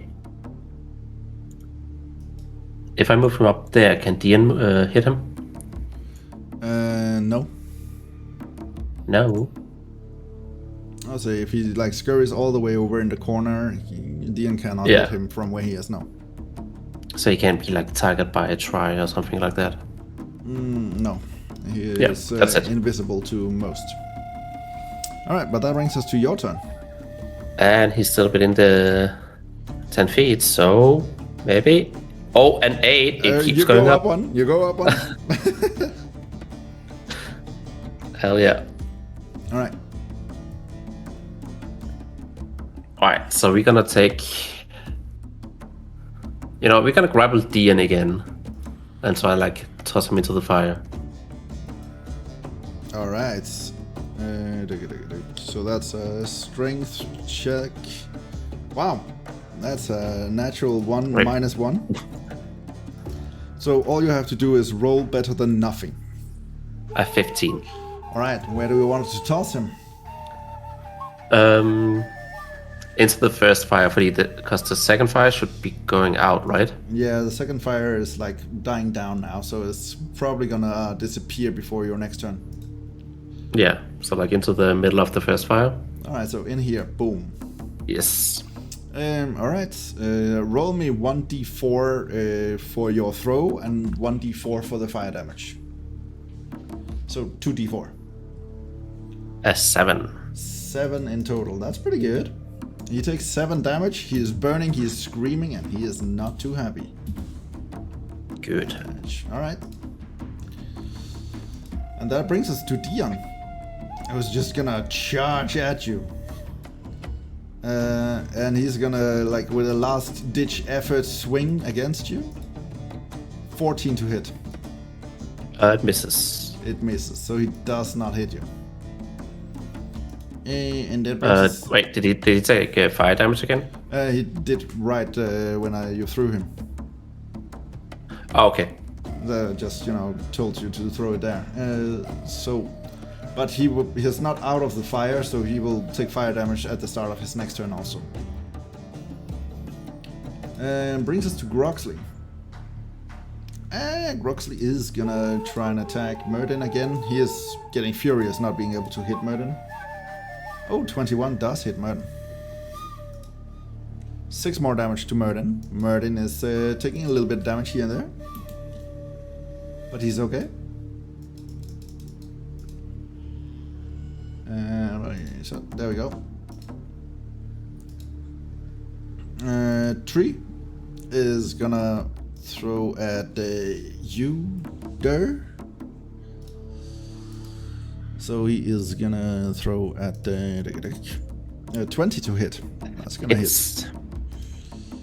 And that's 1 more damage.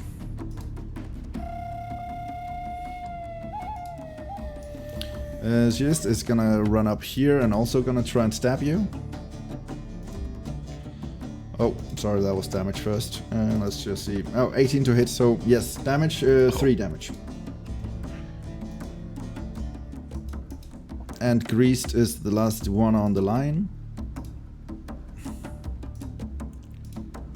17 to hit. It hits. God damn it. Alright, so 2 more damage on you. They're slowly whittling you down. It's gonna take a while though. Yeah, I'm halfway in health. Halfway, okay. Such a tanky boy. Murden's turn.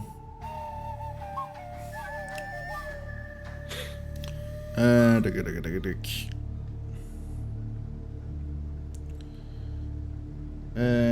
boom, boom, boom, boom. So Merlin is gonna 1, 2, 3. He floats over here. Then he's gonna do his telekinetic ability to see if he can throw Gradna. How long is it he can throw it?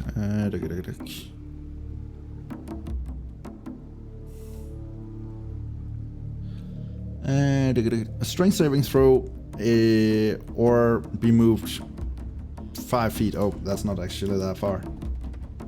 But still, he's gonna try. So Gradna does... he does not save, so he gets thrown over here. And then Merlin is gonna use his staff's ability. It has...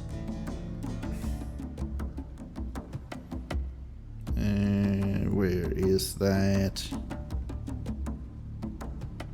There we go, lightning bolt. So, rule, no, overlay. Add line overlay. Yeah, he's gonna throw a lightning bolt this direction. Gonna hit Gradna and Dion with this. And that's a lot of dice. So 34 damage. Doesn't matter with Dion because he can't survive that, but Gradna does make a saving throw with dexterity.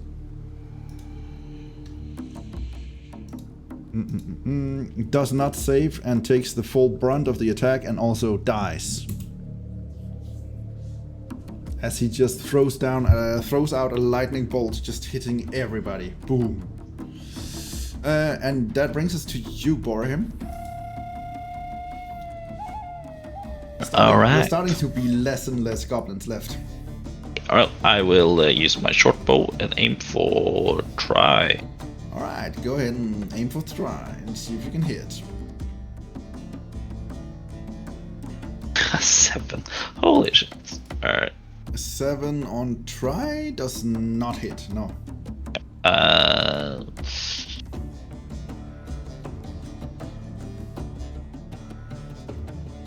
There, and that's my action. Alright. Fair enough. And that brings us to the warg. It is a bit confused because before it was just going for the nearest target. Merlin just freed it, but he is the nearest target. So I'm gonna check to see if he's gonna attack, go for Groxley or Merlin. On a high roll, it's Groxley. On a low roll, it's Merlin.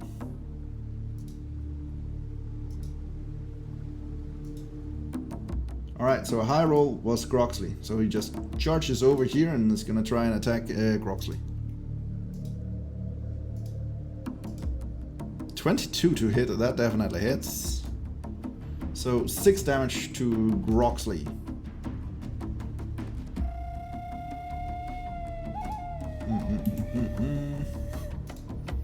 Alright, and that brings us to Apep and Durr. Apep is gonna recharge. Alright, go for a recharge. No recharge. No recharge, okay, okay. He's gonna go for Eldritch Blast. Eldritch Blast, alright. Roll a d20. On CS. 19. That definitely hits. Plus 4, 23. Oh, yeah. And 4 damage. How much? Okay, okay. He's still alive, but that was a considerable amount of damage for him. He is not doing well. Right. And that was it for Pep. Alright, Pep just stays in his corner trying to stay safe. Your turn. Let's see if you can give him more temporary hit points. Oh, Alright. oh, at 10. At 10. Oh my god. He's doing better and better. Can we get it to 12?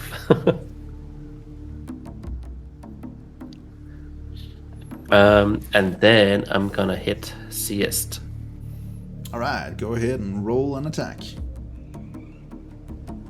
A 14. 14 is enough on Siest, so go ahead and roll damage. 11.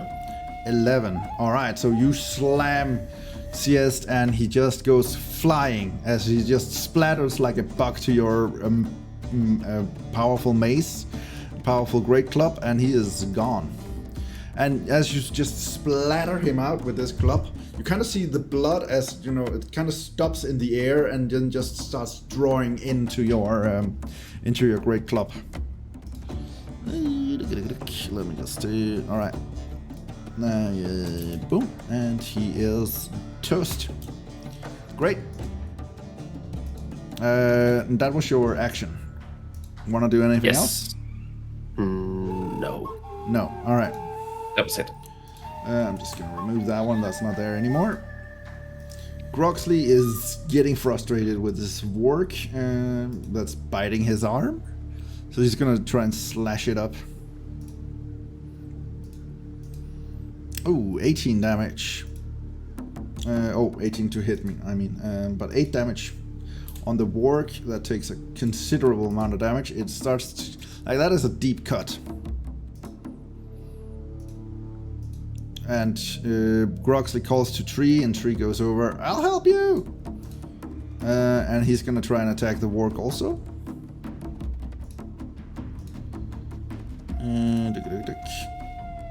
12 to hit does not hit the work.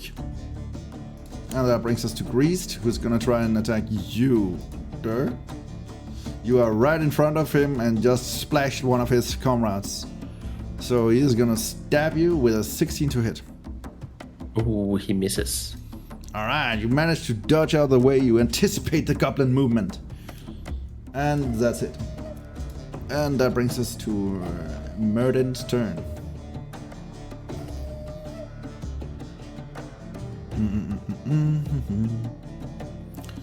And Myrden is just gonna...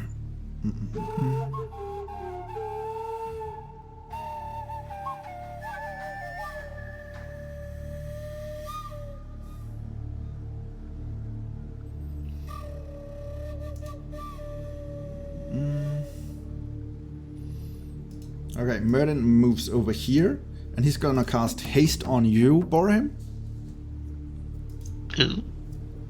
So you are currently hasted.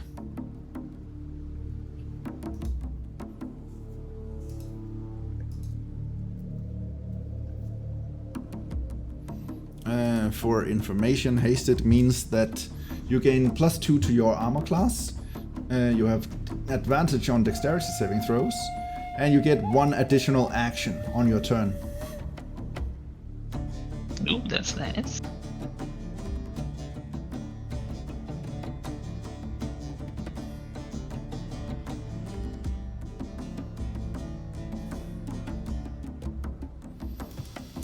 So, what would you like to do? I will move. So that was my move. Well, your movement speed is also doubled, by the way, by haste. So Thanks. you can move further if you want to. Yeah, but I think I'm in good. All right, let me just roll that up there.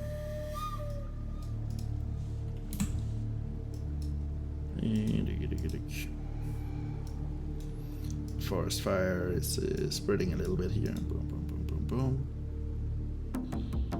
And since you're there, I will say the fog of war. We can clear a little bit. Okay. If I move.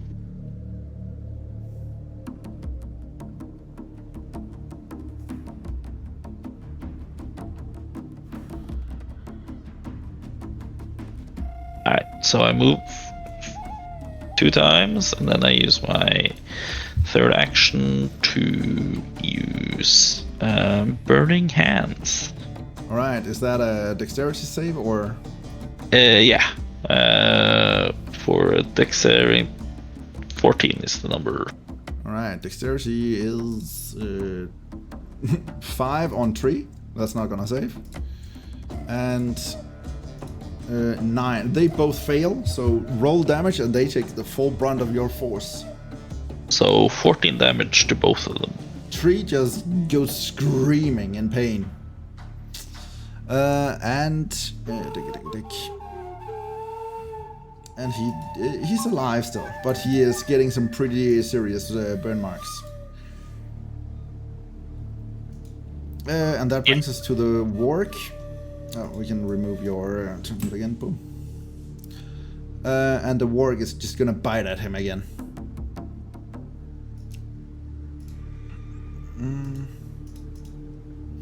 16 to hit on him does not hit. And that brings us to a Pep and Durr.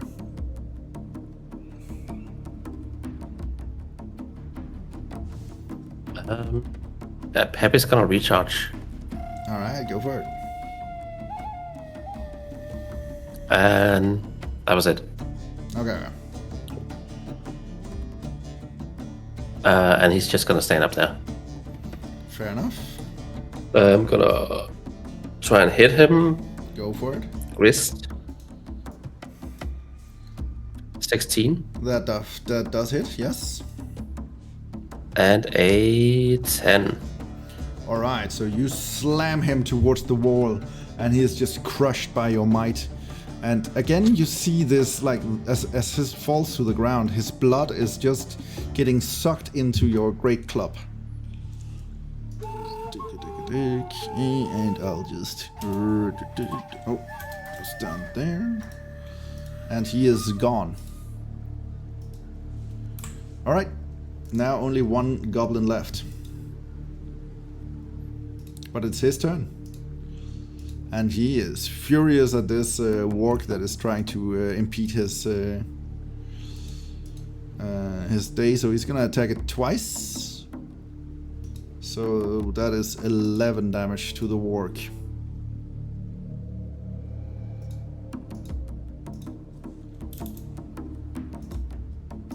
It is still alive, but it is whimpering, it is hurt, and not looking too good. And that brings us to you, Bhorahim. Alright. I will use my short bow and fire at Groxley.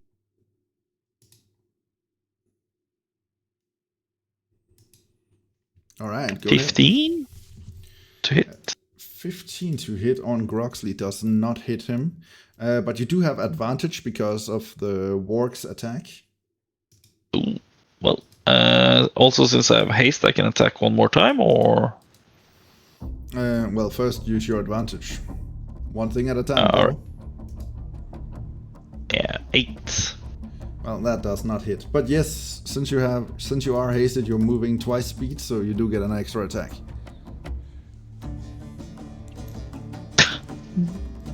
5, a nat 1. You still have advantage, dude? Still. It's until the warg's next turn. Oh, Jesus. 8. So low. What the... Bro, I'm gonna need you to roll better, man. Alright, yeah, that is the end of your turn. Yeah. And that brings us to the warg, who's gonna try and finish this fight off. 10 to hit, that is not enough. A Pep's turn.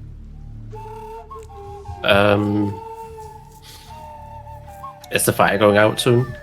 Next turn it should be going out. It does seem to be like burning through the last of the oil now. Can I blow it out? Roll to see if you get your recharge. A 1. No, you cannot blow it out. Okay, well, that's it then. Your recharge would have been able to do it if you wanted. But then it's your turn.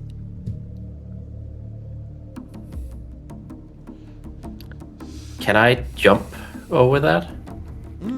Yeah, I would say you can jump. Without getting burned? Yes. You are pretty strong, and one's jumping speed is, like based on one's strength. So the more strength you have, the longer you can jump. Wait, so how far can I jump? The entire thing? Yeah, you can jump the entire thing. Wow. I'm pretty sure based on having +3 to 16, you are able to jump 20 feet. Oh, that was 20 that I did. Okay. Yeah, okay. Do I still have movement?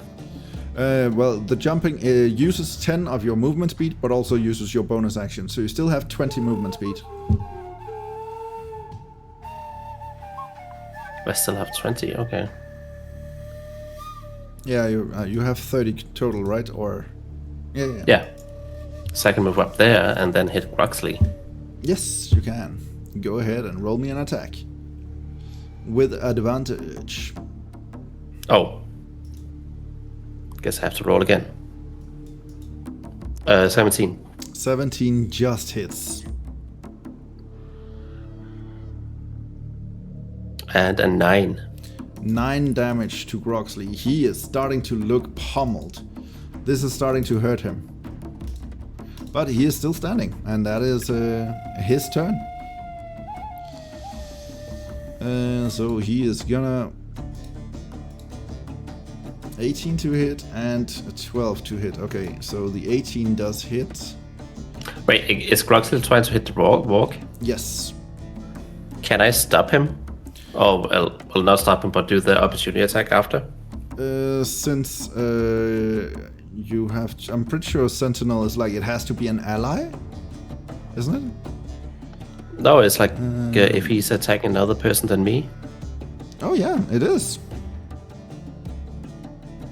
Yeah. Immediately after you can make an attack. So yeah, true. Okay. Doesn't have to be an ally. It still would work. But first let's do Groxley's damage. 7. The warg goes down. He manages to just, with his last strength, just chop his scimitar into the throat of the warg. It goes down bloodied. And you get to roll an attack of opportunity. Hell yeah. 18. That does hit. Go ahead and smack him a little bit. And 6. Okay, 6 damage. He is bleeding, he is pummeled, but he's still standing strong. This is the Goblin boss.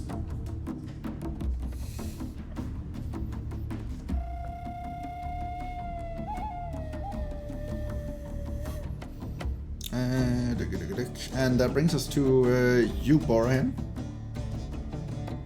Alright. And the fire is out. I will use my bow again, I guess. Alright.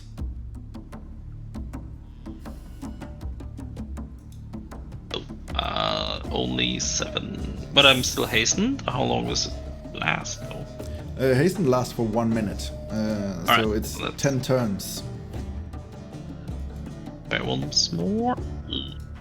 18, still too low. Yeah, unfortunately none of your bow attacks hits. Are you keeping track of your arrows? Yeah. How many do you He have might left? still be a bit blinded. I have 455 arrows. What the fuck? How do you have that many arrows, man? No, I don't have that many arrows. That would be insane to carry that many arrows around, man. Yeah, no, I don't have that many arrows. Okay. Fair enough. But yeah, that is the end of your turn. Apep and Durr. Apep, come on. I won. Alright, he's not getting that recharge ability, his paper breath back. But he could do a Eldritch Splash, right? Yeah, you can try. Hang on, I need to see how close I need to be. I think it's 120 feet on an Eldritch Blast. It has a huge range. What the hell? It's a very long range spell, so no worries. Oh yeah. That's insane. Yeah, it's a sniper spell, dude. Oh, a natural one. That does not hit. The spell just fizzles. Well then. And to be nice, I'm gonna give Bhorahim some temporary damage. I mean, Temporary health. hit points. All right. Yeah. Roll some hit points. You get a 2. Ooh. You feel immortal right now. Oh, It's the lowest possible I can roll. Fair enough. And that's you still have your action, yeah? Yes, I'm gonna hit him. All right, go for it. I'm gonna miss. I rolled a 9. Do you want to reckless attack? Yes. All right. I'm not gonna keep saying this forever. Just I rolled a 7. Okay. Fair enough. That's not gonna hit. All right. So it's his turn. He's gonna turn to you. You're the next target, and he's just gonna slam and 18 to hit. It hits. All right. He gets another attack. That's a 12 to hit, so that doesn't hit. But the first one does 5 damage. 5. 5.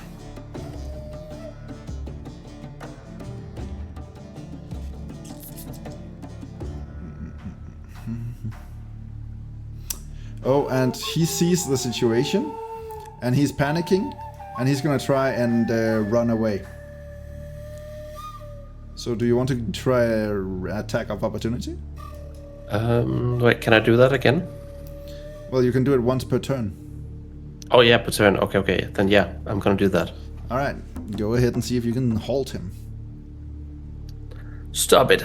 23. That does it, yeah. And a 11. 11 to hit. 11 damage, I mean. He is on death's door. He's looking panicked, bleating, and still barely alive. But yeah, and that brings us to you again, Bhorahim. What do you want to do? alright, I run up to him and I hit him with my mace. That sounds good. Go for it.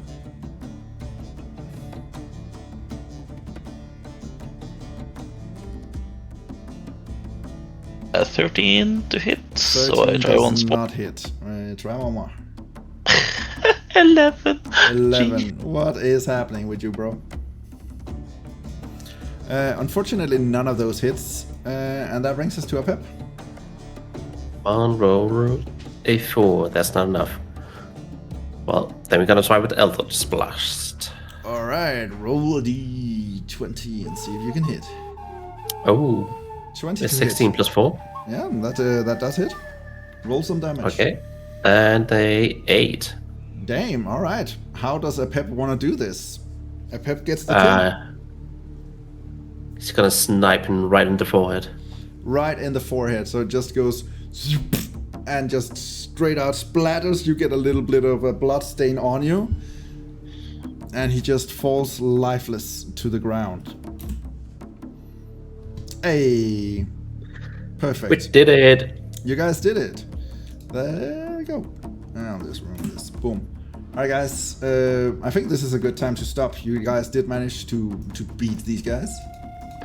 That was a long fight. That was a heck of a fight, but that was also one heck of a chaos shit show.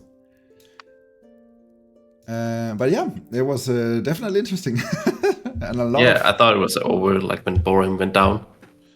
Well, you did have Merlin on you. By the way, Merlin is level 13.